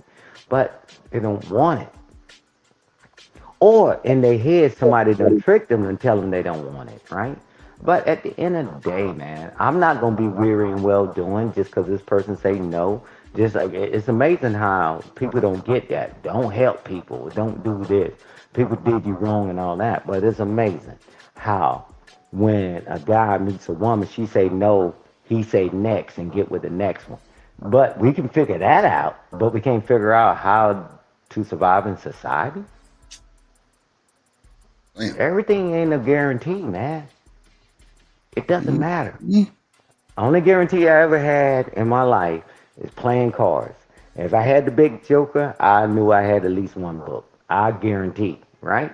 That's why they call it the guarantee, right? The big joker. However, but we want to run our life that way. Crazy.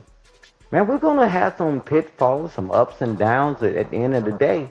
But it's amazing how we recover and keep going right back to the toxic stuff that got us in the situation. Nobody says a word. Cool. I mean, What's up, Dante? You know, I mean, life is what it is, man. But at the end of the day, I'm not going to be weary and well doing. Shoot me down, cuss me out. What's up, Drip? Sorry about that. No, you good. Hey, salute, Dante. But you know, you can do what you want to do, man. I know my purpose, and I know my purpose. Therefore, I know my worth. And if I know my worth, therefore, I know my value. So I know it's not all this ignorant stuff, man. You don't believe in you. And like Shanique was talking earlier, a lot of people, right? Because I used to tell people all the time, look in the mirror. Look in the mirror. What up, Lord? That he is. What up, Irvin? And you tell people, look in the mirror, Drip. Yeah. And when you look in the mirror, be honest with that person. Every morning, even after I got in the military, man, I do an AAR, after action review.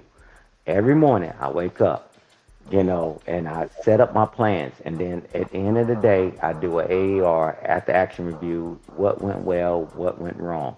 Because I still got to edify myself, right?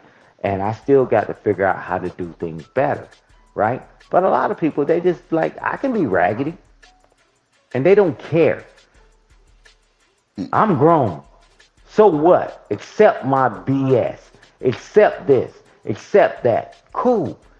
Fine. If anybody says that, hopefully they don't have children. They don't have nieces and nephews. Hopefully they're on the island by themselves. They eating hot Cheetos in a house by their damn self and working remotely.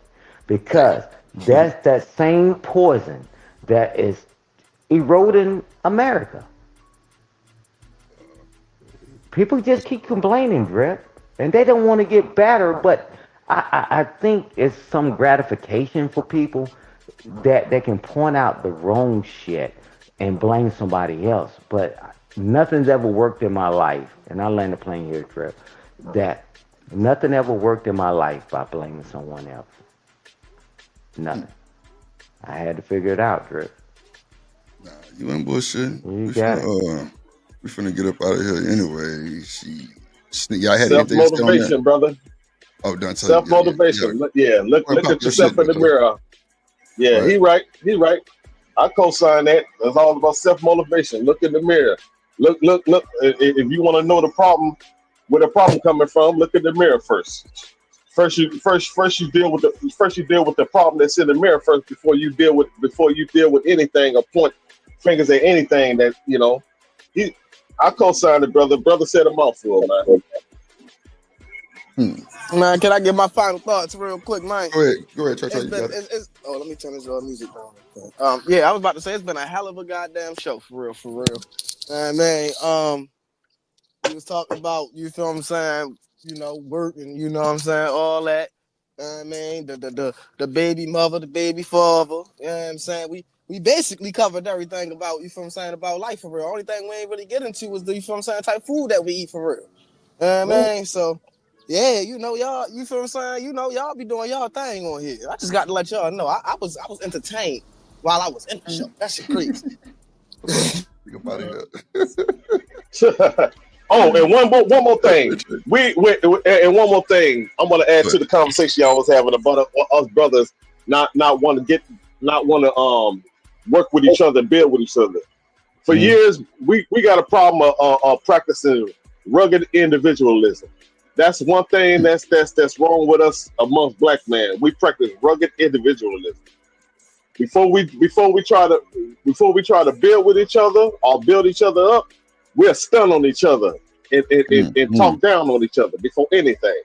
You know, that's that. Yeah, that's facts. Yeah, Jeff. Gems right there. Dante, you cooking on that one. That's the problem with black people. We always want to one up, or we always got to be better than everybody that's around us. Yeah, that's why you say you one, want to flex Dante. on them. That's crazy work. Dante, you got me thinking like, damn, do I want you to keep the show going? Because let's go for like at least 10, 15 minutes if you can, Drew. Go ahead. I know you got to move around Chanel. too, bro. No, shit. I got something to do, but I still got time. Go ahead. Okay. No, let Dante continue to cook because he just came over with shit. No, I'm good. I'm good, bro. I just have to, get that off my chest right there to add on to the conversation y'all was having. Right. I feel you. Yeah, but Dante, if I can, and not to challenge, because what you're saying is absolutely correct, but is that kind of assuming that they are capable of making that assessment accurately? Like, do you think that some people may need some outside advice, or maybe not advice, but you know what I'm saying? Like, do you trust that everyone can really self-assess properly? You mean like, what do you mean about outside advice? You mean like some outside, like some motivation from some motivation from like one of us, or different race of people? What do you mean? I was thinking maybe like counseling, or some type of professional that may be able to help guide you down that path. Yeah, but it's gonna start with us doing that with each other as individuals, and we don't do that, and it's not abundant amongst us black men. That's the problem there. We don't. It's just something. It's something that's just not in us. We don't before we can reach out. Before we can reach out and pass some knowledge or anything that can help another black man. We'll keep it to ourselves. We'll be like, if we'll be like, I got mine, you get yours. That type of attitude. That's why I was talking about. We practice individualism before anything. So it's possible, yes, but for right now, the state of mind, the state of condition and state of mind that the black man in, it's going to be a long hill decline. We've been here, we've been in America for hundreds of years, and we still ain't got our goddamn piece of pie yet. We don't own any industries. We don't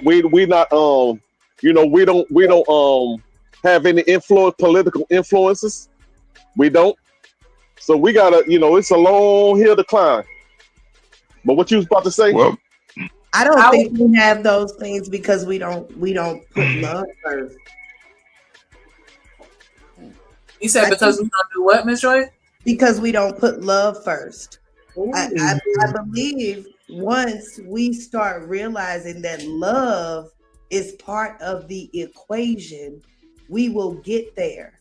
We don't have a lot of things achieved because those things are achievable for us in 2025.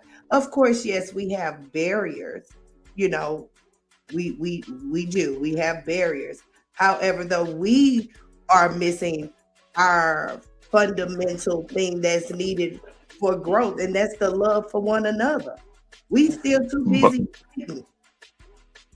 I was gonna kind of touch on that a little bit too, because I feel like everybody has such an individualistic mindset to where it's like, I'm just gonna focus on me, F the community, F my, you know what I'm saying? And I feel like that's where we have that disconnect, because you have situations where we treat ourselves like trash, but then when it comes to other people, we respect and value them on a level that they don't even deserve. That they don't even deserve. That they don't.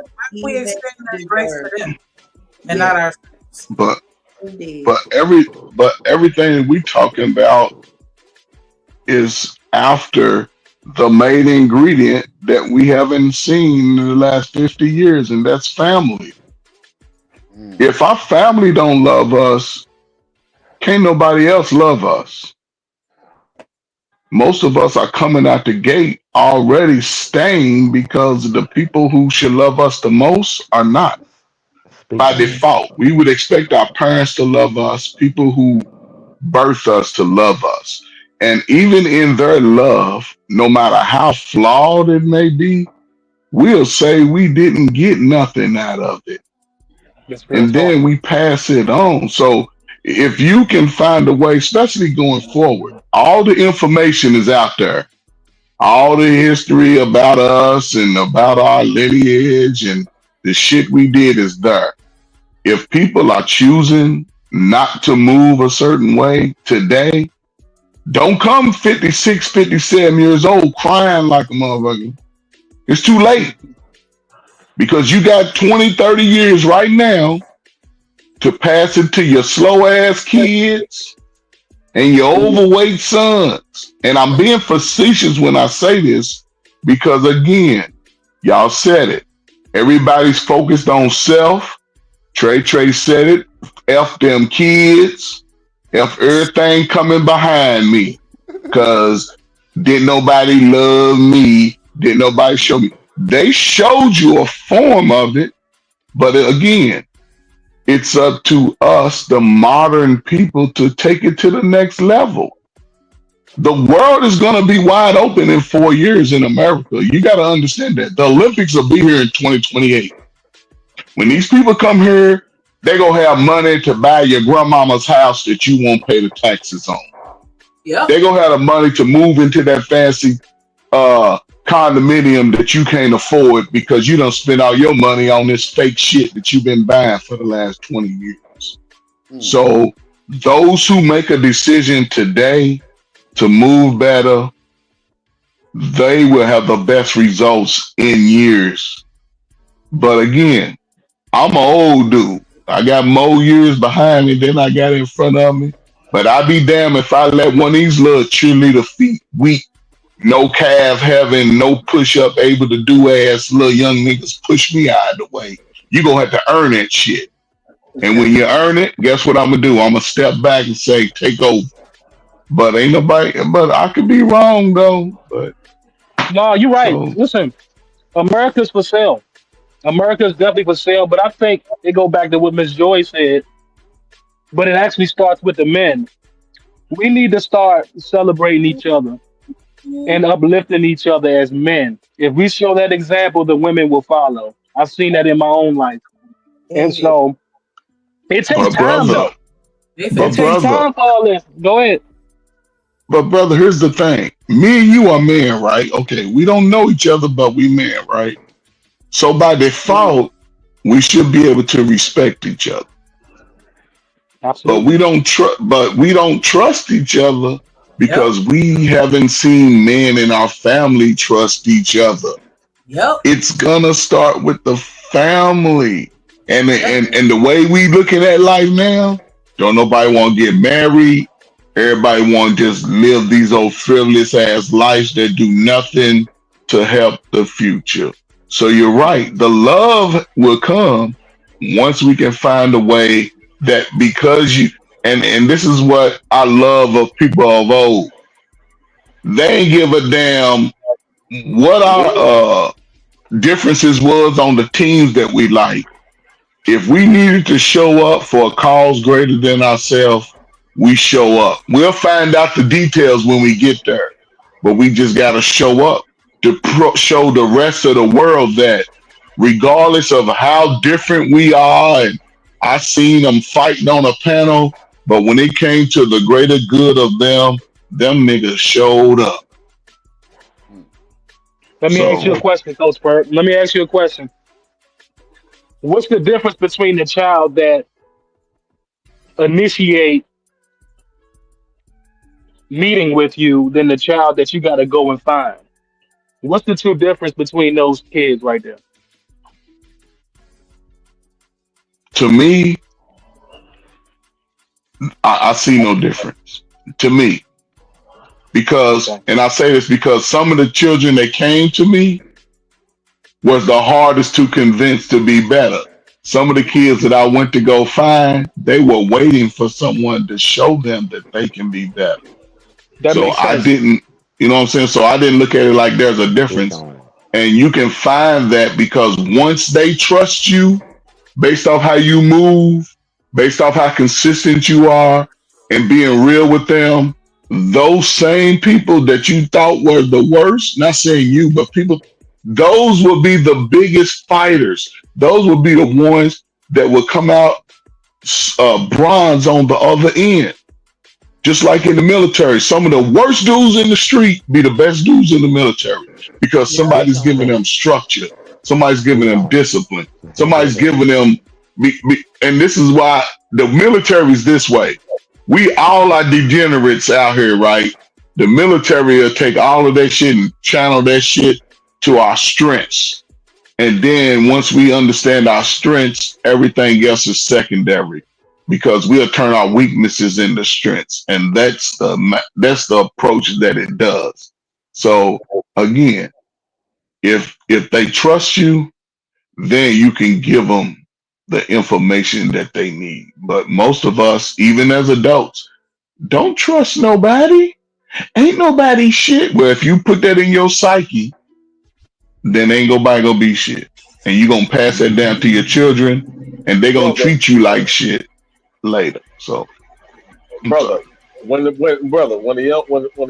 young brother asks you, when a young brother was explaining, it's going to start with the man. He asked you the question. It starts with the man, and you say it starts with the family. But that's gonna go right back to the man because the man is the head of the family. It's what because if it's gonna start with us because we set the pace for culture, we set the pace for everything, culture, life, you name it. Life begins with the man. They think no, it don't begin with the woman because the man released the seed. We create the culture, we create the environment for everything, for everything. Yes. That's what the young brother was getting at. We gotta start with the man. We gotta set the example. The woman is in the woman nature to follow the man, regardless what anyone think.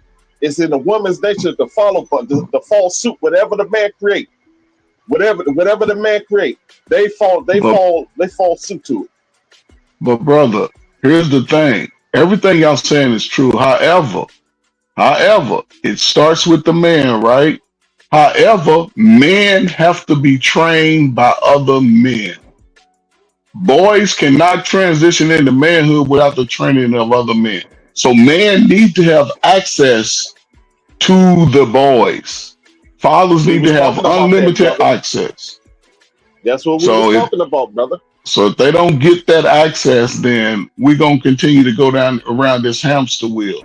So ladies, get out the way of the young boys. Let the righteous man get to them because it's going to take some time to change their mindset. They need at least 3 to 4 years to change it. So, Coach Fern,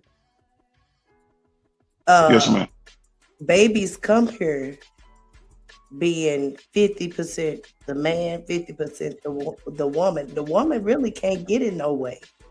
I know that we can take y'all to court to get child support or what have you, and this, that, and the other. But if a man really want to be in their child's life, they can be in their child's life. And Miss Joy, most men, most men try, but yeah, I understand. Yeah, but respectfully, right? I think it's deeper than all of this, right? Yeah. And Dante said something, and Coach Ferg. So I'm gonna tell you this, right? So when I would always get the mic, right, and talk to the 2-star, 3-star general, and the sergeant majors, command sergeant majors, the sergeant major of the army, and all that, I said, man, all you have to do is care a little. You gotta care a lot, just care a little. Because that's what made it successful, because a lot of people, like even on this panel, that we just don't understand the you think your child is okay, and trust me, they're not. Trust me. They don't care about you making them cookies and you arguing with the father and all that. Man, they bring that shit right in here, and now we got weapons and shit, right?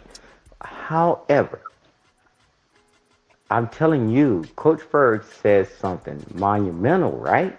And they say, oh, nah, everybody says that. It's family first, family always. And family is not necessarily the father. The family is the uncles, the male cousins, and it's the clergyman, and it's all those things. But some kind of way we tainted that, right? Because they said, oh, the uncles touch them, the granddaddies touch them, the pastor touching the kids. Man, we flipped that shit like a motherfucker. Does it happen? Yes. Not on the scale what everybody's saying, right? These children are lost. And when you can get somebody like Trey, he in his early 20s, fuck them kids. You see how this shit goes? And I keep telling people, man, we need to take a tactical pause. I mean, take a knee. And let's do our best to figure this thing out. Because we're heading in the direction, man. You think that after the 40 or 50 years that to turn it around, let's go another 40 or 50 years. Good luck with that shit. Because after that, nobody wants to turn it around. I don't give a damn. Mom still breastfeeding the child. Not literally, but figuratively, right? You this. Man, whatever. Fooey. That's with my wife. I've been married over 30 years, and I don't know how I got there, but at the end of the day, man, when I'm talking to my sons, I'm talking to my sons, and all that little stuff that you want to do and all that, no. Because people are going to always go to the path of least resistance, right? They're going to run to mama. Because mama going to say, it's okay. It's okay. No, it ain't okay. But then you turn them out to this nasty-ass world where you can't protect them. But when something happened to them, guess what? They want the father. You let this happen to us. Now it's our son. Well, yeah. Or now it's our brother. Yeah, the whole while is your son. Don't talk to my son like that. My son, yeah, I want to put him over here. Yeah, he can go stay over here. That's my son. And then when they get older, and when they go, and even when they're younger, they do something wrong. You know what your son did? I'm like, come on, man. And I'm just sharing that because I want to be personal too. Man, I had them issues, man. You out your damn mind. Because I already know what the world looks like. Clothed in my skin as being a man. And the mom, typically, I'm going to protect you. You can't protect yourself. Move out of the way. As long as he ain't gorilla stomping, all that stuff, right? But get out of the way. Because you're going to, one day, you're going to have to turn them loose. Whether it be voluntarily or you 10 toes up and you worm food. And now you left your child out here lost. And I keep telling people, man, we got to get this shit together. We keep coming up with all these excuses. Nobody taught me this and that. Cool. But when somebody try to teach you, right, this is what you meet this resistance. You ain't my mama. Now you done talk all the trash about your mama and your dad. And then you tell them to do something. You ain't my mama or my daddy. God damn. That's why the military gave me the opportunity to, with structure and policies and all that. All they had to do is care a little because they know they couldn't get them out of pocket like that. But it's challenging for people more challenging for people like Coach Ferg that have to deal with them day to day because they can say whatever the hell they want to say. But he still stayed in the fight. Y'all stop calling these guys, man. And, it's amazing. I'm going to land the plane here, Trip. Man, it's amazing that now, see, because one thing about time, you can't get rid of it. women are complaining about the men that they raise. And I'm like, wow. I'm like, wow. You raise these jokers. You told them, leave him alone. Don't say nothing to him. He's okay and all that. And I'm not putting it on the women, man, because the man, he has a duty and responsibility Yeah, too. the absence of the father has played a significant role in the raising of our children, and Right. even my generation. I'm just Right. thankful that I got to see, my parents at an early age function, which gave me a decent outlook later on. Because if I didn't see that, then I'd have probably been the same way. It's just, yeah, these dudes out here moving exactly like the women. You can't react because she reacts the way she acts. And I'm saying she's emotional. And a lot of these dudes, they want to combat with women. You know what I'm saying? It's okay to have a discussion and maybe an argument here and there, but to be as petty as a woman is, I think you were the scum of the earth, bro. You know what I'm saying? Find something else to do because that ain't never do us right. We can't act emotionally out here just like women do. And I just think from the bottom of my heart, I just think that's just sad from a man perspective. Yeah, we get in our feelings. Yeah, we get emotional, but don't be as petty because somebody did Daddy something and to caddy. you. You know what I'm saying? Like, have a better outlook, have a better outcome on the situation. And every time I've done that, it's been better for me. Yeah, we're gonna be mad at each other for a couple of hours or a day or two, but you know that my intentions will always be pure, and I'm looking out for you, for your interest, instead of me trying to get back at you because of something that you may thought I did or something like that. I just think that it's just we got to get over that type of stuff. Brother, how old were you when you realized this? Oh, I was well into my 20s. I was about So just think about it. You well into your 20s, right? And you had some type of example somewhere that you knew that you could refer to say, okay, I could be different. A lot of, like you say, over the last 30 years, you are what you eat. If that's all they've been eating is, flipping hands and twirling the necks and switching, that's what a lot of them gonna be until they see different. A lot of times it's too late for us in our 20s. When you go into our mid-20s, it's too late. We fighting uphill, and a lot of them don't see any. I guess they don't see an end to it, so a lot of them choose to give up too soon. But they just have to defeat it. Because being a young man, especially between 20 and 30, is probably the fastest time life go by, but it's the most dynamic time because there's so much that you can gain in that time. Because if you if you fight through that process, pretty much you'll be able to overcome a lot once you get to that age of wisdom. So encourage them not to give up and go through that, but don't coddle them, let them know that they're a man, they built for that. That's why we got strong shoulders. So, salute to the younger generation, man. That's real. Yeah, salute to them. You finna say something, Sneaker, Miss Joy? I agree. Yeah. I agree. Real But I do quick. want to put out there, men, fight for them babies. Look, show these women that they mouth ain't the only mouth, and they say so ain't the only say so. Yeah. They mouth ain't the only mouth. No, Yeah. no, because you got some say so, and you got some mouth to take. You got a hand on that child too. If you guys are not in the same house. That's a trigger word, Miss Joy. Mouth. Oh, I'm sorry. Yeah. I ain't trying to trigger nobody. Nigga get to cutting up. Oh, I'm sorry. You want to read your cash out first, my nigga? Yeah, Oh, sorry about that. that's what I'm gonna do. My bad. Personal experience. My male figures were godparents, great grandparents, great grandparents, cousins, uncles, and father.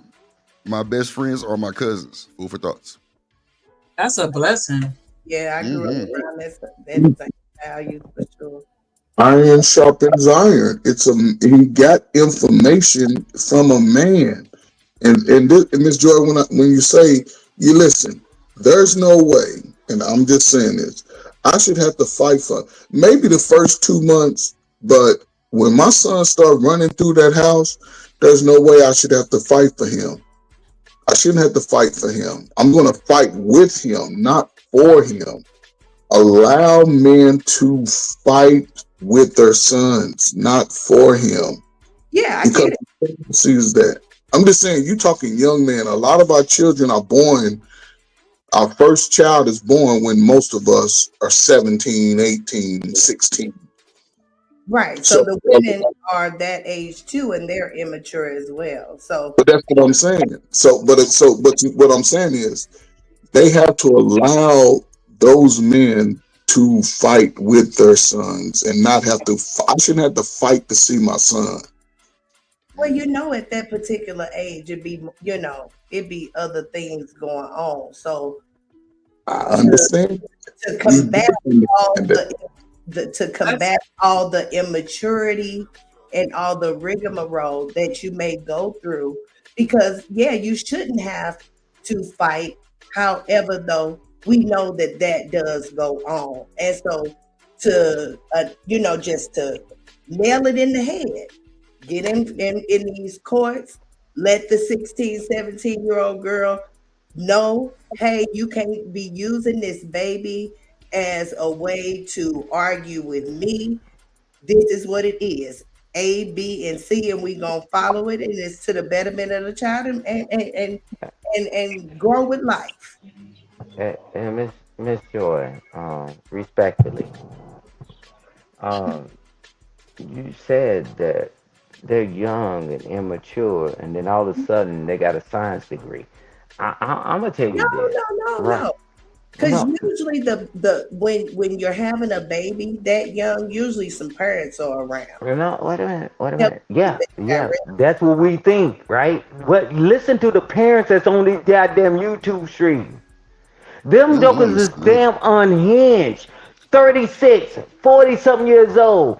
F these women, F these kids. I'm telling you, I don't know what world we think we're living in.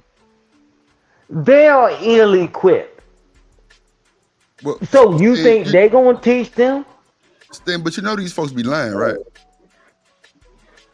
What folks? It's for clout. No. You want me to name some names that it ain't fucking lying? Well, I don't want you to name no names, but I'm just saying. Yeah. No, I'm talking about the people that are unhinged. That's homeless. And show homeless and doing all this and talking about all this stupid stuff on the planet, bro. Men and women. Yep, men and women. Yeah, men and women. We can see it real time. Walk out your damn door sometime. Go check your mail.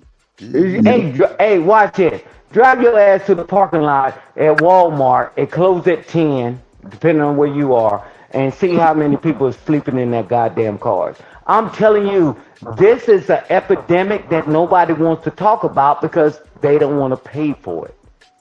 You didn't tell me you went to school with people that just barely graduated from high school. They graduated them, leave no child behind, and you all of a sudden they became a genius? They became a genius after they goddamn had children? Man, we need to stop this capping, man. This rapping and capping. Reality is reality. So, you don't think they can get the science degree like Ms. Joe was saying? Or you saying? No. Oh, but but look, here's the thing. The kids can get it. I'm going to say this and I'm going to shut up. The one thing that I was see what do I say? Okay, so one thing I noticed that we can't hide. We can say that we're 100,000ers and we balling and shit. The one thing that we can lie about shit like that, but the one thing I know black people can't hide is their trauma. Whatever they feel is trauma in their life, they can't have that shit. They go express that shit and they gonna say it loud at the mountaintop. So if you one of those people who feel that you have had a lot of trauma, you should be feeling, because y'all moving feelings out there, world. You should be feeling that you need help beyond what you can handle, and you need to allow your children a better space to be better. You have to. If not, they're going to be poor just like you. And they're going to be on YouTube in 20 years looking at your videos, talking about how you traumatized their ass. And you don't be no idea. Well, I don't think I got to say the one-eyed man is king in the city where everybody's blind. Man, listen to what people are saying, and you listen to what they doing. You know, and these jokers, like Coach Ferguson, thank you for bringing it up. Man, no matter what happens, right? They can be cool, be debonair, and watch this. When they hit that trigger, that trauma kicks in. You can't do it. And one thing you can't hide, them wayward ass children. You can't hide them because they'll dox them and they see that joker in juvie and all that other stuff. So I'm telling you, that's what I'm saying to rapping and capping, man. It's like, man, we better get it together. How the hell you dropped out of school and had 4 or 5 babies and you're going to sit up there and you're going to act like, oh, no, I'm good. Giving a bunch of advice. Yeah, you know, they can give advice if they get their shit together. But most of them, they just want to put on a mirage, man. When you good, you good. Tell people how you got through. And, you know, that's why they took away testimony service in the church, because people was test a line. But when somebody tell a true testimony, you know it and you feel it in your spirit. Everybody just want to lie. No, my children ain't overweight. No, my children ain't wayward. My children are good. And that joker just stole your car. That joker just stole your damn money out your wallet. But you keep telling me, nah, not my child. Crazy work. Yeah, I'm like, what are we doing? You lying. You are lying. And I'm telling you, tell the truth. And then tell people how you overcame it. That's why I'm glad to be at the age I am now, man, because I can tell you how I overcame. I'm like, hey, man, I did some stupid stuff. A lot of the stupid shit y'all saying right now, you know, on these panels, bro, I ain't no way I would ever done none of that stupid shit. But I could talk about my experience, how I overcame. And I'm like, man, it's just sharing the damn testimony. Drip, you was getting ready to go to the combine. And you say, bro, you were going to go to the NFL. You said, bro, I got on that goddamn motorcycle, motherfucker. I should have never got on that motherfucker. My mom told me and all that shit, don't do it. That's your testimony, and you look at you now, how you overcame. But nobody wants to tell the truth because everybody got to be perfect on this shit. And it ain't going to help the children because they see your sorry ass. They see you sitting there, guys running in and out the house, or the women running in and out the house. Listen to you talk to their mom like they ain't trash, like they ain't nothing, like they don't mean anything. They listen you talk about their father like they ain't shit. Them children remember that shit. Remember this. When you talk shit about your parents, guess what? Them children, they going to remember it. I see you in the nursing home, in the VA hospital, when they knock over your damn checkerboard and slap the shit out of you. Talk. Listen, what it do?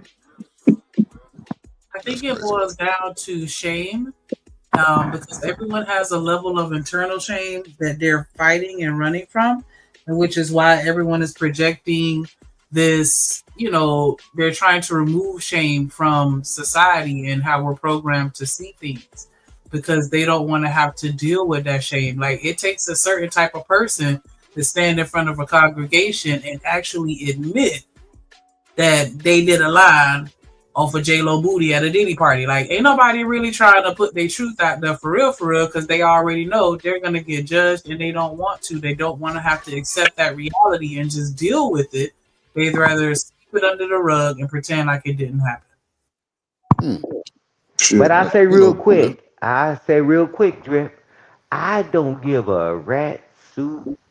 I don't give a damn Once you have children, you have an obligation to the damn children. Forget your pride. Forget your ego. That's why when people have children and they talk about their pride and their ego, I don't want to look a certain way. Hell no. You shouldn't have children because your children are going to bear your bullshit. You teach them, you teach your children how to be dishonest. You teach your children not to have integrity. You teach your children not to love their family. You teach them not to be loyal because you're not. Don't have children. Fuck your shame. You gave it up. Damn. Move out the way. You gave it up. They children about integrity when they know that they sleeping with their sister husband. How can That's I tell what I'm saying. That's what I'm saying, Shanika. when You're I'm right. you're doing everything that I'm telling you not to do in your face? Yeah, you're right, Shanika. Man, when you have children, man, it's a whole nother level playing field, man. Now, They want what they want. They don't care about them kids. They care about what they want. thank you. It's the only reason why the kids is there to begin with. For Thank you. selfish reasons most of the time. There you go. Appreciate you, Shanika. Yeah, thank you, Shanika, for flushing that out. Because at the end of the day, hey, my child is bad. He steals. He did it. Man, he saw you put that shit in your bra. He saw you dead. I saw you slide it in your pocket. Hey, lie and tell them I'm not here. Man, we teaching them all this shit, and then we punish them for what we told them to do. Mm-hmm. Oh, okay, cool. That's what I'm telling you. You're going to have children, man. You got to change all your dang on way you see the world and all that.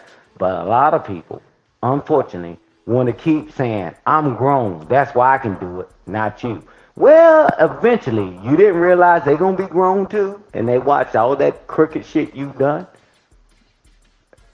That's like when people go to prison and they charge them as an adult, they learn how to be better criminals. Because eventually they're going to get out. And that's the same thing in your damn house. Man, come on. Kid, do you care about children? That's the real question. Do you even care about your children? Well, let's look at the way the world is. Obviously not. You put yourself first, you're done. And guess what? And then you want to punish your children. Cool. Yeah, that's crazy. You got it. And you through. That's crazy work. That is crazy work. Hold on. So, Shanika, did we get through that video or we didn't get through it at all? I didn't play it. With the black guy? Yeah.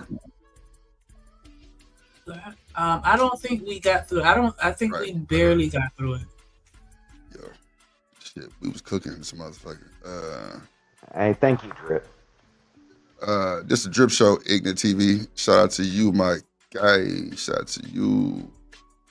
Shout out to TMKC for the simulcast too. Shout out to Miss Joy for the simulcast. Tierney for the simulcast. Appreciate y'all. Appreciate y'all for the simulcast, man. Ignite TV. I be seeing him on Izzy shit. Good dude. Good dude. Daryl say drop link. I dropped the link, Demon. Trey say that. What do you say? What do you say? Don't judge me, era. Don't judge me. Yeah, don't nobody want to have to deal with the consequences of their actions anymore. Right. That's why it's difficult for people to accept it when we say we don't care. I got you. We don't care that you got that crazy girl pregnant. That's on you. Deal with it. Mama told you leave that motherfucker alone. Your deadbeat. That's on you. Deal with it. That's crazy. But you know what? All them sayings that mom and daddy used to say back in the day, that shit be different when it come through now. Oh yeah. 'Cause you find yourself saying them. Oh Yeah, yeah. but they tell you because they was telling you the truth. No, that's a fact. Come on. Think about my mama. I appreciated her judgment and her ass whoopings and blows and brooms and all that shit because if I didn't get some of that shit, who knows where I'd be. That's a Amen. fact. That's a fact. I know I'm talking about- that think that our generation is traumatized because of spankings and all that. But honey, if I didn't get some of them spankings, I know I'd probably be off the chain. Man, Miss Joy, my mama still to this day, she'd just be crying. I'm like, man, what you crying for?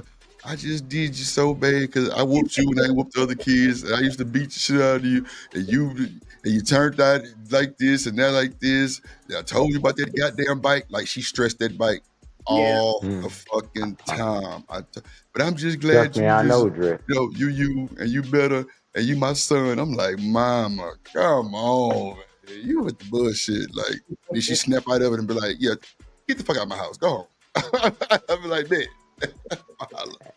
But I mean, that's just me and my mama dynamic though. Like, it's different than my brother and sister dynamic because me and my mama can cuss. Like, not like a cuss out, but like I'm her son that she just really molded her whole family with. Meaning she did, she trial and error with me. But right now, my mom can call me and be like, what you doing? I can tell her I'm smoking a blunt. She gonna tell me, yeah, your ass been smoking. Every time I call you smoking, what you gonna do? Smoke your life away? And she get to going on a rant. It's like I was the firstborn, so it hit a little different. It hit way different than my brother and sister because she never really beat them like that. Like, because the expectation was for you, Drip. The expectation was high for you, and she learned through trial and error. She didn't have it all right, but now she can look at you and say, "Look at my baby. He's a grown man now." Mm-hmm. So you know what I'm saying? A lot of people just don't focus. She focused on her children when she had y'all. Mm-hmm. And she probably didn't have to whoop everybody else because you was probably on their ass. Yeah. Now, them seeing me get my ass whooped, scared the shit out of them first. Shit. That's all it takes, man. Exactly. That's all it takes. That's Say shit. Your mom was playing with Drip ass up. Didn't I tell you not to? Well, look, she heard me crying. They heard me crying in that motherfucker and them blows, and then seeing what she went in there with that wasn't just a belt. Oh hell no, they wouldn't. Nah, they wouldn't. Hey, Drip, but you got your family. Y'all kept the family union together, man, and that's the most important part of it. Say, Ma, I get it. You name me one ass whooping you got from your mom, right? I didn't deserve that. You might have maybe one or two. You say I was covering for my siblings. But other than that, Drip, you came on this panel several times. Me and you talk. Say, Stan, man, I earned every one of them motherfuckers. I took the car. I did this and I did that. You say, shit, and whatever. Man, I don't mind being transparent with that shit because all their lies, they gonna do nothing but take the community. Yes, sir. Yes, sir. And but she kept the family together, man. And it's like now people are doing all this negative stuff, man, and the family's not together. See, because no matter what, your mom knew she needed to do what she needed to do, change her lifestyle and all that. Now, today, fast forward to 2025, guess what? I'm grown. That's what I'm doing. And all that. We went right back to don't do as I do what I say. Right? We right back to that now. And we saw that where it got everybody, man. But hey, and you got your family, man. And shout out to you, man. Your nephew and your family and all that. Man, you already starting this stuff back over again. And that's why I support you and I appreciate you, man. Because I'm telling you, man, you ain't getting through this life by yourself. And anybody that tell you that damn lie, they're a lie. Don't worry about it. Go to the VA hospital and nursing home. I ain't going to tell you the rest of that story.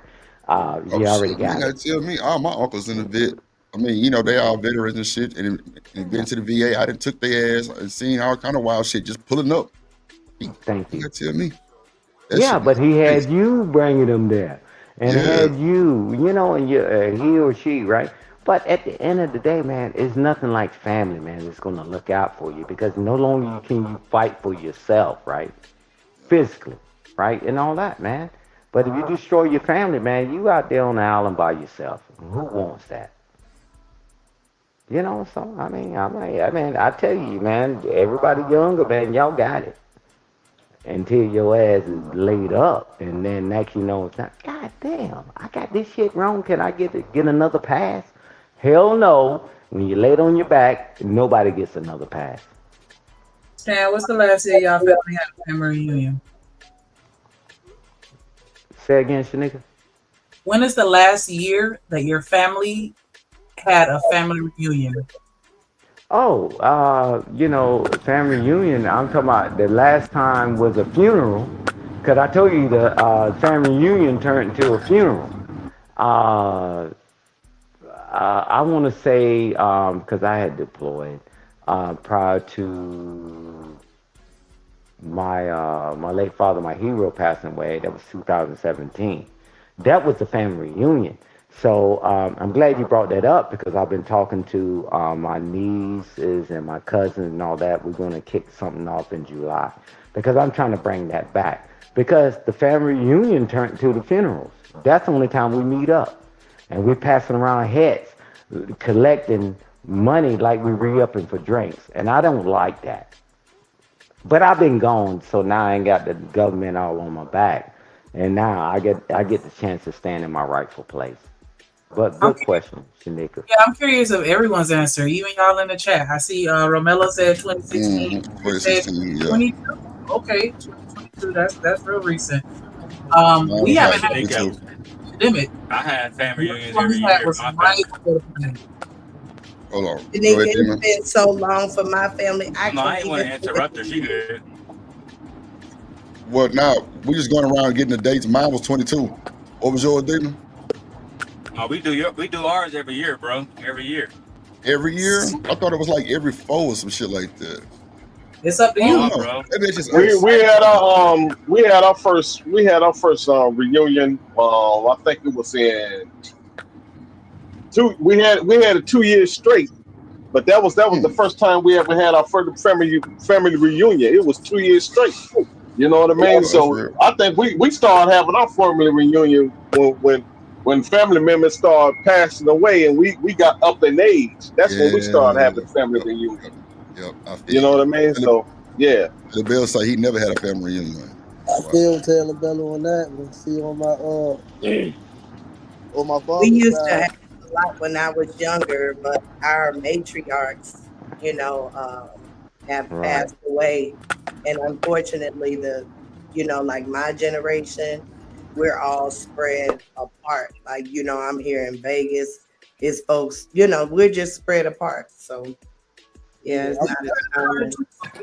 We got a Facebook group where we stay connected with each other or whatever, and we try to have the family reunions where everybody lives at least once. Depending on how many people live out there and how convenient it is, because the elders, it's difficult for them to travel. But yeah, we were having them consistently. But then when 19 hit, it kind of dissipated. I'm not even gonna hold you. Yeah, can y'all hear me now? Yeah, we hear. All right, yeah, I was about to say, no, I feel Taylor Bello on that one. See, on my father's side, I was about to say had a family reunion. I want to say last time I had a family reunion was probably about 11th grade. Yeah, probably about 2015-ish, about 2014, 2015 on my father's side. On my mother's side, never had a family reunion ever. So I understand where Taylor Bell coming from on that one, because I was about to say as much family reunions as I went. I probably went to like 2, maybe 3 of them. I still don't know how them niggas. I think that would be a nice start, hyping up family reunions, trying to encourage everybody to get together with their people and just enjoy one another to, build that love for the family, and then hopefully that can spread out amongst the community. Yeah, that's a good idea, because that is something that probably isn't, like on the forefront like it was back in the day. I'm glad y'all brought that up, because I had a question for Rooster actually, but now that I have this question, actually all 3 of y'all can answer. You, let me see, Miss Joy, Stan, Mr. Rooster and Coach Furry. I want all 3 of y'all to answer this question that I got real quick. So now knowing how today's society is, and less family reunions, less cookouts, and all that, what would y'all have done differently to actually keep it going?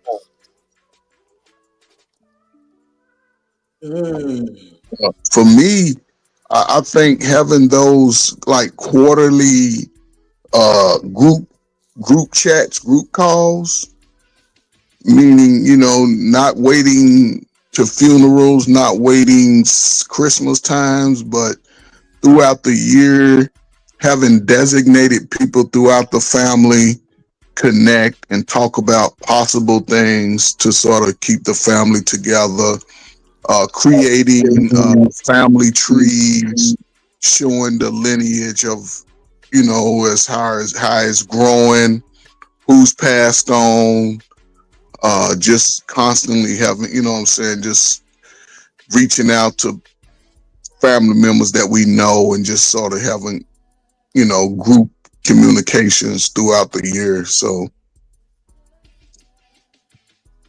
there's no one way, but you can just try. I answered the question. So with me, right, is that what I would have done differently to keep it going is that, man, I've been jet setting around the country. No excuse, right? Because the elders, some of them are still alive, right? But, and I go with what I was saying earlier, when the matriarch of the family passed away, everybody started doing a divide, right? However, if I had to do over again, I don't know how I would change it because it takes somebody to organize it, right? And who's really serious about it, right? The T-shirts and make sure the locations and all that. I wasn't in a position, like right now, if I call the family now, right? My cousins and my nephews and my children, whatever, said we meeting in August, they'll move, right? But I wasn't in the capacity where I could do it. I can't do that from Iraq, and I couldn't do it then, right? But now I'm back, and that's why, thank you, Shanika, for bringing that up, because that's why I've been talking to my nieces, my nephew, and my children, because we're going to kick it back off this year. I was in the position, man, and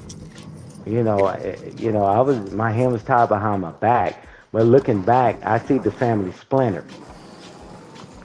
So I can't go back and put the genie back in the bottle because I was doing the obligation, the contract I signed. But now moving forward, I know we need it more now than we ever needed it. I land the plane there. Somebody got a lot of background noise. What up, I'm in the goddamn car, my bad. Mute, please. Salute Grand Rising to the Queens. I was about to say Miss Joy still got an answer.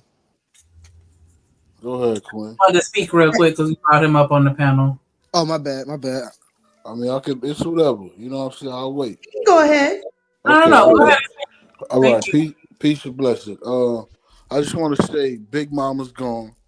We missing Ida, Ruby Lee, Maybelline. They all gone. Now we got the crackheads left, the crackhead mamas and all that, and the sisters that wasn't there that had to work all day and left them badass kids in the house, and they just destroyed the neighborhood because the sister had to go to work. You know what I'm saying? So that's who the grandmamas we got. We got the grandmamas that want to party because they missed partying because they was working all the time. So that's the grandmothers we got now who's alive. So that's why stuff don't come together like that, and it's really it's a no judge policy now for these older women because they want to do what they want to do. So they don't want to judge you because they want to be in the club next to you and they 60s, and you know what I'm saying. So it's the dynamic is all gone. And one more thing, and I'll land the plane. I want to give these crackers. Can I say crackers? Yeah. Okay, I want to give these crackers all of their stuff back. Let's give them their holidays back. That's for their mama. Let's give them their mama's day back. Let's give them back birthdays. Let's give them all their stuff back. Let's just do our own thing. When it's your birthday, you celebrate the people that brought you on this planet. Let's flip it up. I was about to say, I agree because I was about to say as far as birthdays and holidays go, like that shit really don't mean shit at the end of the day. Yeah, you cut me off though, baby. I respect that. Thank you for agreeing. But 3 seconds and I'm done. Like I'm saying, all of the holidays, give it back. Let them have their stuff. These ain't us. They ain't us. These people believe cleaning their body was bad luck and witchcraft. Let them have their stuff. I digress. PJ, time out Sugar Bum for 10 seconds. Ms. Joy, I believe that you were about to answer Trey's question. I If was you just don't, going if you to don't say, remember, I can ask it again. no, I remember you said what I would change to possibly keep, like, I guess, the family together, basically, right? Yep. Okay. So what I believe changed as far as like in my family, you know, when the matriarchs start dying off or what have you, we stopped coming together for the Sunday dinners. So I think that that's what, you know, I would probably bring back, the Sunday dinners. Me personally, I feel like I would hunt out the people that are most passionate about the family, because I feel like every family got that one historian that know everything about the family, the person that's invested in us, you know, being together. And, you know, you always have that one person that really, truly loves family, right? So I would get them. I would get the person that has a lot of time on their hands, because either they, you know, getting government assistance, or maybe they just not working, whatever. I will find somebody that is young, that is hip to the current platforms and things like that can help us stay connected. Like, I would try to build my little dream team of people that are willing to be committed to the family, so that we can, you know, have those meetings and conversations like what Coach Ferg was mentioning, just staying in touch and making sure that everyone is connected, because that connection, I think, is most important. Because, you know, you can have organize a family reunion, but if I don't fool with you, or, you know what I'm saying, like, or, you know, whatever, like, you want to have that connection, that camaraderie or whatever. But yeah, I would just try to find the people that would be willing to put in the work and just make sure we all stay on the same page and keep that connected. What up, Chanel? Hey, Shanika, let me tell you this. That sounds wonderful, right? It sounds great. But what Miss Joy was saying, the matriarch of the family, that means it's somebody had to be the leader, right? No matter what you're doing, I don't care if your ass is in New York and you live in Florida, right? Or you live in Mexico, right? Whatever. It got to be somebody that have that leadership that said, get here, right? Because like I'm saying, I'm not messing around. If I call my family right now, we're going to meet here at this date, at this time, and, you know, they're going to move, right?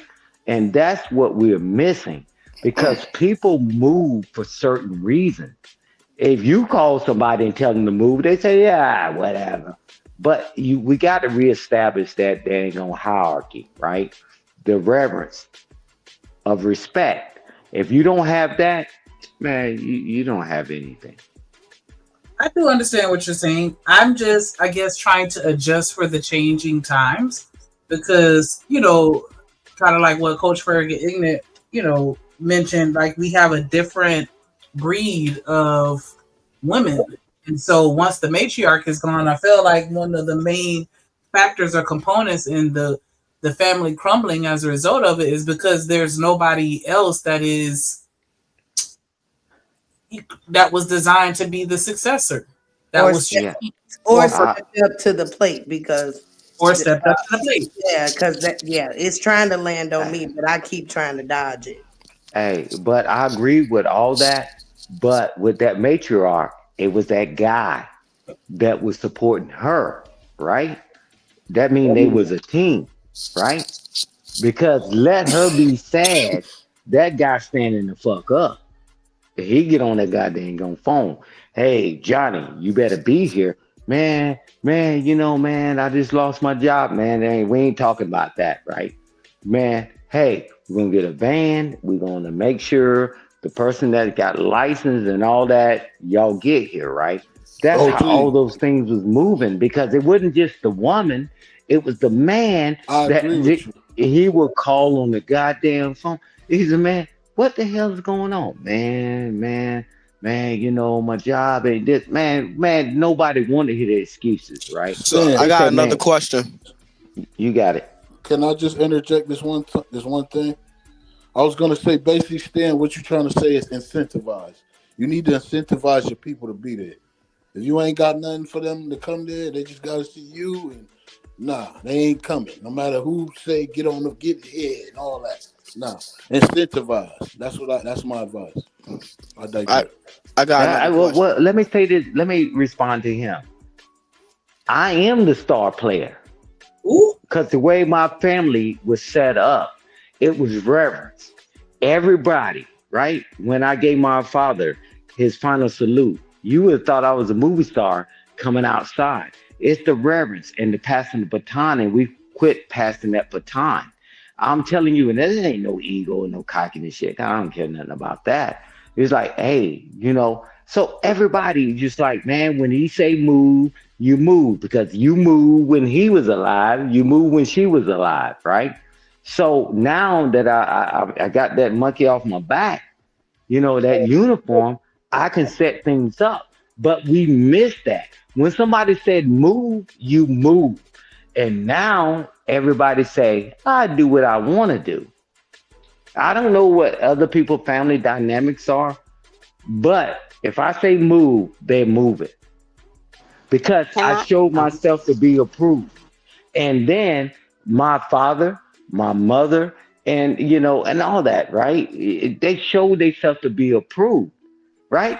They don't look at me as no loser, no bum or whatever, man, because the family does so much for the family, right? As a collective. But we lost all that because everybody balling, right? But my family dynamic is totally different. So I land the plane there. I got Can another I question. add one thing? Can I Oh, go ask ahead. one, or just make one comment? Go ahead, Sean. I just would say what I would bring back is like the human connection. I think as humans as a whole, black, white, or otherwise, we're all so disconnected in general. Nobody speaks to anybody. You get on the elevator, nobody says hi. People almost want to just put on their headphones at all times. And they're forgetting that disconnection trickles down.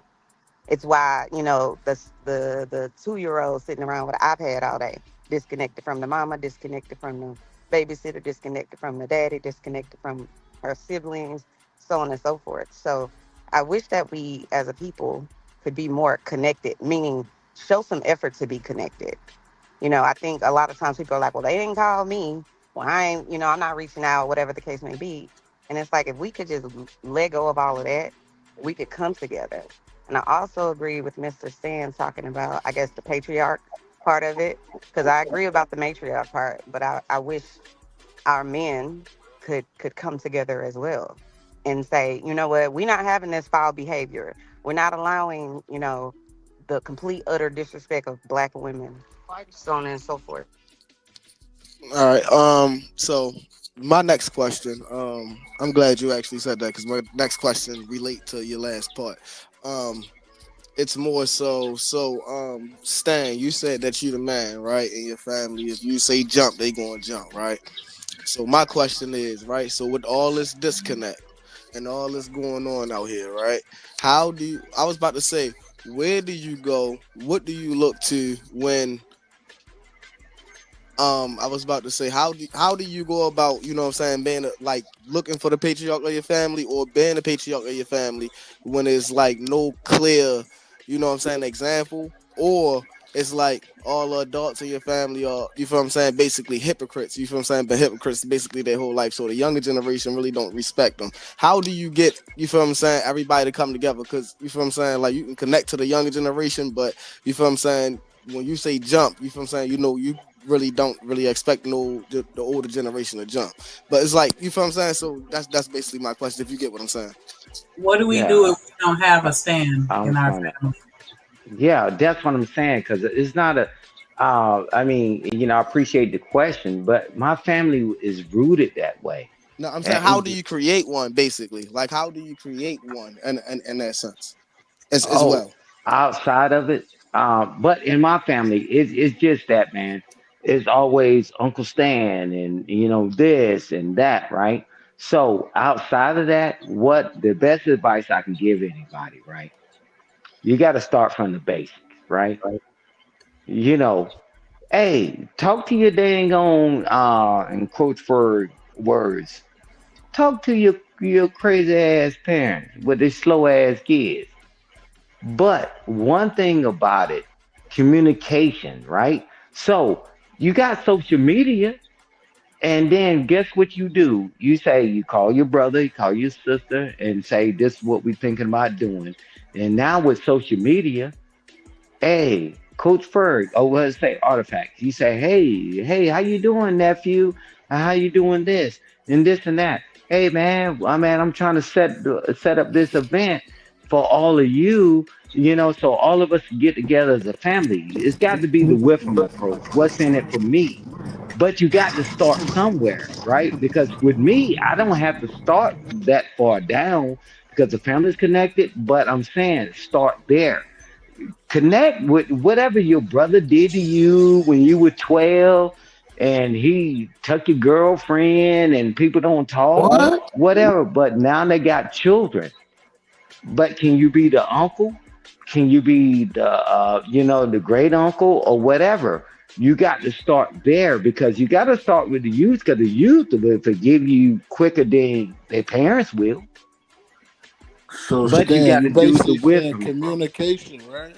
Because they Yeah, get lost communicate. in translation when you keep going. I lost it. Is it communication? Yeah. Start the Okay. communication. Let me slow it down. Communication. Thank Start you. with communication. Thank you. Because if you ain't never talked to your brother in 10 or 15, Yo, Communication was you good, asked saying OG. that question, Iggy? You asked saying that? Saying. Can you hear you? Can y'all hear me? Yeah, I can hear you. bro. Okay. Yeah, I hear you. Stan. He was asking you the question, right? Oh shit, Stan Yeah, got I a was phone asking. call. I was about to say I was asking everybody the question. I was asking Oh, Stan okay. for anybody who want to answer. Oh, go ahead, Iggy. My bad. I'm on my phone, so Nah, I ain't he gonna clarified it. I hold you. just wanted to know because I heard him, but then he kept going. So I was trying to take it all in. Pause. I'm writing Yeah, it down. right. And he said, because I was just trying to get how do you start it? Because that was a good question that Buddy proposed. So I It was just was trying a to very get. good question. I would have said find the person in your family that you think fits the mold of someone that could, hold that position and have a real nigga conversation with them. Like, The hey, stress yo, too high on him right now. I was about to say I can't even go to him. The stress way too high on him right now. Like Okay. he in and out the hospital type shit. So I ain't even trying to do all that. So Trey, the come fact there.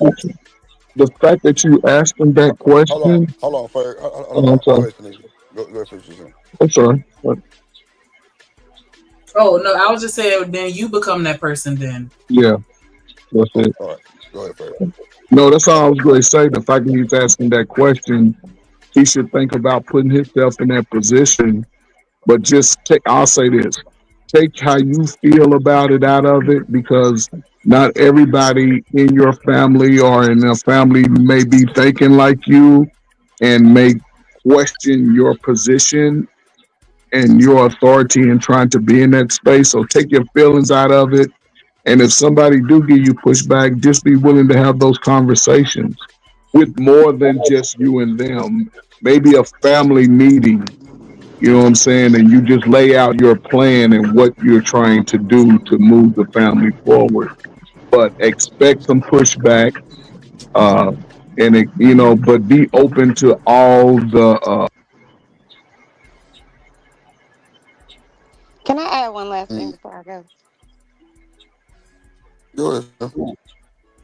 Yeah, I was just gonna say, it bothers me every time, someone in my family, my husband's family, whatever, we go to a funeral and it's like you see all the cousins and they significant others, they kids, so on and so forth.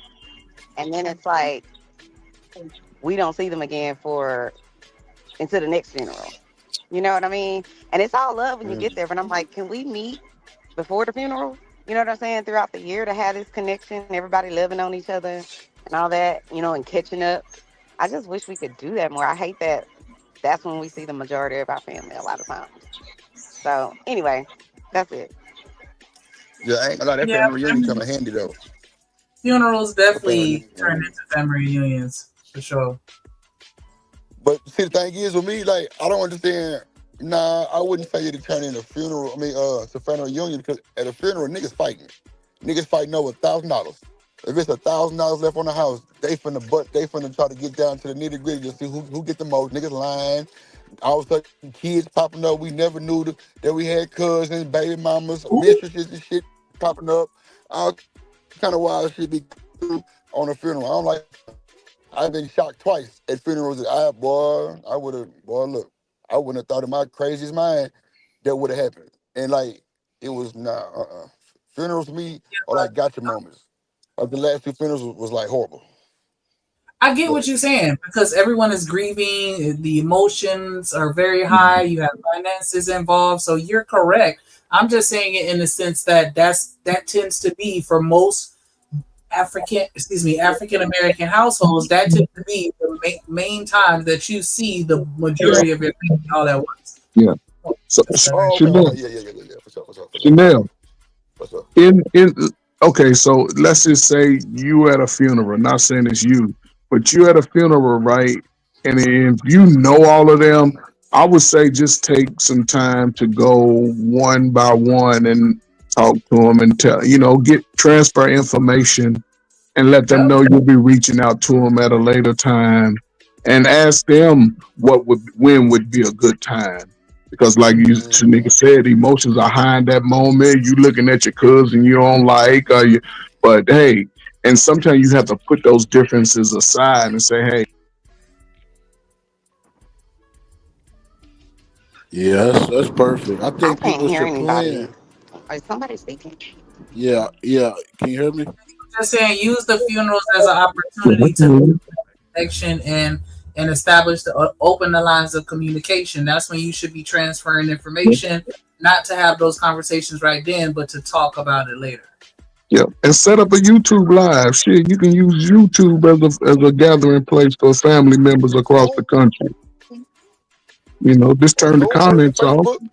What happened to Facebook? Yeah, Facebook, all that. Yeah. Planning too. Planning is a big one because a lot of people got work, jobs, kids. Like if you want to plan something, I'll say give it a couple months out, or a year. Give it a year out. Even that too. A year. Set it up and keep checking in with your folks. Hey, the other month, make sure we still good. I feel like a family reunion should be every 6 months, in my personal opinion. You should be able to get with your full family at least twice a year. Man, I gotta send my kids to school, man. I can't be going to Florida and shit, man. Yeah, that's what I'm saying. Incentivize, brother. I gotta get my taxes, man. No, but you gotta be able to look at the people in your family. If there's some single parents, then they might not have as much free time or money to sort of do that. But again, those lines of communication to where, hey sis, I'm doing a live. Hey cuz, I'm doing a little live, man. Let's jump on and let's just talk about, that's the way you can. Ferg, that's the thing. You ain't just playing about that tax and shit. That's really what be going on though. Let's keep it a buck. Yeah, really but what be going on though. Motherfucker got more excuse than the goddamn law allowed. Like, I'm talking about the dumbest excuse. Knowing we know your mom and them. Like, come on, man. Like, I don't know. I really think people be thinking that they got more shit to do than actually come to their family until they need their family. Straight up. When you got kids these days growing up and they going to college and shit in the same town as your family and don't talk to none of them. And we don't even know that we cousins. See, that's why I believe in the youth. Y'all always keep the youth together. Like, they got to know each other. Fuck the old people, fuck them. Right. 30 and up, fuck them. Right. Yeah. They don't care what they doing. But the ones under 30, make sure they always come together at least once a year so they know each other. Yeah, man. I'm talking about, and then even on top of that, bro, I done had family members go to the same school. I ain't said one word. I'm like, bro, how in the fuck? Back in our day, boy, we linked up. I'm talking about, what? Yeah, boy, we linking up causing trouble.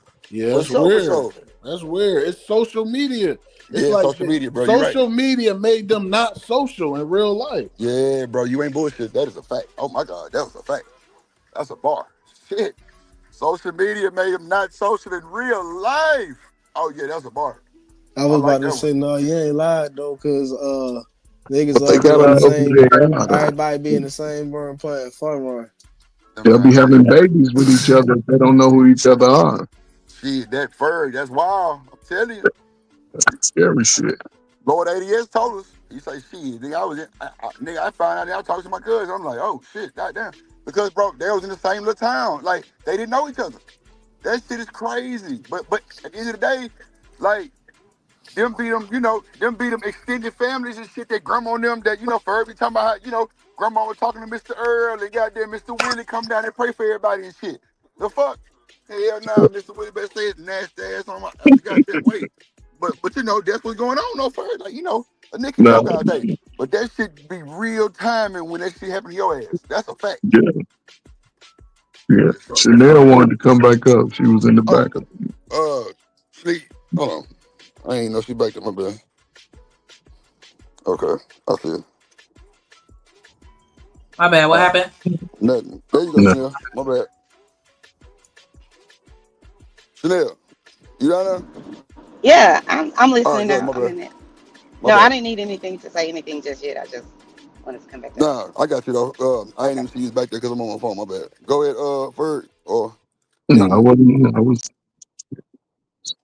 nah, but shit, hey, look, that shit for real though, man. I'm talking about same school, don't know each other until something happen, or either goddamn they need a ride. Come on, bro, that's boy, motherfucking Not fucked they up. need a ride. I mean, I'm just saying, think about it. Niggas I'm not playing always with talk when you. they need a I'm not playing ride. with you. I can't. Yo, Come I ain't on, gonna man, lie. that I'm be the from main Brooklyn. thing. I'm from And you Brooklyn, take your right? cousin to what's oh, now you my goddamn cousin. Right. No, that's how it be. It's like you don't know that's your cousin until you beefing with him. You feel Man, me? look, nah, Until for y'all sure, beefing that with too. each other, that's when you find out that's your cousin. Come on, man, he ain't lying. That's how it is, at least in Brooklyn. Like I Man, ain't that's even know crazy. this was my cousin, but we fighting every day, and they start getting violent. Now the parents getting involved. They're like, "Nigga, this is your cousin." Yep, it's your cousin. You ain't bullshitting, boy. You was not bullshitting on that. You ain't And that's bullshitting. exactly why y'all fighting so much, because y'all supposed to did that shit when y'all was younger. Come on, Trey. We No, supposed to you be supposed locked to in be. like Flynn. We supposed to You know each supposed other to from be a goddamn introduced. mile away. Oh, there's kid folk them down there in bed. Let's go lock up. Man, shit, yeah, nigga, what? You ain't know Yeah, I their name. remember. It's like if your cousin fight, we all fighting. There you go. I don't give a fuck That's what's how I was going raised. down. That's how I was raised. We all fighting. Yep. Let's get off this bus right here, right now. You got the I'm gonna smoke whoop your with ass. Tweety. Well, you got the smoke with all of us. Let's just Shit. get it. I'm telling you, that's how it was me too.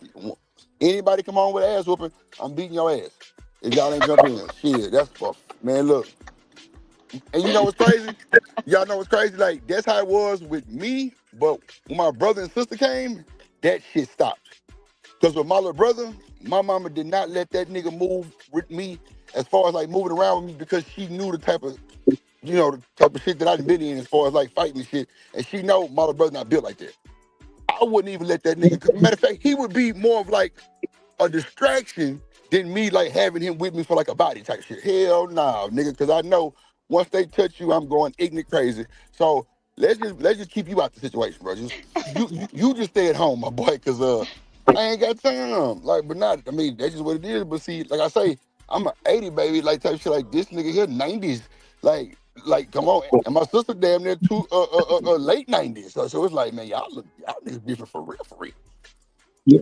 But here's the crazy part. All of this that we talking about comes down to communication.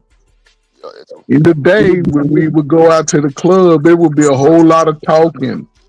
It can be a lot of, dating. People gotta ask the right questions. Hey, you know such and such? Yeah, that's my cousin. Oh, that's my cousin too.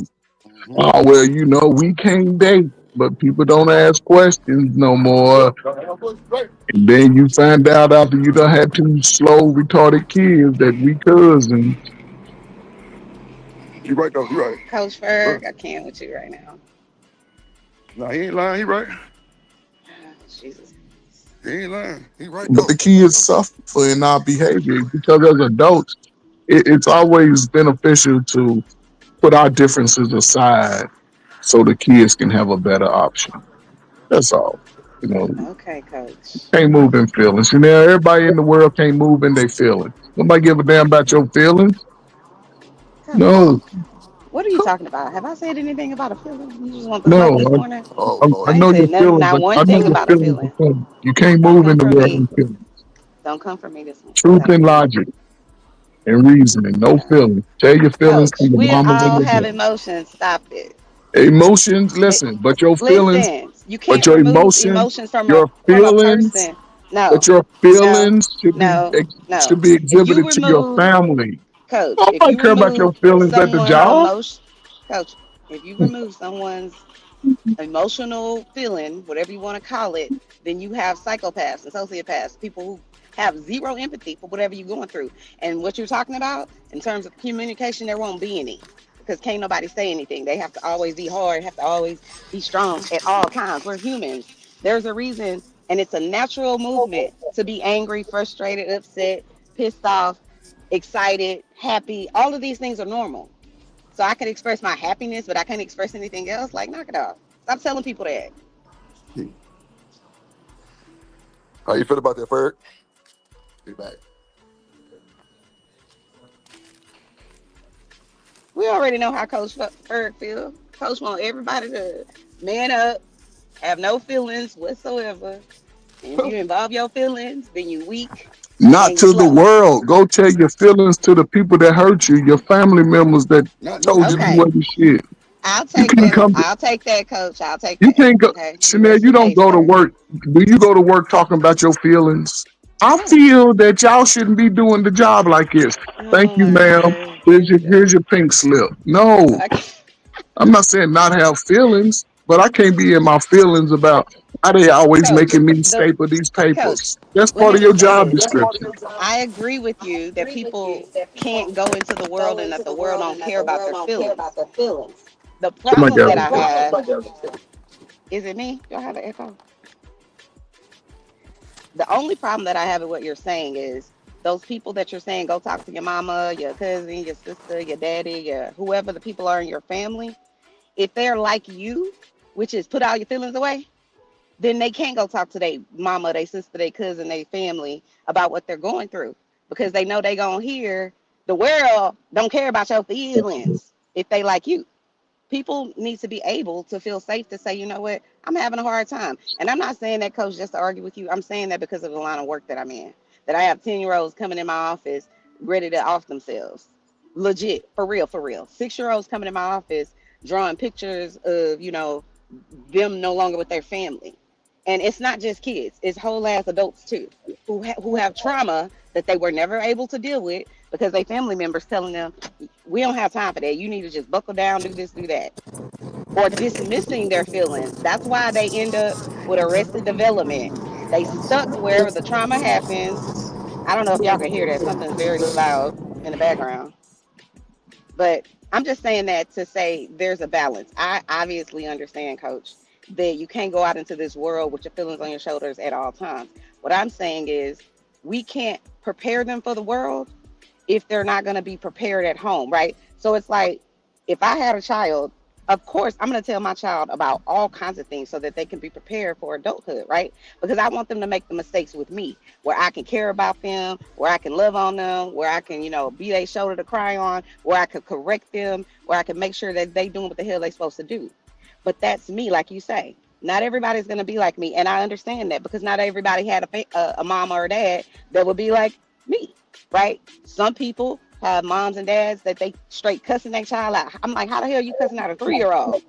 And this is a fact. So, They cussing them out like they 15 years old. That's crazy.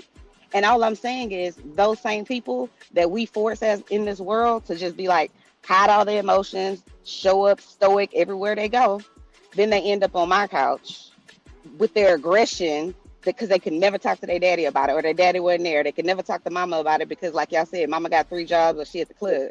Or just disconnected in general, the parents are. So all I'm saying is what you're saying is right. Yeah, they should be able to talk to the parents or their within their family. But if their family is toxic, who are they talking to? All of those people that you're talking about, those children, they didn't get that behavior from nowhere. Behavior is learned most of the time. So if they're acting out and doing the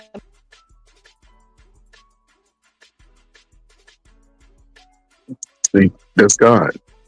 But anyway, but Chanel, what I'm saying is, from an adult point of view, listen, when people make it to adulthood, you have to find a way to release that negative energy out of you. I know And they released it at my desk in my office.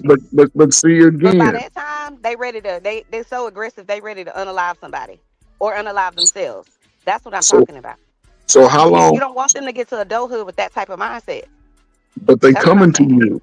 What I'm saying is this, because if we okay, I'll just say this: we both have worked in the similar line of work, right? If they was to come to me, okay, it's two different. You had somebody come to you, and I had somebody come to you, same age, similar experiences.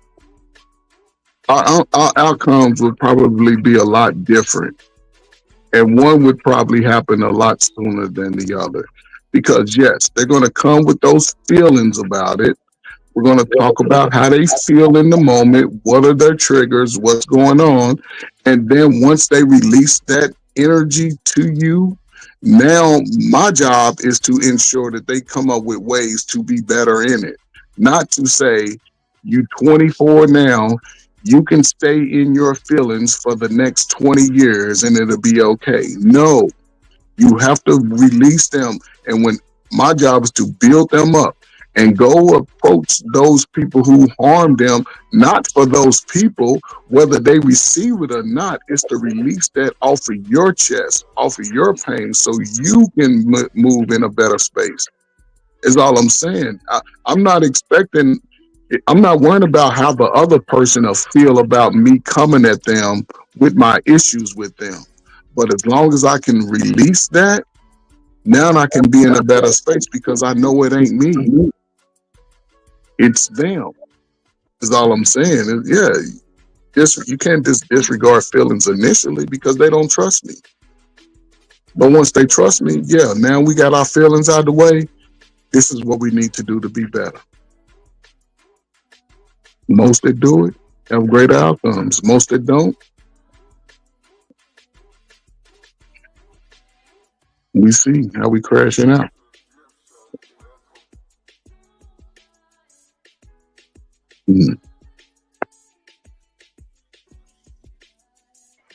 Let me ask the panel. I want to ask the panel a question. You think it would be? Do y'all think it would be a much more more structured, foundational based family if we be more selective of who we choose our mate, who we choose to marry, who we choose to lay down and procreate with? Like they have societies like Jack and Jill. Y'all probably already heard of that, where they are very selective on who they associate with, who they get their daughters and sons with. Indeed. My personal yeah. Go ahead, Fed. Yeah. Oh, it'll be quick. My personal opinion, I would say yes. Thank you. Nah, I'm through. I agree. I really want to go back to the days of arranged marriages. I'm gonna keep contesting, putting that out there, Drip. You say you do? Yeah, I want arranged marriages. But that goes back to what I said earlier. Without the family, none of this is possible.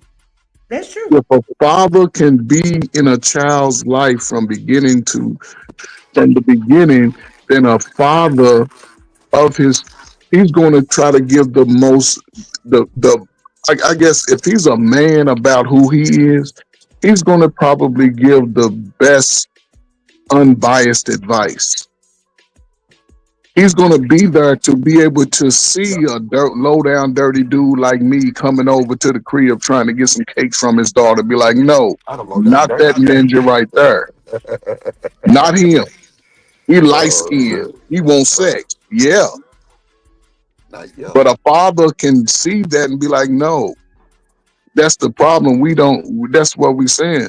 We don't have that as a foundation in our community. Our children are born at a single mother rate at 80%. So there's no marriage, there's no family. We just two people having good sex until the baby here. So yes, we could have that if the family could find a way to be. And when I say family, it's more than just mom and dad. Sometimes it's the extended family. Some people are raised by hell of a grandmothers. The grandmamas put the children first. The people that put the child first have the best results. The people that move selfishly about what they want, the child suffers. So, yeah.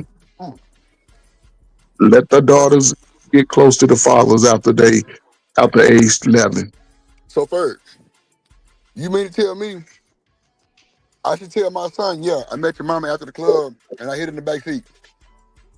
Yeah, you got age appropriate. If your son come to you saying you ain't shit, mama said you left us and da da da da da da da, what do you say? That's so crazy, for I ain't gonna lie to you. Like, I don't know if I would have the balls to tell my kids. Know what I'm saying? As older, okay, most children when they already hearing the bad stories. Oh, okay. Your daddy ain't shit.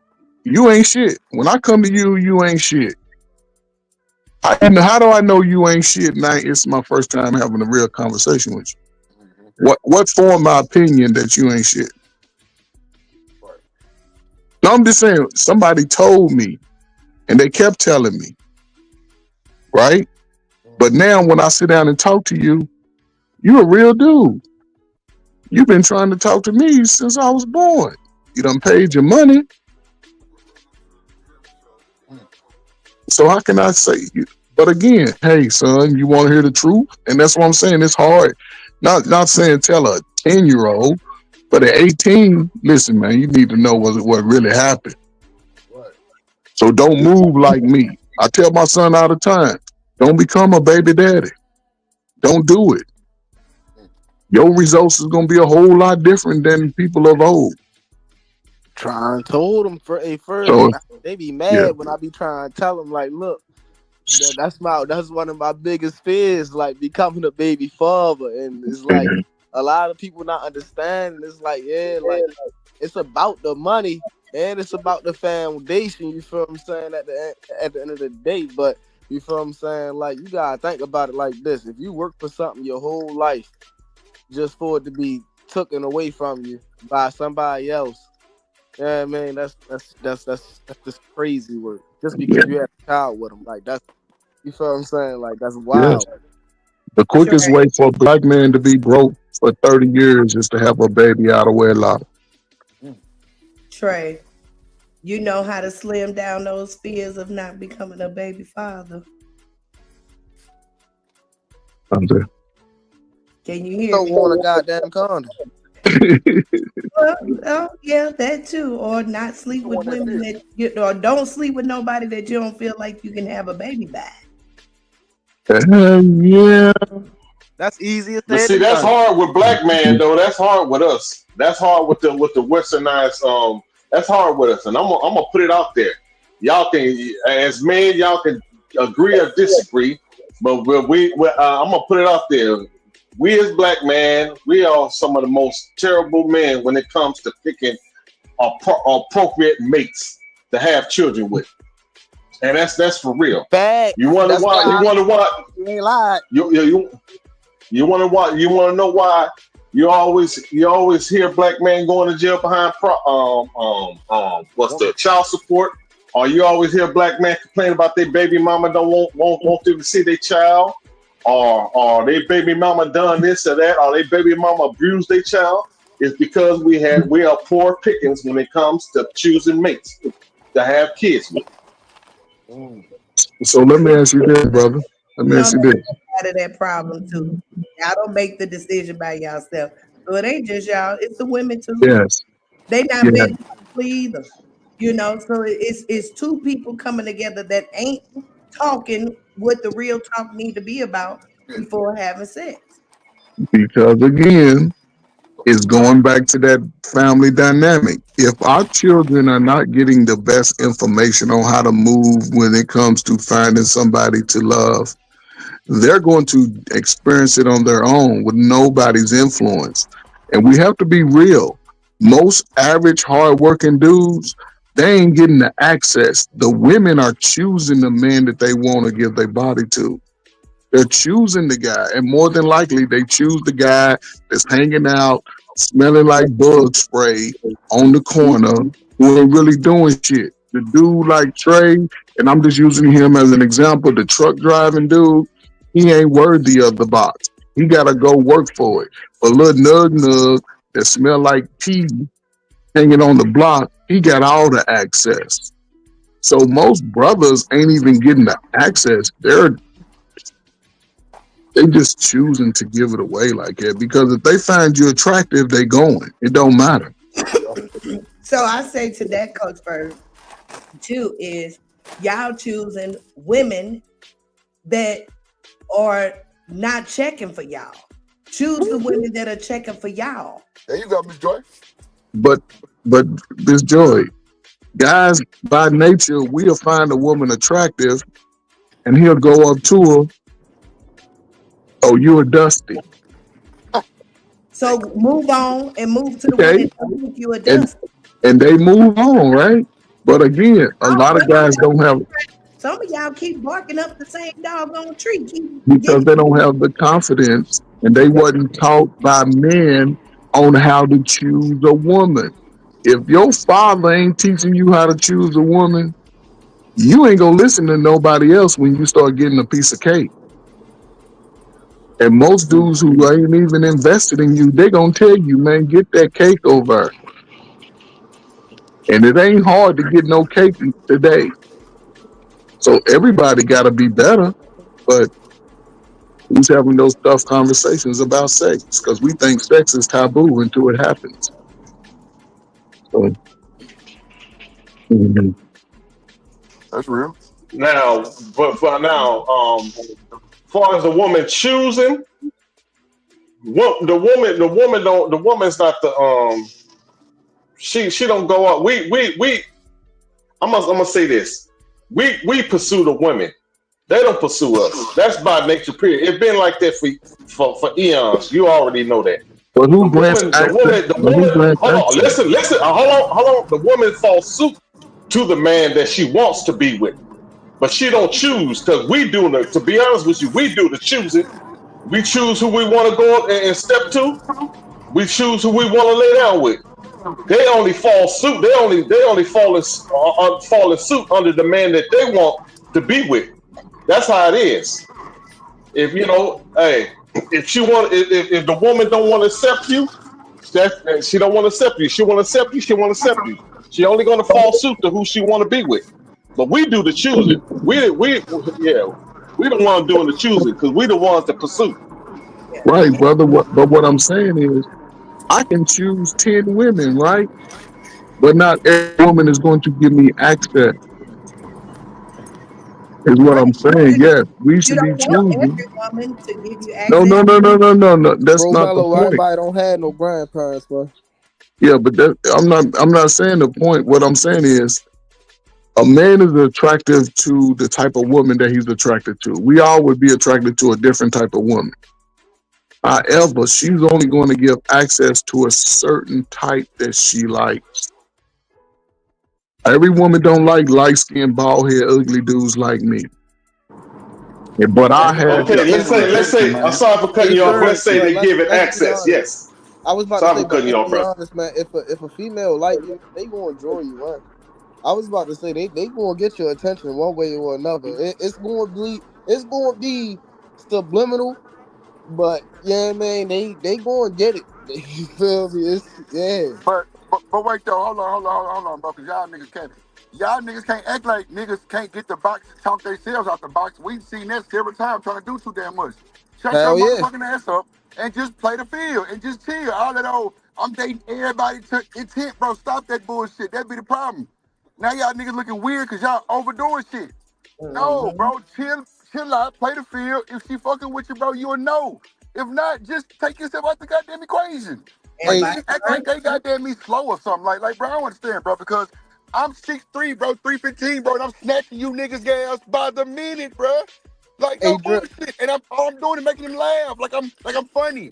So for you niggas to get all crazy, get anxiety, PTSD, get to stuttering, get to tripping over your goddamn shoestring and shit for no reason, bro, that shit weird, bro. And it makes you socially fucking awkward. Me, I didn't have iPads growing up, nigga. Wasn't no iPads. It was a Nokia cell phone that had Snake on it. That was it. That was it. I went to school, played ball on the collegiate level, like damn near professional. Like, it was too easy, bro. Niggas make this shit hard. Women will go if you like, bro. Even if you like socially awkward, but you known, women will fuck with you. Like, come on, bro. That's what I'm saying. If they ain't understand what I just now said, bro, they go. If they want you, they go show you. Right. Y'all need to be trying to date outside y'all motherfucking me, goddamn, resume, and then when the motherfucker deny your application, you want to lose control. No, nigga, keep it moving, nigga. That's all you gotta do, bro. I don't know how man, she played with me. Yeah, because you kept forcing. So now she playing with your top. Now she in your pockets. Now you lead with other shit that you normally don't lead with. Come on, man. Come on, man. We gotta stop. You ain't lying there. We gotta stop. We gotta stop. These niggas be on here. You can't tell them that. And I don't be, come on, bro. Drip ain't doing no capping. You niggas get the line and shit. I'm calling that shit out every time, bro, because it needs to be called out. Because everybody on here got women and all this other shit. Ain't nowhere in hell you backed up like that and you screaming at women. And you trying to judge women on what day they put their tampon on. You know her period days more than she, you know what I'm saying? Then she know her own period days. Like, come on, bro. You know when she coming on her period, Dami. Listen, right? These niggas ain't eating pussy because when you eating pussy, you know when you gonna know when she about to come on her period, bro. That's a fact. Come on, bro. It's sad, bro, that people actually be trying to judge and tell. And Ferg, I ain't talking about your ass because we know how you don't like wigs. That's cool. You don't like wigs? Don't choose nobody with a wig. And Ferg did a perfect job because he got his wife and she ain't got no wig. She got sister likes, goddamn, and everything. And he love it and he happy. He picked what was best for him. Niggas be out here trying to apply for positions that they don't qualify for. Yep. And women too. Oh no! Everything I say is vice versa. Everything I say, Ms. Joy, gonna be on both sides. It's vice versa because I ain't doing no caper for none of them. Vice versa on both sides because women do the same thing. They want a high value millionaire, but that nigga gonna play you like a funky piano. Right. But you want a high value nigga. I don't understand. Somebody tell me something. I don't understand. But you ain't high value. That don't even. Ass ain't no value. Ain't no value. No value. You want to come meet a nigga playing in the league, and you want to come with the EBT card. Oh my God! Fuck? But you fine though, Miss Joy. You bad than a motherfucker. They want to leave. They want to leave with that face card so bad. Yeah, boy, that motherfucker is invalid. That motherfucker invalid. Yeah. Then you find out that her feet dirty. And her feet stink. Her feet dirty and stink. Yeah, wow. Ooh, child. Tell you, Miss Joy, these motherfuckers be delusional. So sometimes. Go ahead, Fred. Go ahead. No. But what we're speaking about goes back to the original thing. It starts with the family. If the family's not a unit, then how can I know how to choose the right woman or choose the right woman? We was playing Pop Warner football talking to the cheerleaders. Come on, man. But what I'm saying is, we was as an adult. What does a good woman look like to me if I haven't had people show me what red flags are? She's you know what I'm saying? Because you hear it all the time. I like a little edgy guy, a little bad boy, a dude that work at Amazon. He's too boring. They like the little edgy dude, but they ain't thinking about what come with that dude. That's why niggas on edge. Because he's ready to slap you upside the head. Coach Slap the shit out your ass. I really do think that that's a misconception. Women do not like bad boys. That's what they say. No, they say out their mouth. No, y'all say that. No, women say that. No, I'm a woman, and I'm telling you. I've heard it. Women say that all the time. I ain't never heard no man say that. Women say it. I only hear men I always say y'all like that little feisty motherfucker. Yeah, I only hear men make that statement. But I'm telling you that most women do not like bad boys. Bad boys go to hell. They are not available. We don't want men that are not available. Bad boys get in trouble. And guess what? Most of them niggas got kids too. Hold on, Ferg. Hold on. Ms. Joy, you can't say that. You know why? They got a show called Love After Lockup. And you through. Say it again. We ain't gonna talk about it no more. What they got again, Drip? And who's getting out? Drip, who's getting out? Who's getting out? Those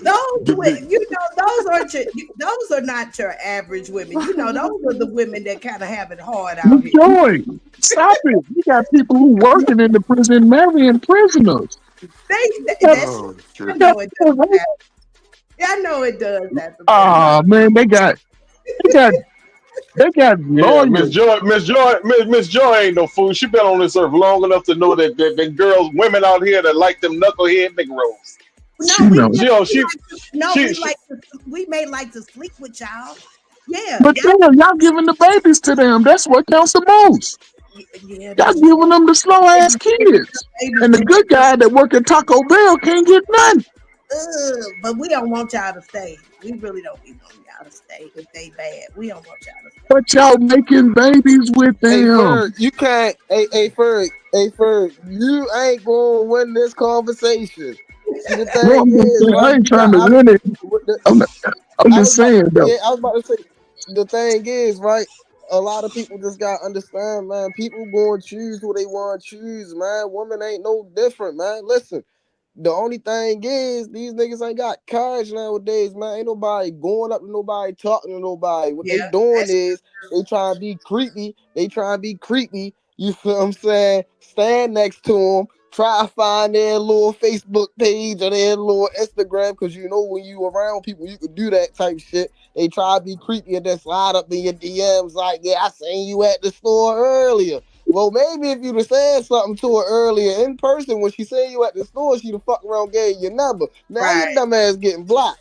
And that's how I go down with these. I do believe that too, because maybe it's the bad guy that is just the more aggressive.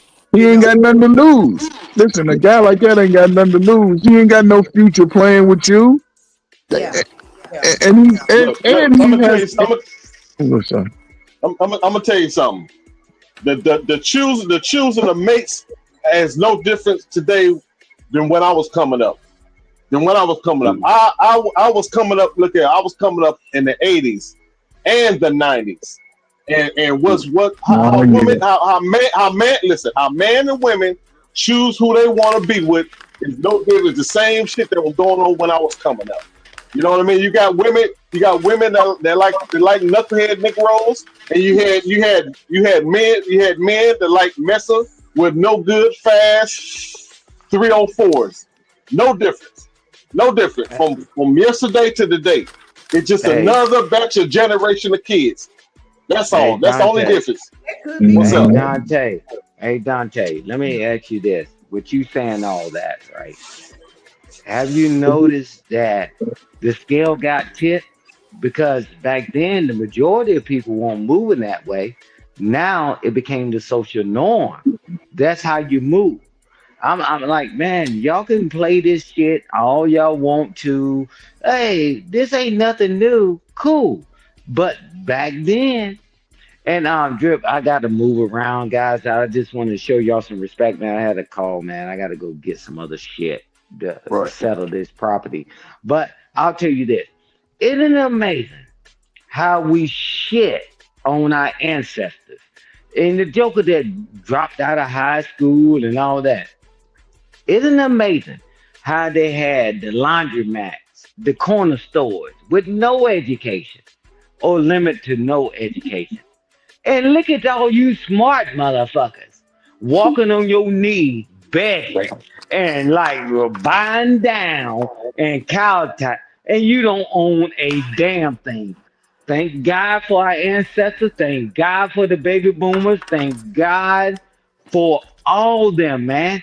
I mean, y'all are done lost your mind. Y'all the most educated, stupid people on the planet. Hey, I'm like, how do people have a third grade education that worked in the field, and when all these things happen, Drip, watch it. They own all the laundromats. They own all the corner stores. They own all that stuff. And when they die, the like Coach Ferg said, your slow children gave it all away. How did they do it? And now we smart. Now we got education. And why we the ones in credit card debt? Why are we the ones that's losing? And why are we the ones that can't even see your children? Why? Man, That's shit my on the choice. ancestors, man. You That's got a choices, fucking man. problem. That's choices. You, That's choices. yeah. Yep. Now, if you ever want to shit on the ancestors, I would take them back in the day and replace all you knock-knee, sloop-footed, rat soup-eating motherfuckers today. Because y'all are weak, you're cowards, you cry on YouTube all damn day. Them motherfuckers, they didn't get a chance to cry because they had to work. Ain't nobody got time for this goofy stuff, man. I'm telling you. No, I'm telling you the truth. How did they get all the land and all that and motherfucker can't even spell land today? You tell me, how did they do it? Yeah. Didn't have a credit card or nothing. Yeah, that's something to ponder about. Yeah, I'm telling you, we need the old and the young. I'm like, come on. And I'm like, yeah, man, everybody, when they were talking about old heads, and I'm like, cool, be old heads. But they had more than you, and I got more than most of them. But cool. But Stan, watch this though, Stan. This the thing with me. Yes. Ferg tell you he was fucked up. You know what I'm saying? He was out here thotting and all kind of shit. But it took him a long time for him to get, to his destiny. So, like, I'm not downplaying none of the stories. It's just that some shit take time with people. You know what I'm saying? Because, Ferg, you would think he goddamn holier than thou. That motherfucker, hell no. That nigga was hitting your mama and you ain't he? But at the end of the day, now he happily married man and all that talk shit. But it took him some time for that shit, right? Let me help you out. The game we played back then, y'all asses can't play it today. That's crazy. You penalize immediately. Immediately. You don't get a breath. I mean, immediately when you do something, you automatically punish. That's the difference. Y'all say y'all old heads did this, and y'all losing trying to play that same game. Man, y'all are done. You through, unless we figure this shit out, man. I'm one band, one sound, goddamn. We gonna make it. Hey, Drip, watch this. The difference is all that child support, and you can't have a doctor's license, a nursing license, taking your driver's license. They didn't do that shit back then. Guess what? Immediately they locking your black ass up. Mm-hmm. Oh, okay. Keep playing. Yeah. Drip, you know what was crazy though? One thing, I looked at my life based off what I did, right? My parents gave me the information, right? And some shit they get, like I said, my father never talked to me about sex. And I asked him one time, I said, why you?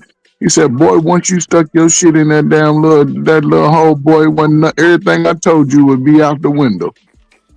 So then it hit me, right? But then one thing I noticed, one thing that I remember when me and my friends used to sit around and talk, we never blamed our parents for something that they didn't do or didn't know. I took on the responsibility for myself. Right. You know what I'm saying? So that's what I'm saying. Everybody, listen, nobody's parents has the blue book on how to be the best parent in the world. They're going to give you some good stuff. They're going to give you some bad stuff. You know what I'm saying? You just have to take it from whatever stance you take as a man to be better and do things differently. I can't blame my parents. They got me out of high school. They gave me everything I needed. They came to my football games, basketball games. So when I got out here, there was things that I was doing based off what I wanted. Because again, the mamas and the aunties was going. They was giving it up. But I realized that wasn't the best for me, so I had to step back. You know what I'm saying? And, it wasn't about what my parents did or did not do. Because I was grown. I knew I needed better. And when I moved differently, in a better space, things started to work out for me. I couldn't straddle the fence. We try to straddle the fence. We want a good woman, but we trying to fuck everything. Yeah, So, I see where you with that. you know, that's all. It just takes time, man. Like you I see said, where it's you with that. but even in that time though, like let's just say I finally come to realization at 30 years old that I want better. If I step back at least 90 days, 6 months from what I was doing, then everything could speed itself up. You know what I'm saying? It doesn't have to be 20 years in the process, but you know what I'm saying? I can't keep doing the same shit for 20 years and say, why ain't I getting the results? Sometimes I just got to step back a few weeks, a few months, and then I can move accordingly. But Hey, Coach Ferg, you doing too much. You're doing too much explaining. But I'm gonna tell you this. You tell me how all these educated, smart people with the smartphone with the dumbass, why they don't own shit? hey, it's their parents' fault, as they would say. No, yeah, watch this. With the Yeah. ones with no education that had 8 or 9 children, how did they Yeah. the land and all that? How did they get that? Mhm. We smart, we wiser. Money. We ain't gonna have children, and we not gonna we're gonna save our money. Man, you ain't saved a damn thing. Y'all Ain't are got some no money. lying, man. You're a liar, and the truth ain't in you. You want to I don't pop lie too, man. bottles. You want to take all these goddamn trips. How did Mhm. they attain all this wealth to give it to the next generation that threw it in the trash? And they Yep. was the dumb one. We call them dumb. The mother was getting abused, and the Struggle women man. didn't have a right, and all that. Mhm. Cool. Well, ain't amazing. You got all the rights, and you Well, got the damn right to sure ain't my be as generation that lost stupid. everything. You got the right to be as dumb and stupid as you want to be. Welcome Hold to on, Stan. Hold on, America. Stan. Hold on. Go ahead, Hit bro. up over Mello for the $5. You say women are attracted to men that other women are comfortable to be around. Yeah. To a certain extent, that is true. Yes, this man, you on one today, boy. Bruh, I'm telling you, man, because I'm pissed. I'm tired of man. I shouldn't have listened to all them panels over the weekend, man. Because Yeah. I'm just listening to the most ignorant shit that I ever heard in my life. And no Hold on, Stan. solution. Hold Go on. ahead, bro. James Moore with the $2. You say move around or you're through. And you're through. Mhm. Yes, indeed. Yes, Hey, indeed. hey, Hold on. Drip, Go how ahead. did they do it, Drip? How did they do it? And that's a real question. How did they do it with no education? And they ain't got credit card debt. They don't have loans. How did they do it? And tuck over blocks. How did they do it? Now y'all asses got all the more money than you got sense. That's how it happened. But now you broke, you stupid, can't get a relationship. The woman won't listen and the man won't listen. And there's some shit. I'm like, cool. Cool. Man, sometimes we got to sit back and study what we are really saying. Oh, let's blame the other generation. Man, they had a generation before them. They didn't blame their generation. They got off their damn sorry ass and went to goddamn work and capitalized on it. And guess what? The generation after that gave it back. They gave it back. I mean, come on, man. Let's be honest, man. It's 2025. All of us on this damn thing, be honest, is broke. You ain't got nothing to leave your family. You ain't got nothing to leave your children. And that's why they saying F them children. Yeah, because you ain't shit. Man, it's your damn fault. Look in the I'm mirror. leaving mine You, something. My mama them left me I'm something. telling you. My grandma and mama them Hey, left me something, Drip. so Nah, I look, can apply for it. I Drip. I ain't talking about you, bruh. Okay. I'm moved away from all this on the panel, so it's not so personal. Man, you are a failure. You're a failure. I So keep Stan, how telling you want people you somebody to are grow a when you talking to them failure. like that, though, Stan? No, Stan, how you no, want nah, somebody to man. grow? That's the way. No, listen, Drip. I had to tell myself I was a failure. I don't give a fuck what I've ever accomplished in my life. I told myself I'm a failure. People think I'm just a great guy and all that. Man, hell no. One person I ain't gonna lie to. Three people I won't lie to is my clergyman, the doctor, and myself. But y'all motherfuckers can lie to everybody. I'm like, cool, I'm fine. Man, y'all motherfucker, we see your damn ankle swelling. We see your ass can't get in a relationship and you can't do this. and you're not taking care of your children. So who the hell you lying to? Because when you first tell a lie, you lie to yourself first. Man, fuck that. The hustle is done. We need to quit hustling each other. Tell the truth. Really, at the end of the day, I'm over half a century old, man. I don't give two fucks about it if I didn't have children and grandchildren, because they got to run into y'all crazy ass motherfucking children that y'all leave out here fucked up. That's right. That's why I'm feeling the game. I mean, other than that, man, I wouldn't give a fuck. Y'all just lie so much, man. I'm good. This shit, he cooking. Somebody Yeah. stand a guy. Yeah, Uncle Stan, fuck them kids. Yeah, exactly. Fuck the kids. Nah, I can't say fuck the kids. I need the kids, man. You see what I'm saying, Drip? See, that is what it is. Because he don't understand this, right? Because if they said fuck them kids, he wouldn't be on this panel. Hell no. He would have been on the sheet. He would have been on the sheet, and he wouldn't even be able to talk. Not the sheet. No. His daddy would have went outside and shot it on the tree. Oh my God.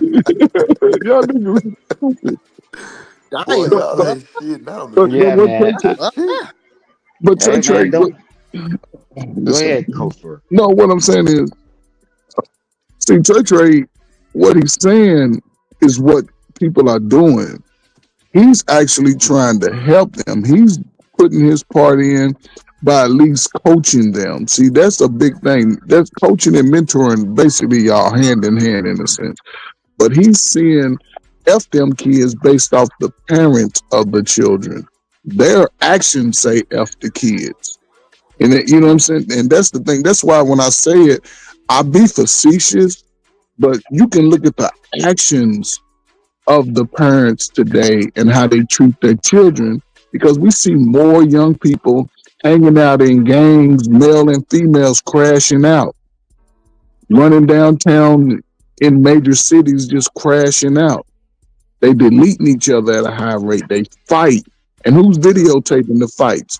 Some other black people. You know what I'm saying? Some They guys turned from crack babies to perk babies. Yeah, see, so a lot of this shit, man, you right on, man, and that's, you know, and I understand your sentiment, because you had to work for everything that you did, and these motherfuckers coming behind us, calling themselves way better than me and you, they ain't trying to work for shit. They Keep want the everybody lie to give them alive. shit. Keep the lie alive.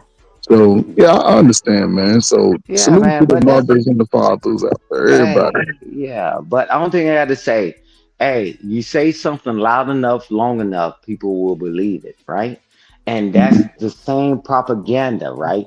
They skew all this F the kids and this and that and all that. Well, don't you know you weren't born as an adult?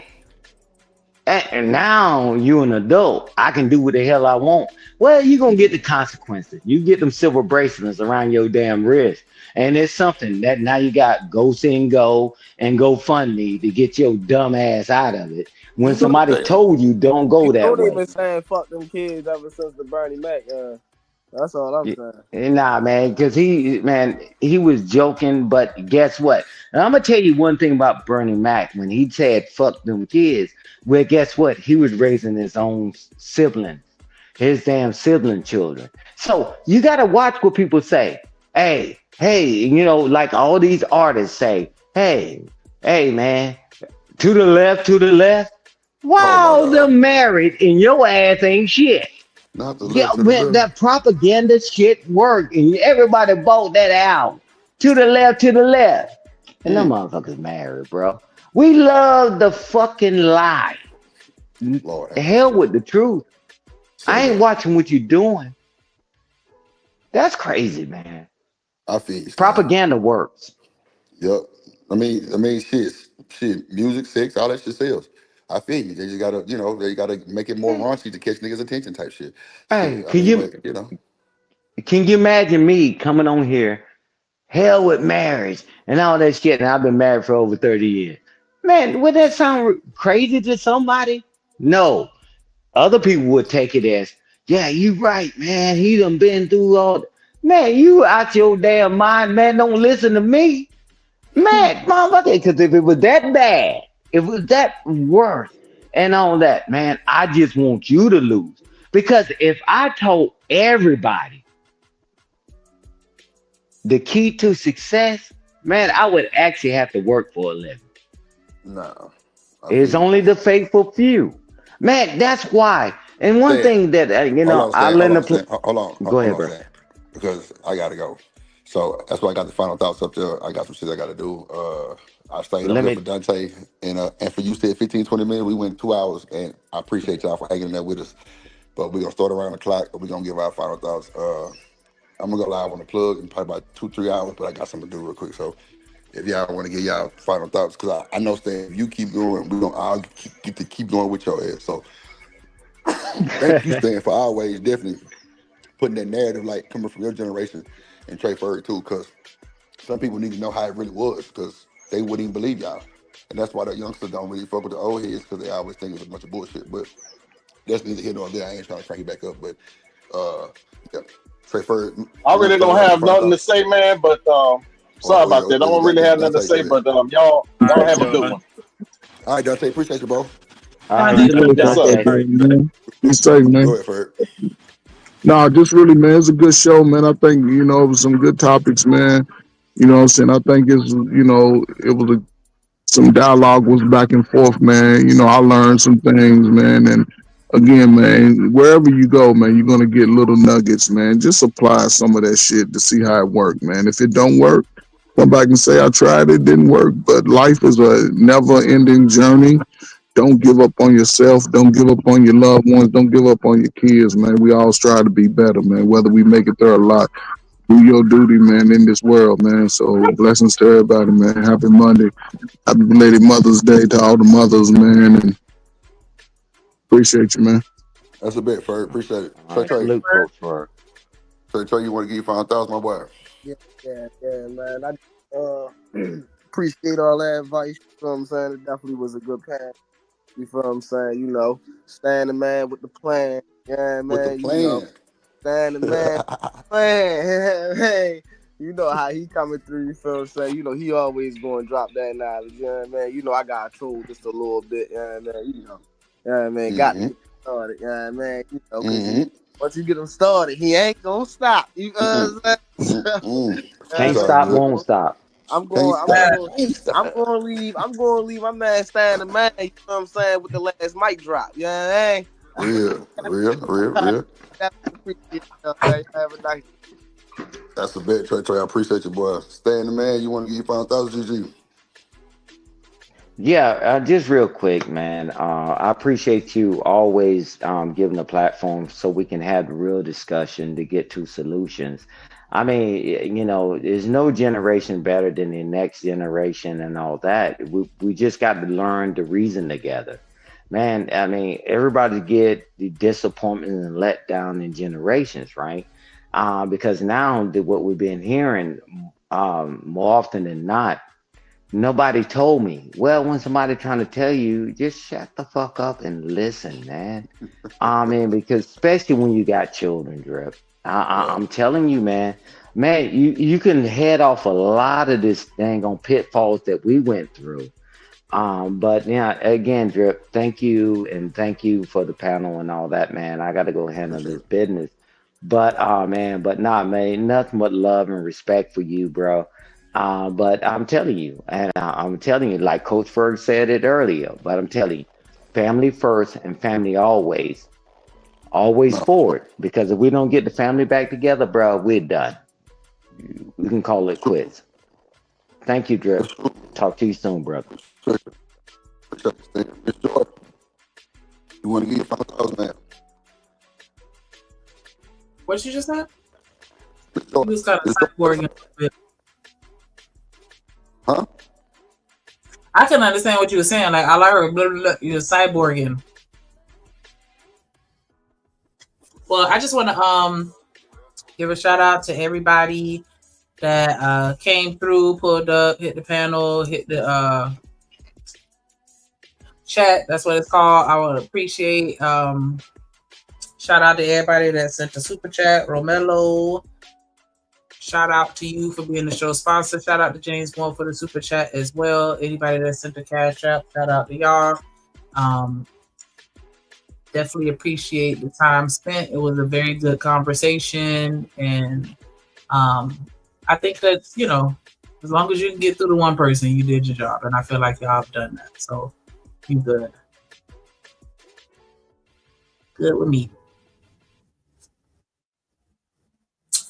All right. So thank y'all for showing up, and I guess we through.